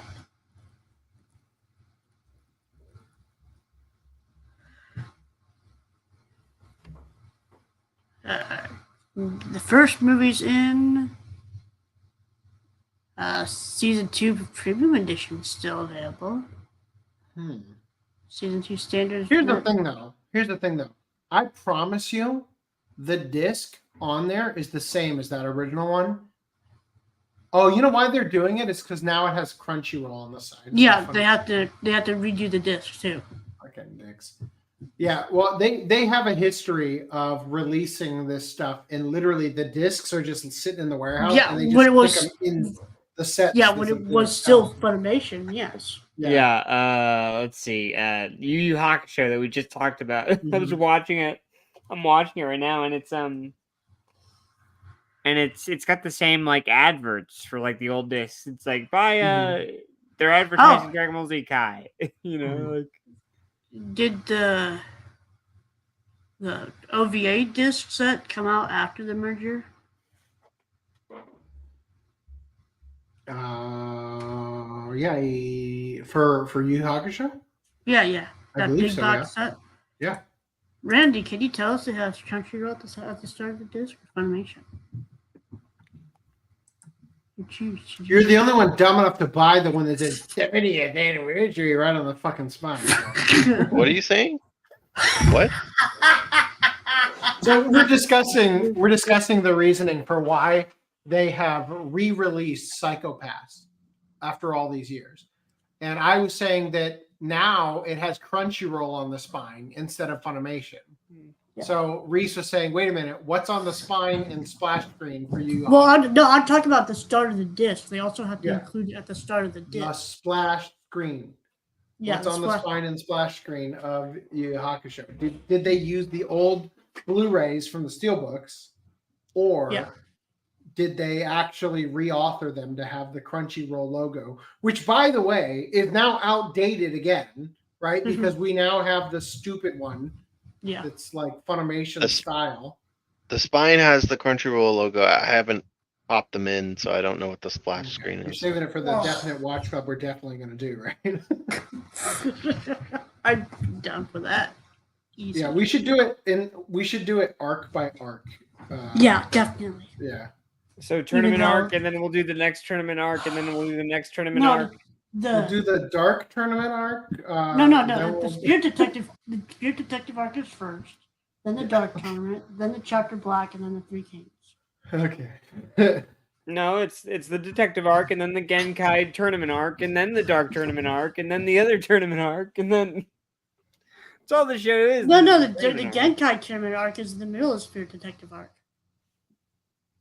Dear Lord. That's like episode 10. It's still good. I know you're short, but put your hands up to catch these jokes, please. Like... There's only one real tournament arc, okay? And then the tournament arc at the end with the Three Kings. All right, Afro Samurai, the complete series plus Resurrection movie. Wow. So why would I buy the Walmart exclusive? None. There's no reason. Yeah. So the thing is about these Walmart exclusive, they're a trap. Every one of them is a trap. Don't buy them. Yeah, because I assume it's gonna be the exact same disc right here, which you'll also have to reauthor. So next, to answer your question, no, they do not have to actually change the discs. They do it because they're petty and dumb. Yeah, I'll be buying it. JT Vegas says they are selling Redo of Healer on Walmart website. And on the new releases, this is still re-releases. One Piece Film Red 4K Steelbook. Wow. You think they'll have Amelie's covers? Probably not. Maybe. Probably not. She's so beloved now that she played Marin Kitagawa, right? Yeah. Anyway, there's that. And then we have Planetus. So, yeah.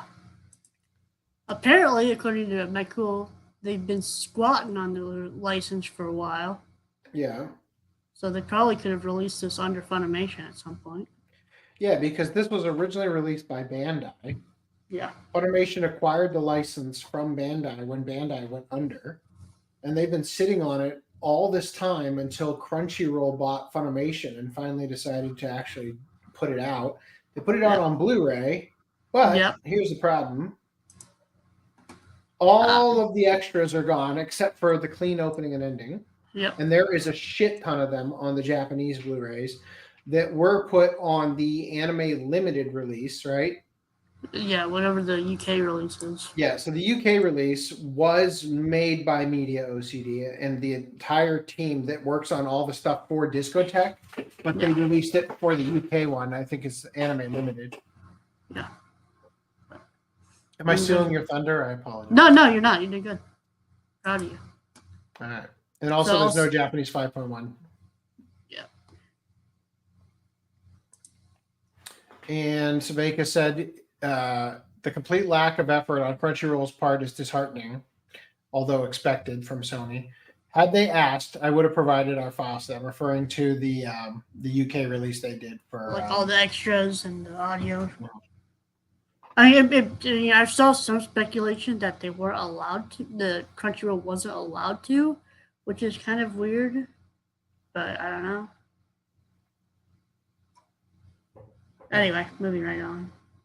I'll probably still buy it just because, I mean, I watch it in English and that doesn't have a 5.1 track. And I don't really care much for extras. But rather, it'd be nice to have them, but I probably wouldn't have watched them anyway.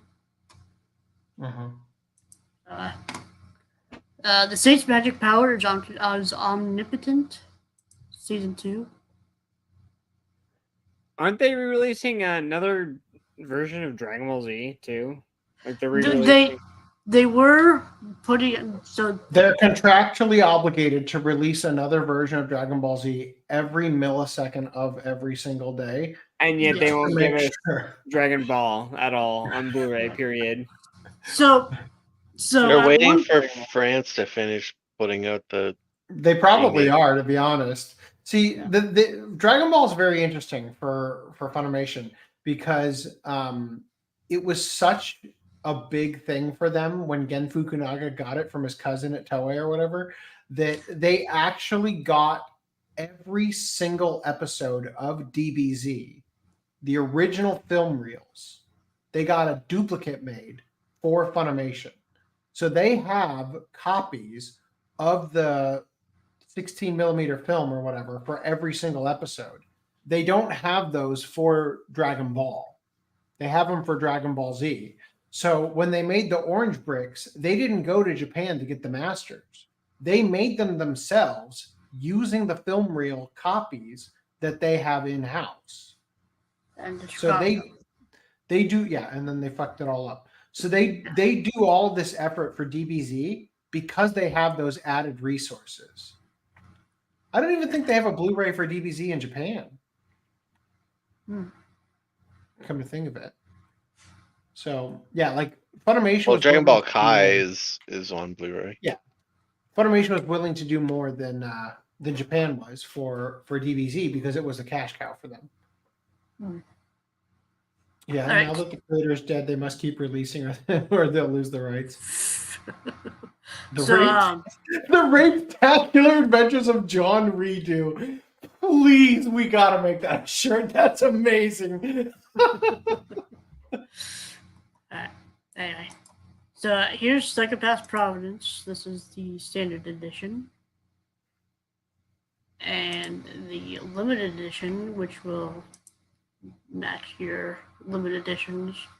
But did the movie get a limited edition like this one? Yes, I think. Psychopaths the movie?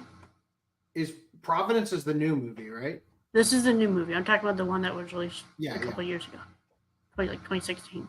What is it? Crunchyroll? It's store.crunchyroll, right? Yeah. Sorry, I just need to pick up this movie real quick. I'm just gonna take a quick tangent. If it, well, I would say if it did, I would have it, but I know, but I just wanna... I loaded in based on the UPC that's inside of the thing. So, yeah, you can look it up, I guess.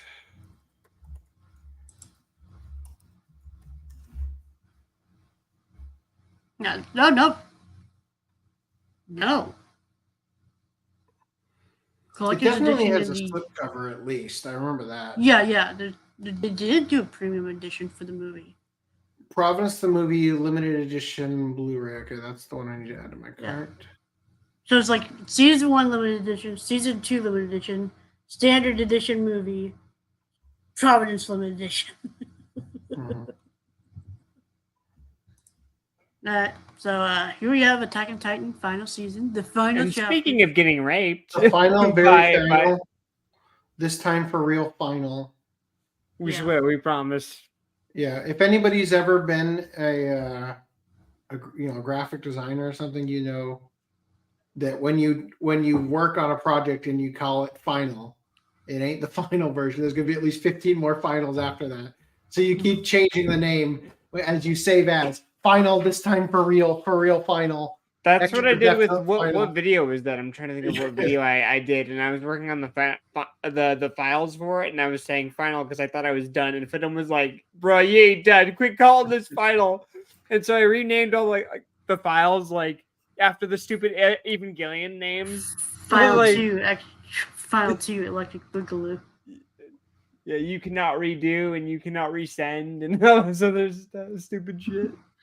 So I'm kind of ticked off about this. Does the box set you're looking at? It only comes with part 3, and you have to buy part 1 and 2 to go in it, right? Well, part 1 and 2 have already been released. You already have Right. those. Do I? I can't remember. Well, I'm literally pulling up my catalog again.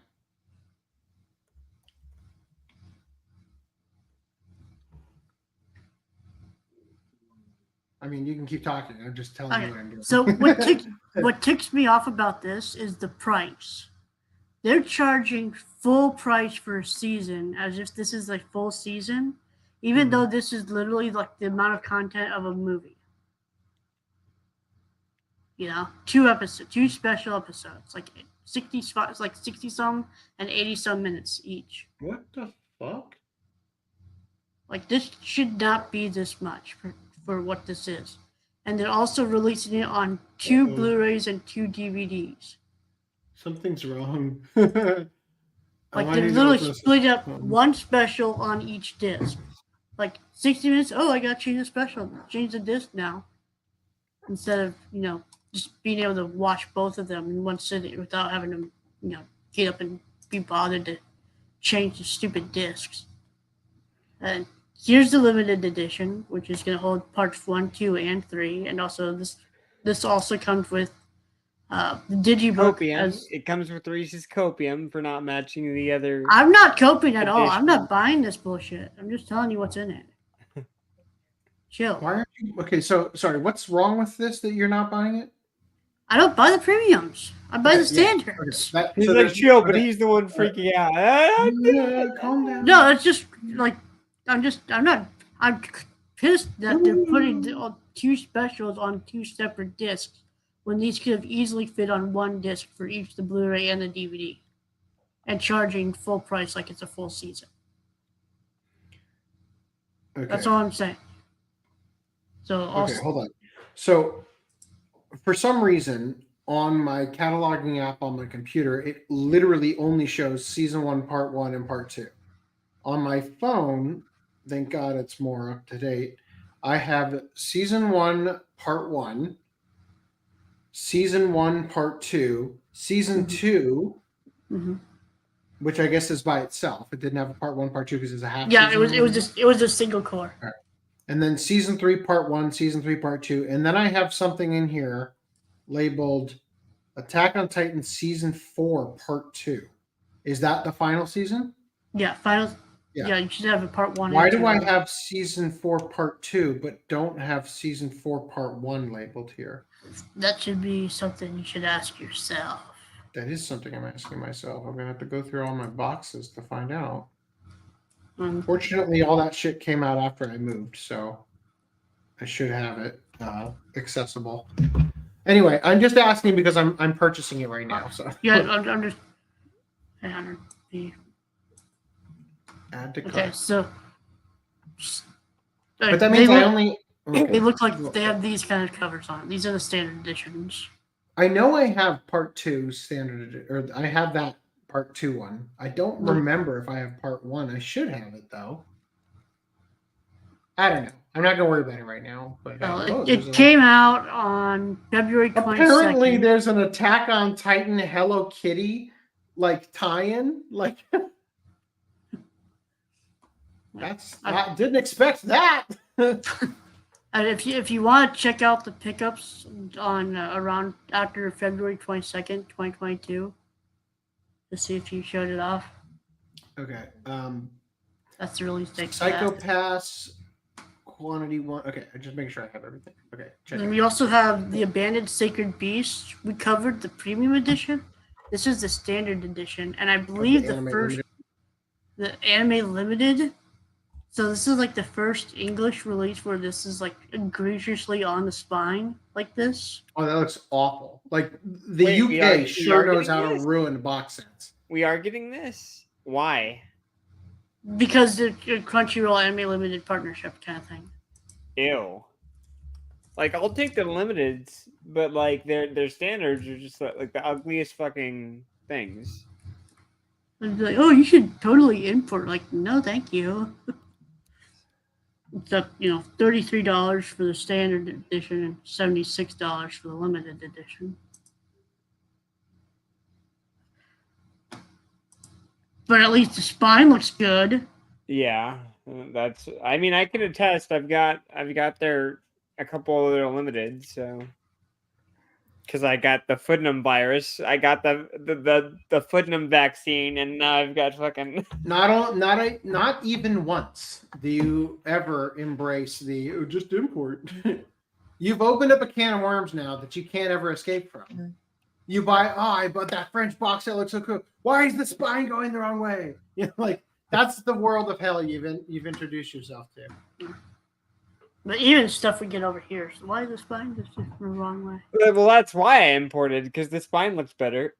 So wait, I had to import once, and that was for and it was a mistake. Oh, this is it was not a Aniplex, mistake. isn't it? Okay, I was wondering about this. Well, I don't include importing from the States because whatever, but I imported the Into the Spider-Verse Japanese version because they had an amazing collector's edition that came with cards from the artists of One Punch Man, Murata. That one I justified, but yeah, no. Okay. Fuck weird Nerd. spine. All right, so Nier Automata version 1.1a, volume 1, coming out from Aniplex of America. It's got this weird book style case for it. A digipack? Wonderful. I'm so glad I just dropped $120 on that just this moment. Like, should have waited. All right, just a heads up. I'm dropping an article coming up. We'll move it to the Wednesday. I thought this was the Japanese. So how many episodes is this? I didn't think this was English. 12, English and Japanese. Oh, okay. It's Aniplex of America. Oh, yeah. I know. That's why I'm looking at the price going, no, I thought this was Crunchyroll. I'm fucked. I don't know. It says it comes with, series reference booklet, illustrated guide booklet, a replica disc. I have no idea what this replica disc is. I assume replica is a shot of 2B's ass. It's all replica is a term from the show or from the but like, right? What exactly is it? Like a DVD or a Blu-ray or what is it? It's a disc here. I don't know. Maybe it's a soundtrack.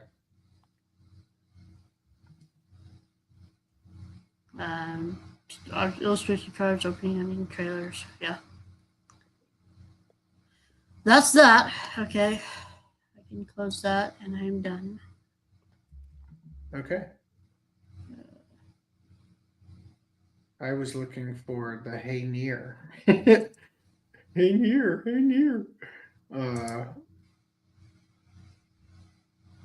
Okay, can't find it. That joke will remain between us for another week. Okay. Anyway, let's go. Oh, yeah, over here. Okay. Wow. If you'd like to shop at Self-Weeb, you can. Sorry. If you would like to shop at the OCA podcast store, there will be a restuff shirt at some point. I promise that will definitely at some point happen. Until then, buy a cringe.org shirt. Or the Pornhub shirt. Buy the Pornhub shirt. Just buy the Pornhub shirt. Pornhub shirt is pretty nice. Right? Light a candle in solidarity with your trendy humanitarian internet drama cause. Somehow even more effective at affecting real-world change than signing an online petition. And that's cringe.org, so wax candle can decorate or burn down your home. I forgot I wrote that. All right. New Famicom game cartridge business card holders from Sega Plaza cause a stir in Japan. Why wouldn't they? Do they have eggshell white? They have I want whalebone. Oh, you mean eggshell as in like the color of the Famicom over after a few years? No, I mean the joke from the I want whalebone. The movie American Psycho. Oh, okay, yeah. The subtle off white. Are you short? Are these jokes? You can't reach these jokes, man. Yeah, they are. Sorry. I'm the short one, remember?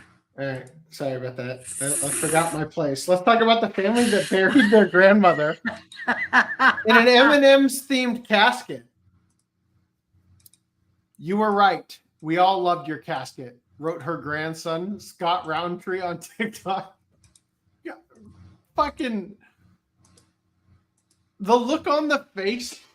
Oh, rubbing the M&Ms in, or like they're spilling out like the guts are like what in the world? It looks more like the crotch. Like it's so low. It's like it's like the bush, the M&M. Isn't the blue M&M a dude? Like the jazz player? Parting is such sweet sorrow. That is especially true, of course, when you've been buried inside of a giant M&M, as was the dying wish of the matriarch of the Roundtree family, Mary Esther Stocks Martin Gailey. Holy shit. Yes, a family. They gave her one M&M for each name. Yes, a family has buried their grandmother inside a special-made candy-themed casket to celebrate her memory and her love for the characters. There are M&M fans of the characters and not the goddamn candy. Like, I mean, I knew about what's his name with the green M&M, Linkar. Right, I knew about that, but this takes it to a whole new level. I mean, that's one. They're really good at marketing. Okay, they're just really good at marketing. I mean, they keep playing that Santa, that 4x3. They keep playing that 4x3 Santa commercial. Yeah, right. They do exist. This year, they can use AI to extend the sets. You make it 16x9 finally. This story is a lot sweeter than you may expect it to be, with the entire family taking part in what their grandmother truly loved. According to her grandson, TikTok user Scott Roundtree, this was actually something that the grandmother herself designed long ago. Okay, I was about to say, no, they confused her dying wish. Her dying wish was actually bury me in M&Ms, but they were like, an M&M casket? You got it, Grandma. Was Eminem the MC at the They funeral had to too? they had to kill Eminem and take out his organs and stuff Grandma's ashes inside of Eminem. Yes. She had designed it herself long ago, had made and sat in her house. She designed it, had it made, and just looked at it longingly like, someday, one day, I will enter you and never leave. Like I can't wait to get inside of that. And sat it in her house for years before the day came when the family used it to lay their beloved matriarch to rest. Jesus Christ. Honestly, for the meme, I feel like I need to buy that Belle Delphine sex doll that she ships you in a casket and just keep the cat. We could throw away the Belle Delphine thing, but I keep the casket. I'll keep the casket right in the back.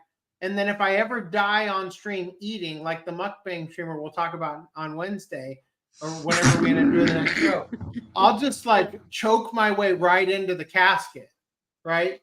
And then it'll just make it easier on everybody. What's his last will? Oh, bury me with the Belle Delphine doll. What? Bury me in the Belle Delphine doll. Oh, what did he mean by that? Well, clearly he meant cut her open and stick his ashes in. Like, sure? Are you sure that's what he wanted? Plot twist, it was the M&M that killed her. She died of diabetes from eating too many M&Ms. That was the goal, as she mukbang streamed her way through it. God damn it, we shouldn't have skipped that article. All the jokes are there. Let's see. Her name was Mary Esther Stocks Martin Gailey, and my husband, Tom, is the one who built her casket. Family member Lisa Richardson told me on Twitter, quote, "We will miss her. She was fun right to the end, and this is the casket she designed with her son." I like how, like, just to make sure you know she's dead, they gave it pale, like, gray skin instead of like the real M&M, like arms and legs. Are they not that color, right? I'm pretty sure they're that color. Are they gray? No, Yeah, it's like- been that they were white, but it's been that long that they turned gray. Oh yeah, it probably was. Remember, she like was the- staring at it longingly. They had made this shit apparently Yeah. years ago. Like that. Yeah, that M&Ms. blue does look very faded. Okay, so the blue one does have white, grayish, whitish arms, and like, wait, no, not this one. That's definitely real and from the actual official M&M. What the fuck? They aren't consistent at all. How dare you? All right. Yeah, that looks just faded. Probably meant to be like tannish. Cause look at the blue on like below the M&M body. It's how it's darker. Well, I think that's a different blue on purpose. I don't know. Anyway, so we will miss her. She was fun right to the end, and this is the cast of my son. No, she designed with her son. Okay, there we go. My uncle made it by hand. Roundtree wrote in response to TikTok user Heather Frazier, who asked for the origin of the casket, and she designed it years ago. She loved how it turned out. It sat in her house for years. The news quickly traveled through TikTok. Grandma, you can now rest peacefully. I love you. You were right. We all loved your casket. We all love burying you in it too. This is my favorite part about it. So he said this as the caption and included a carousel of photographs of the funeral set to the tune of "See You Again" by Wiz Khalifa featuring Charlie Puth. Like,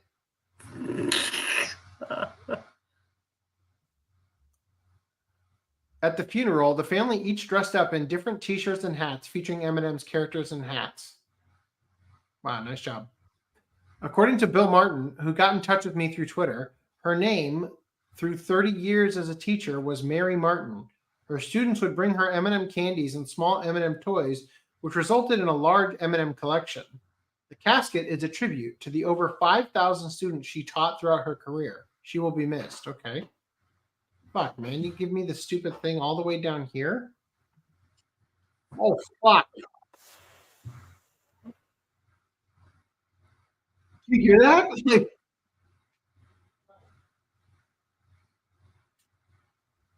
aw.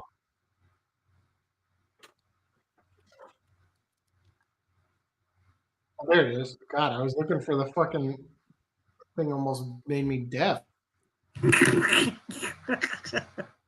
We couldn't hear a thing about it. I know, but you didn't even hear it when I. No. Anyway. I couldn't.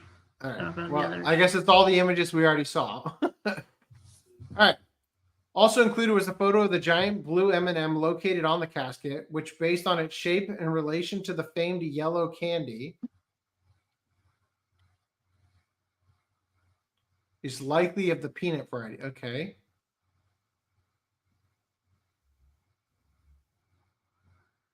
What, are they bringing up the yellow M&M just because the yellow M&M is also a peanut M&M? Is that what they're saying? Yeah. Okay. Yes. Yeah. Okay. I get it. Along with the purple, according to this chart I'm looking at off screen. All right. Adorning the casket, surrounded by her family, are 9 red roses, 2 M&M hats, 1 red and 1 green, and an assortment of the candy itself, which each adorned with the names of what can be assumed to be her 6 children and 57 grand. How the fuck? That's like 10 kids each. The fuck? Well, Japan, you need to. 9.5. It's probably including 9.5 kids each. It's probably including great grandchildren too.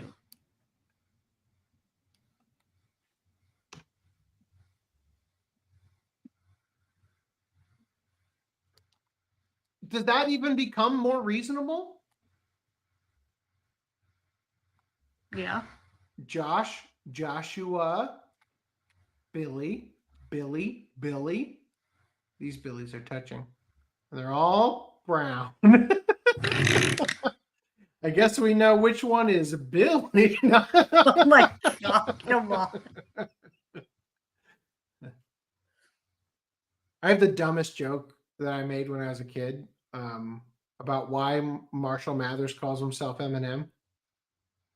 And it's because no matter what color the outside of the candy, the inside is black. Right? Anyway. So the M&M has its eyes closed and its hands laid across its stomach, signaling that it is representation of the deceased. Oh, wow. It is a representation of the deceased. Crazy to see someone living my dream, commented Twitter user at not Sophia Coppola and known M&M enthusiast Sophia Blake. Living your dream? You mean dying your dream? Surprisingly for some, me, this is not the first time an M&M casket has been created. Previously, the yellow M&M character was used in a casket ad for Halloween. Well, it's just a fucking ad. That's a goddamn ad. It's not the same thing, is it? Not everybody has the balls to go through with it. We wish the Roundtree and Gailey family condolences for their loss. She doesn't have the balls to go through with it. Come on. She definitely has the peanuts. So we wish condolences and hope that this very unique funeral is able to bring a smile to the faces that this woman clearly did throughout her life. Update, I heard from Lisa Richardson, whose husband Tom built the casket. Thank you, Lisa. Thank you for the update, I guess. Thank you for sharing. Her name was very... Okay. Wow. Okay, well. I mean, that was something. Going out in style, I guess. Yeah. Drunk teenage girl turns the tables by accosting 47-year-old Oji-san. It's the age of drinking in Japan. In a twist, the drunk 16-year-old high school girl riding a Fukuoka bus to its terminal turned tables on a poor bus driver, Oji-san, by accosting him in broad daylight, leading to the girl being arrested by police. According to the Hakata police precinct, the incident occurred at 8 a.m. when they received a phone call from a cleaning lady who reported a girl accosting the bus driver at the bus terminal. The girl was found on the scene, grabbing the man by the collar and taken into custody. According to the bus driver, the girl was already drunk while riding the bus and had fallen asleep during the ride until the terminal. When the driver went to wake her up and ask her to pay her fare, the high schooler flew into a fit of rage and violence. Meanwhile, the high school girl admitted to her act of violence and stated that she couldn't remember the reason why she did so. I guess there was some mistakes. All right. Scared karate expert breaks haunted house ghost's jaw, then files a lawsuit that it wasn't all his fault. You shouldn't have scared me like these are lethal weapons. Shouldn't have scared me like that. There's the reflex, you see. I'm a black belt. Oh, but you see, I was drunk at the time.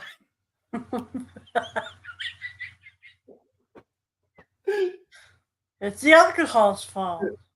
Is an unusual way to justify kicking someone in the face. In what's no doubt one of the weirder lawsuits to come before the Japanese judicial system this summer, the Osaka High Court was recently tasked with deciding where the responsibility lies in an incident in which a ghost had its jaw broken by a karate master. The lawsuit stems from an incident that took place over a decade ago. Okay? In September of 2011, a group of co-workers visited the Toei Kyoto Studio Park, also known as the Toei Uzumasa Eigamura theme park in Kyoto, as part of a company trip. In addition to filming locations for production company Toei's period samurai movies and TV shows, one of the attractions the co-workers checked out was a haunted house. Okay, it's Universal Studios, but it's for Toei. Okay, that's what it is. If my new business makes me a millionaire, can I count on you to go with me on a trip to Japan where we go and experience all this wonderful stuff? I mean, all I heard was a trip to Japan. I'm in. Cool. Green line's in. All expenses paid? Yeah. Huh. Sure. Randy. I'm gonna need 2 seats. I was literally thinking that joke. I was just saying, oh, buy 2 seats. I can't wait till we go there. Randy's dressed as Spider-Man the entire time. We'll definitely have to go in the winter for you. when we breach the top of Mount Fuji, you can be the only man to have done it as Spider-Man. We'll just roll you on down the hill. All right. So one member of the group, a karate Yudansha, a karate practitioner who has reached the upper Dan certification levels, entered the haunted house while holding hands with his companion. It's unclear whether this was a sign of affection or to steady his nerves. But if it was the latter, it apparently failed to do the trick. At some point, the pair's journey through the haunted house, a Toei Kyoto Studio Park staff member dressed in a scary costume emerged, and as soon as he did, the karate man lashed out with his right foot, kicking the park employee in the face and breaking his jaw. Oh, and perhaps not coincidentally, the karate man had been drinking prior to entering the haunted house. Take note, if you ever find yourself thinking, this is the perfect time to employ my drunken karate skills. No, it is not. This happened to me when I was at summer camp one time. A kid decided it was a good idea to jump out from behind a tree and try to spook us. And reflexively, I kicked him in the nose and broke his nose. So, just saying. Don't fuck with us. Are you gonna counter sue him 10 years later? Yeah, for sure. I don't even remember his name. Pretty sure he didn't even know who I was. He was just trying to spook us, and he fat-foed around. He learned his lesson. A lawsuit ensued with the ghost/employee seeking compensation, and in 2015, a settlement was reached in which the karate man agreed to pay 10 million yen, approximately $8,350 at the time, in damages. However, the karate man then filed his own lawsuit against the theme park's managing company, saying that they too were responsible for the incident and should share the financial burden and cover a portion of the damages that the karate man had agreed to pay. He based his claim on 4 factors. 1, there was no partition or physical barrier between the ghost and the guests. That's a good point. 2, the park had failed to train its employees to avoid attacks from customers.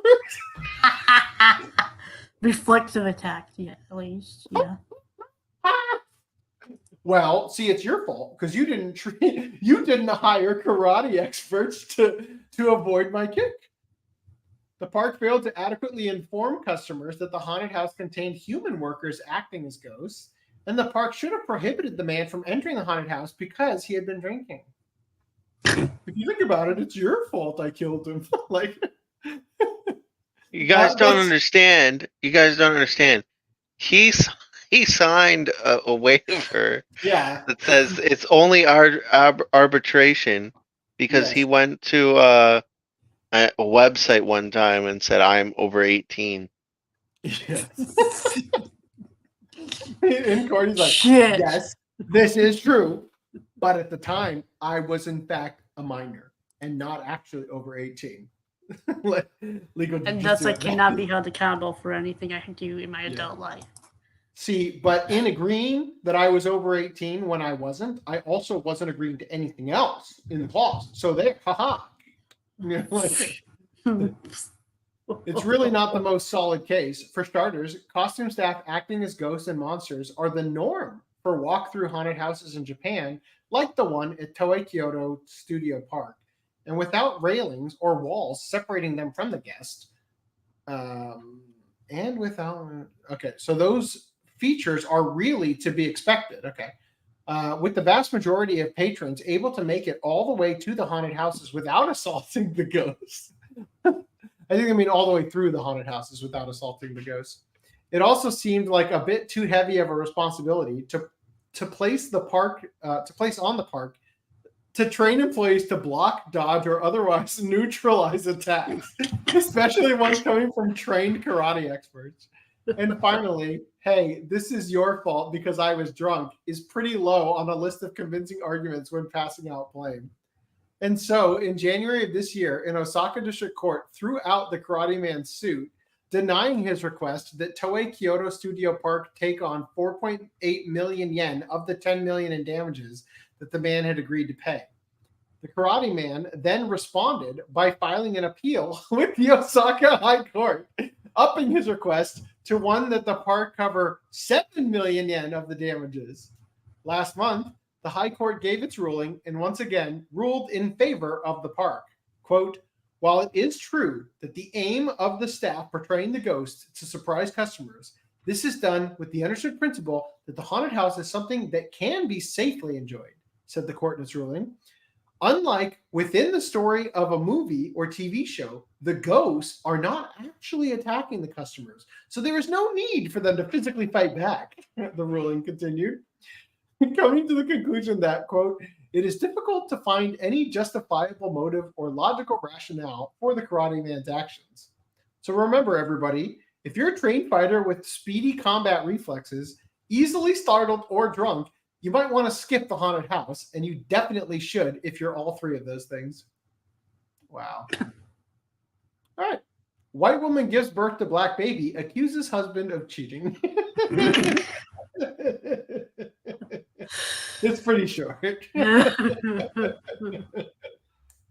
Woo! The event happened in a Spanish hospital last Monday when a white woman, of course, was giving birth to her husband's was giving birth not to her was giving birth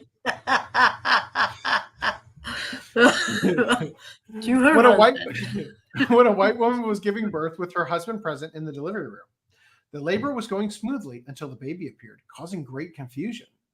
First, the medical team thought the baby was darker because of a respiratory failure. But when the whole body came out, they realized the baby was a healthy little black boy. The exhausted mother opened her arms to receive her newborn son. And when she had it on her chest, she immediately yelled at her husband, "You bastard! I knew you were cheating on me. Look at what you've done. Go away." The mother started to cry. I love this. The mother started to cry, so she automatically won the argument. And the husband just stood speechless in this unexpected situation. The medical team had to respect the woman's desire, so they invited the man to leave while struggling to hold their laughs. 2 days later, the father gave an interview, quote, "I tried to talk to her, but she always starts crying, and I don't want to hurt a crying woman. I'll have to accept the accusations."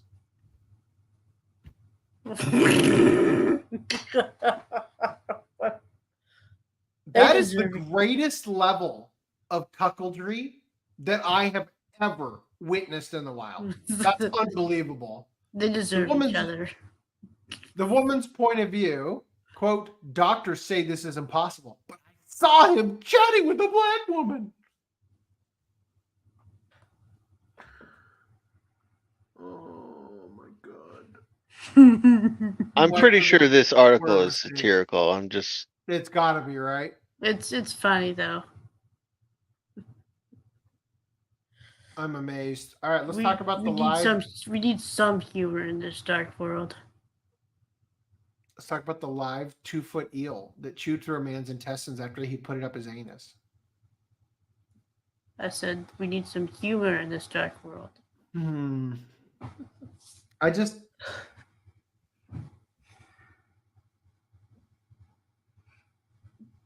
do not underestimate, what did I say? The potential buried in a man's horniness.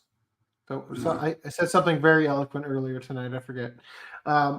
Yeah. So there is not one among us who has not been dangerously horny. But in that state,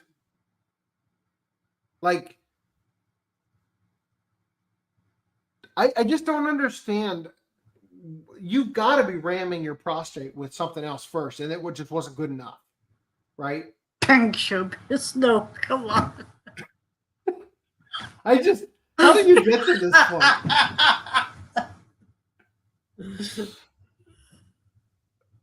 There is no way to do this is no way to do your own colonoscopy. That's what it was. Look, man, I just needed to get that shit out and it wouldn't come out. So I stuck a fucking shit-eating eel up there. How was I supposed to know he'd eat all the way through my intestine? Vietnamese doctors removed a live. Imagine going to the emergency room. There's something wrong, doc. Oh, let's get him in the x-ray. Oh shit, he ate an eel. Fuck, that's unbelievable. Pull it out the ass, and it's like when a dog chews like a rubber glove or something, and you like pull it out the ass, like or like a rubber band or something. Fucking goddamn. Just my dogs? Okay, cool. Vietnamese doctors removed a live 2-foot-long eel from the man's abdomen that had chewed through his intestines after he shoved it up his anus. How do you even get it up there without it biting you on its way in? 2 feet. 2 feet. 24 inches. This guy couldn't be satisfied by a dildo and needed 24 inches wiggling around inside of him to feel satiated. If there was ever a compelling argument for why we need to make porn illegal, it is the fact that people are shoving 24 inches of live, snapping, like teeth eels into their anuses. Okay? Like clearly we have gone. Hey, this is all the Asians, okay? Don't blame like the fucking West. You're right. We only need to get rid of the Asian porn. No. We only need to get rid of the God tier stuff, right? The nauseating discovery was made when 31-year-old Indian national, oh, you don't say, was admitted to Viet Duc Hospital in Hanoi on July 27th with excruciating abdominal pain, according to Vietnam News. Doctors learned that the adventurous patient had slipped the phallic fish up his backside earlier in the day, and it tried to escape. Oh, silly fish. Are eels fish? The eel had bitten through the patient's rectum. So the rectum is the canal right before the anus. Is that how that works? I don't know. It bit through his rectum and colon to escape into the abdominal cavity. Oh, God. Imagine, said Lee Nat Hui, vice director of the Department of Colorectal and Perineal Surgery. Holy shit, what a title! You know when a woman is giving birth and her like vagina rips into her asshole? That's my department. Like, wow. You think you've seen everything, right? You come into work, boss, we got something you need to see. The patient was immediately examined and underwent several imaging tests, including an x-ray that showed the eel skeleton lying inside his abdominal cavity. Doctors attempted to remove the foreign object through the man's anus.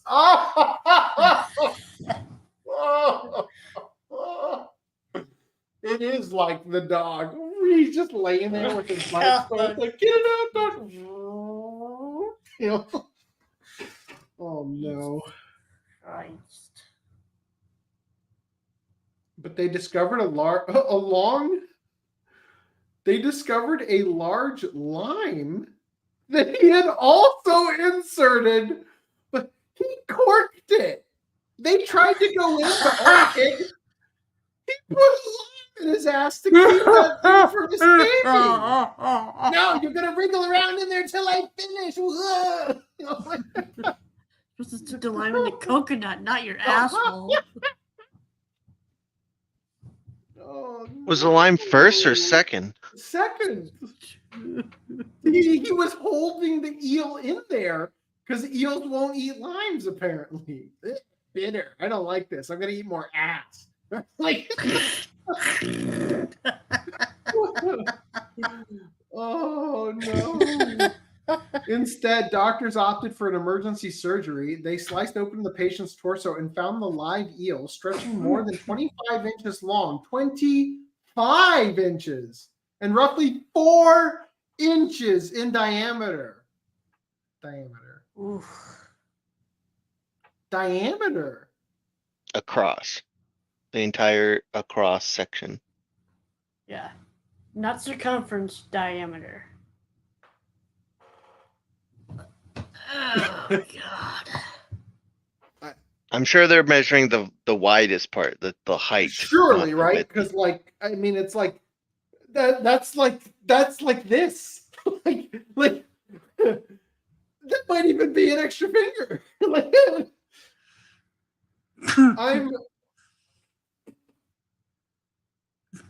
I'm impressed, honestly. 25 inches, 4 inches diameter. I'm amazed. Like, did they save him? Does he now need to take a photo every night for 365 days showing himself not inserting anything into his ass? Because I would like that to be the outcome. Oh, God. Yeah. Instead, doctors opted for an emergency surgery. They sliced open the patient's torso and found the live eel stretching more than 25 inches long and roughly 4 inches diameter. The creature and the lime were both removed, as well as some shit, apparently, I'm guessing. Gross. Limes for scale.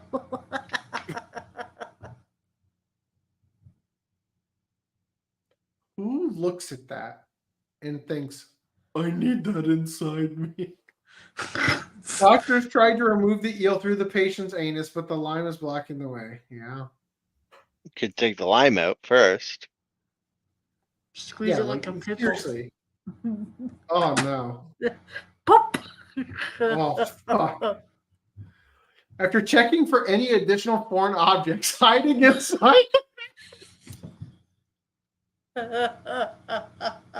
they stitched him up. Surgeons also performed a colostomy. Yeah. Colonoscopy? No, it says colostomy. A colostomy bag, isn't that the thing where, like, yeah, when it goes into the bag instead of like normal urination? Yeah. Yeah. So they performed a colostomy to prevent fecal matter from passing through the cut made by the eel's bite. Doctors at the hospital told Vietnam News that they have dealt with patients, typically young men, who have put objects up their bums for sexual pleasure. Viet Duc Hospital has previously removed bottles, cups, and adult toys from patients' anuses. But this is the first case involving a live animal. Eels can survive in anaerobic conditions for a long time and have the ability to bite through the gastrointestinal tract. I imagine they could. Yeah, I imagine they could survive where there's no air, considering they live in the ocean, right? Like, therefore, people should never insert live animals through the anus to seek intense sensations due to unforeseeable consequences. Well, why would you phrase it like that? When are we gonna get the yeah, I mean, that makes sense. Yes, because when they need to mate farm animals or whatever, they use what's called like a rectal ejaculator, where it's basically an electrified dildo that zaps the prostate of the bull and causes it to ejaculate, right? So theoretically, if you're brave enough, like this almost brave enough young man in Vietnam, who had the foresight to throw a goddamn lime up there to ensure that he wouldn't be interrupted by the thing cutting its way out his ass.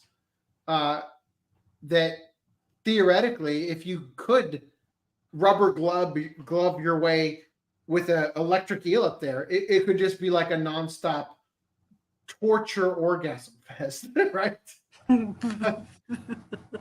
For any Vietnamese or Indian young men listening, don't do it. I just how do I phrase this? I'm not endorsing this theory. It is just a theory. You can test the hypothesis. I will cover it on stream. But we will not cover your medical debt. We won't cover that. No, the terms of service, when you watch cover the podcast, article, clearly states that I will make fun of you mercilessly and laugh at your pain, but I will not fund your medical damages due to taking my ideas and running with them. Yeah. From Rumble.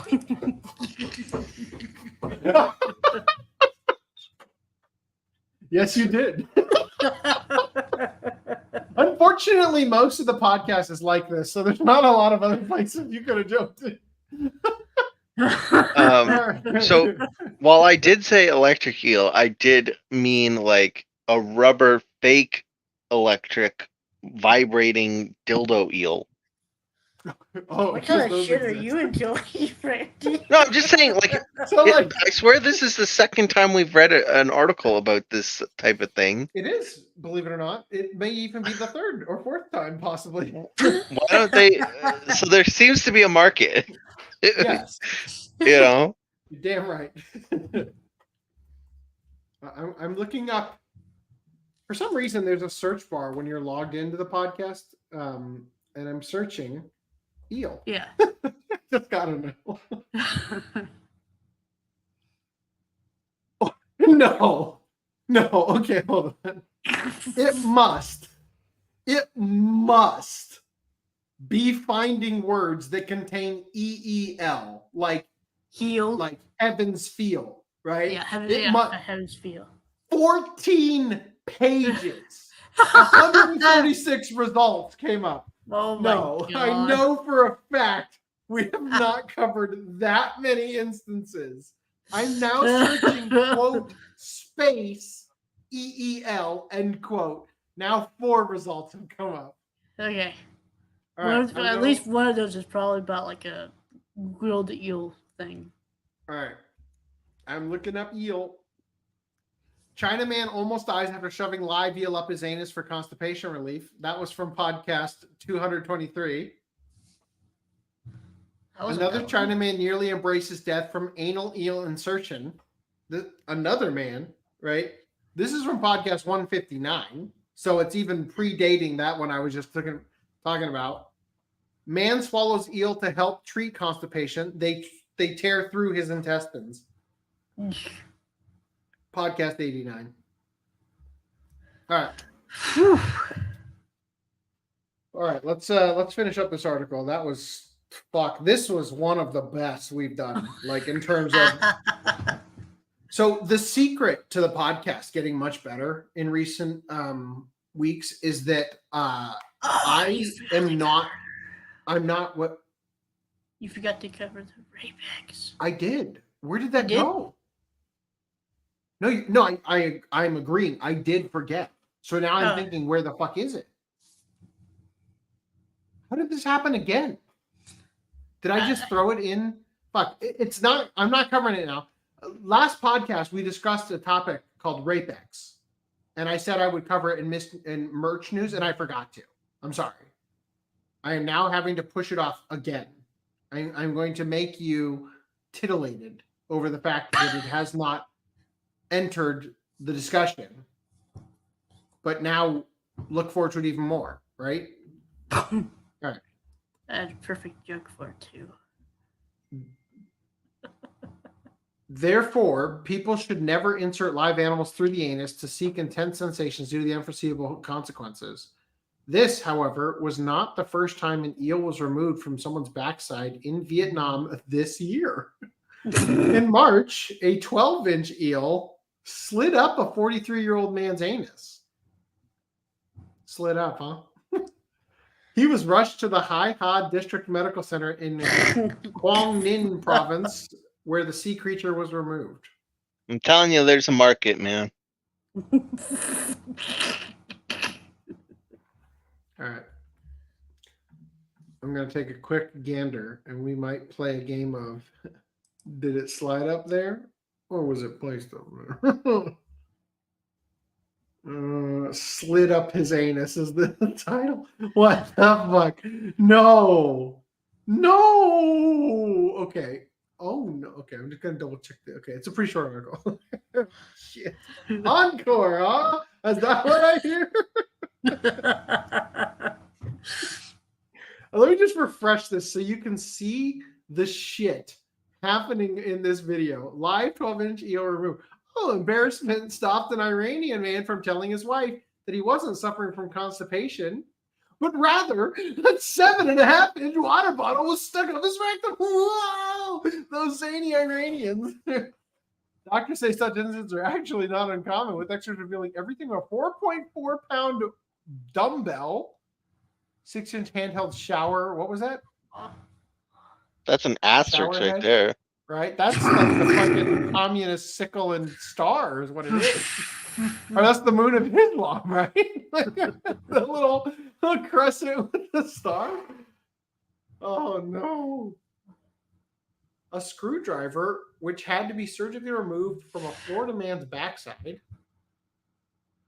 He stuck it in. Look, man, if you're going to stick it in, at least go handle first. Then you got to go handle last so you can grip it to pull it back out. I don't know if that's a good idea. I think what you should do is go handle first, then clench it with your butt and see if you can unscrew something, right?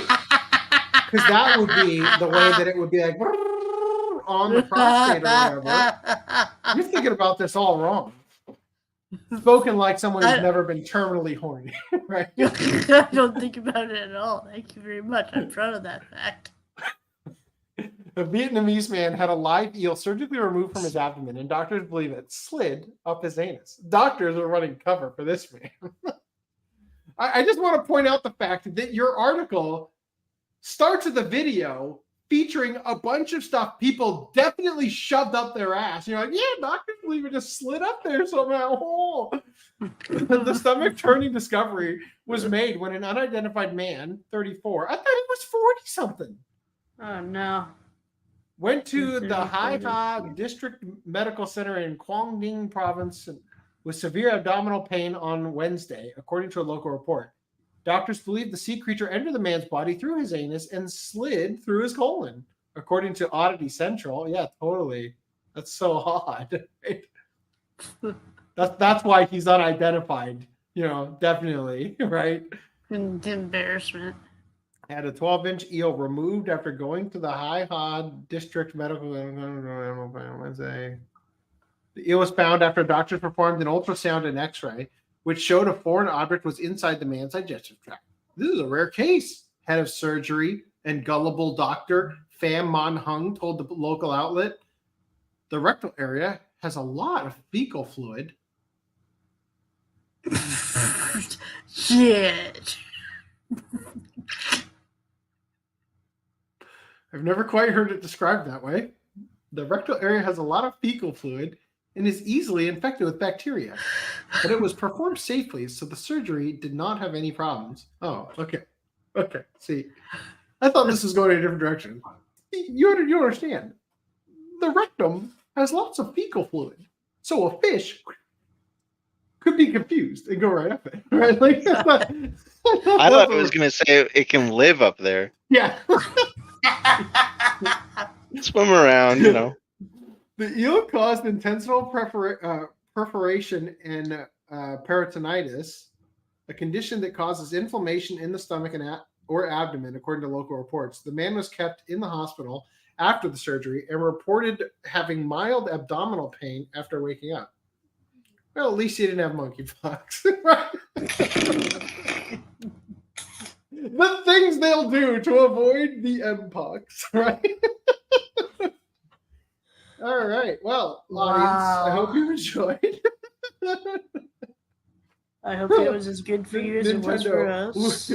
We have an idea for a new Pokemon. We'll call it Rectal Eel. Rectal Batteries, eel. USB chargers, and forks and penises. Can it get any weirder? Rectal Eel, hold my beer.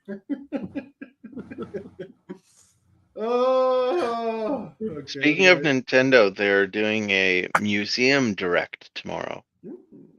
Rectal eel, hold my beer while I shove it up this man's ass. Right, the Iranian man with the water bottle. They're doing a tour of the new museum that's opening. Hey, are you going? He will if we go. It's in Kyoto. I don't know if I can go to that. You can. Are you going to the online thing? Am I going to watch the live stream? Yes, probably. That's what I asked. Jeez. My wife has stated that when we're millionaires, I need to take her to Japan, just her and me. But afterward, I'll take the rest of you. And we'll bring a film crew and editors who will live edit Reese to look like the Laughing Man thing, right? You guys can retain your anonymity, right? Randy has to wear the Laughing Man over his whole body. No, we're gonna edit Randy to be super skinny and Randy, hot. we're gonna put the sumo suit underneath his Spider-Man outfit to keep up the facade. You know, can't wait. So we're just gonna rent out the whole plane so that you can have like the 2 extra seats, right? We're gonna make this work. All right. Mirage says, I'm looking at an article right now that says the weirdest things found inside the human body, from a fly buzzing around a man's gut, we covered that, to coconut and deodorant can. Is that what they were doing with the jar of beans? That fly I could see, but a coconut and deodorant can, Jesus Christ. I mean, really? I feel like it's the opposite. Like, the deodorant can, I think, would be the easiest due to the size and shape of it, right? It's almost penis sized already, right? The coconut can, that's like, I mean, we saw a guy with the 4-inch eel. Like, I mean, there's a potential possibility there. The fly, I mean, they found they were like going through the colonoscopy or whatever, they had the camera and they saw the fly flying around. Like, what the fuck? The lights coming through and it's like, all right. Anyway, Luigi says Cheery would love eel up her butt. Botan would watch that with Nanjamo. After all, the Pokemon SV characters are ugly and creepy. I don't know who Cheery is. I thought you were talking about Yu Yu Hakusho with the second sentence, and then you went back to Pokemon, and I don't know. I'm sorry. Yeah. Is there a Guinness book for greatest amount of eel in a man's asshole? There can be. A whole book. Yeah, I just Hall of Fame. There's like Sex Weirdos Hall of Fame book that we could sell in the merch store. I like this idea. We've done so many podcasts that cover this stuff that we legitimately could compile all of them into an actual coffee table book. Weird Shit in My Penis Volume 1, Weird Shit in My Asshole Volume 1. We have enough, I think. Yeah. Get on. You know, we need some stories about vaginas. Otherwise, I'll bitch about diversity. Okay. Where's the goldfish in the vagina? You heard him, Luigi. I mean, you heard him, Rod. If I need a story about Van Halen and somebody's asshole, I'll ask Luigi. Woo! All right. Well, that's it for tonight, folks. I hope you enjoyed. Oh no, you got another Rumble one that you didn't write down. Oh really? Yeah. What the fuck? Yeah. Well, sorry, Beans. All right. I think I don't know. I just feel like using Kyle's song, so we're gonna end with this. They made a game with a hot girl, I'm upset. As far as I'm concerned, she's unrealistic, 'cause she doesn't have a flat chest like I do. He's gonna coom, it's a typical Goons Day night. He's stripping girls in the kinda games I don't like, 'cause jiggle physics are Holocaust Part 2. She wears short skirts, I look like yogurt. She gets attention and I get my feelings hurt, dreaming about the day when I wake up and find that I was a different gender this whole freaking time. If they could see that actually I'm what's beautiful, there is more to life than Sydney Sweeney's titties. Sydney Sweeney's titties. Sydney Sweeney's titties. Stupid male gaze and photoshopped magazines. Filters should only exist for people like me.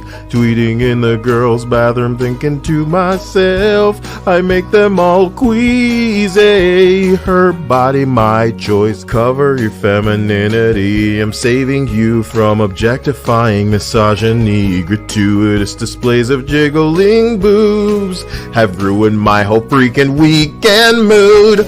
I am right here, love me or you hate queers. Heterosis normative behavior has me in tears, dreaming about the day when I wake up and find that the capitalist patriarchy go bye-bye. You stupid sexist bigot coomers just love porn. That's the only reason girls get you horny, but never girls like me.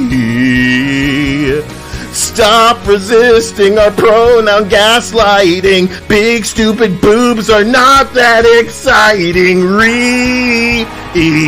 You harm society, jerking too pretty.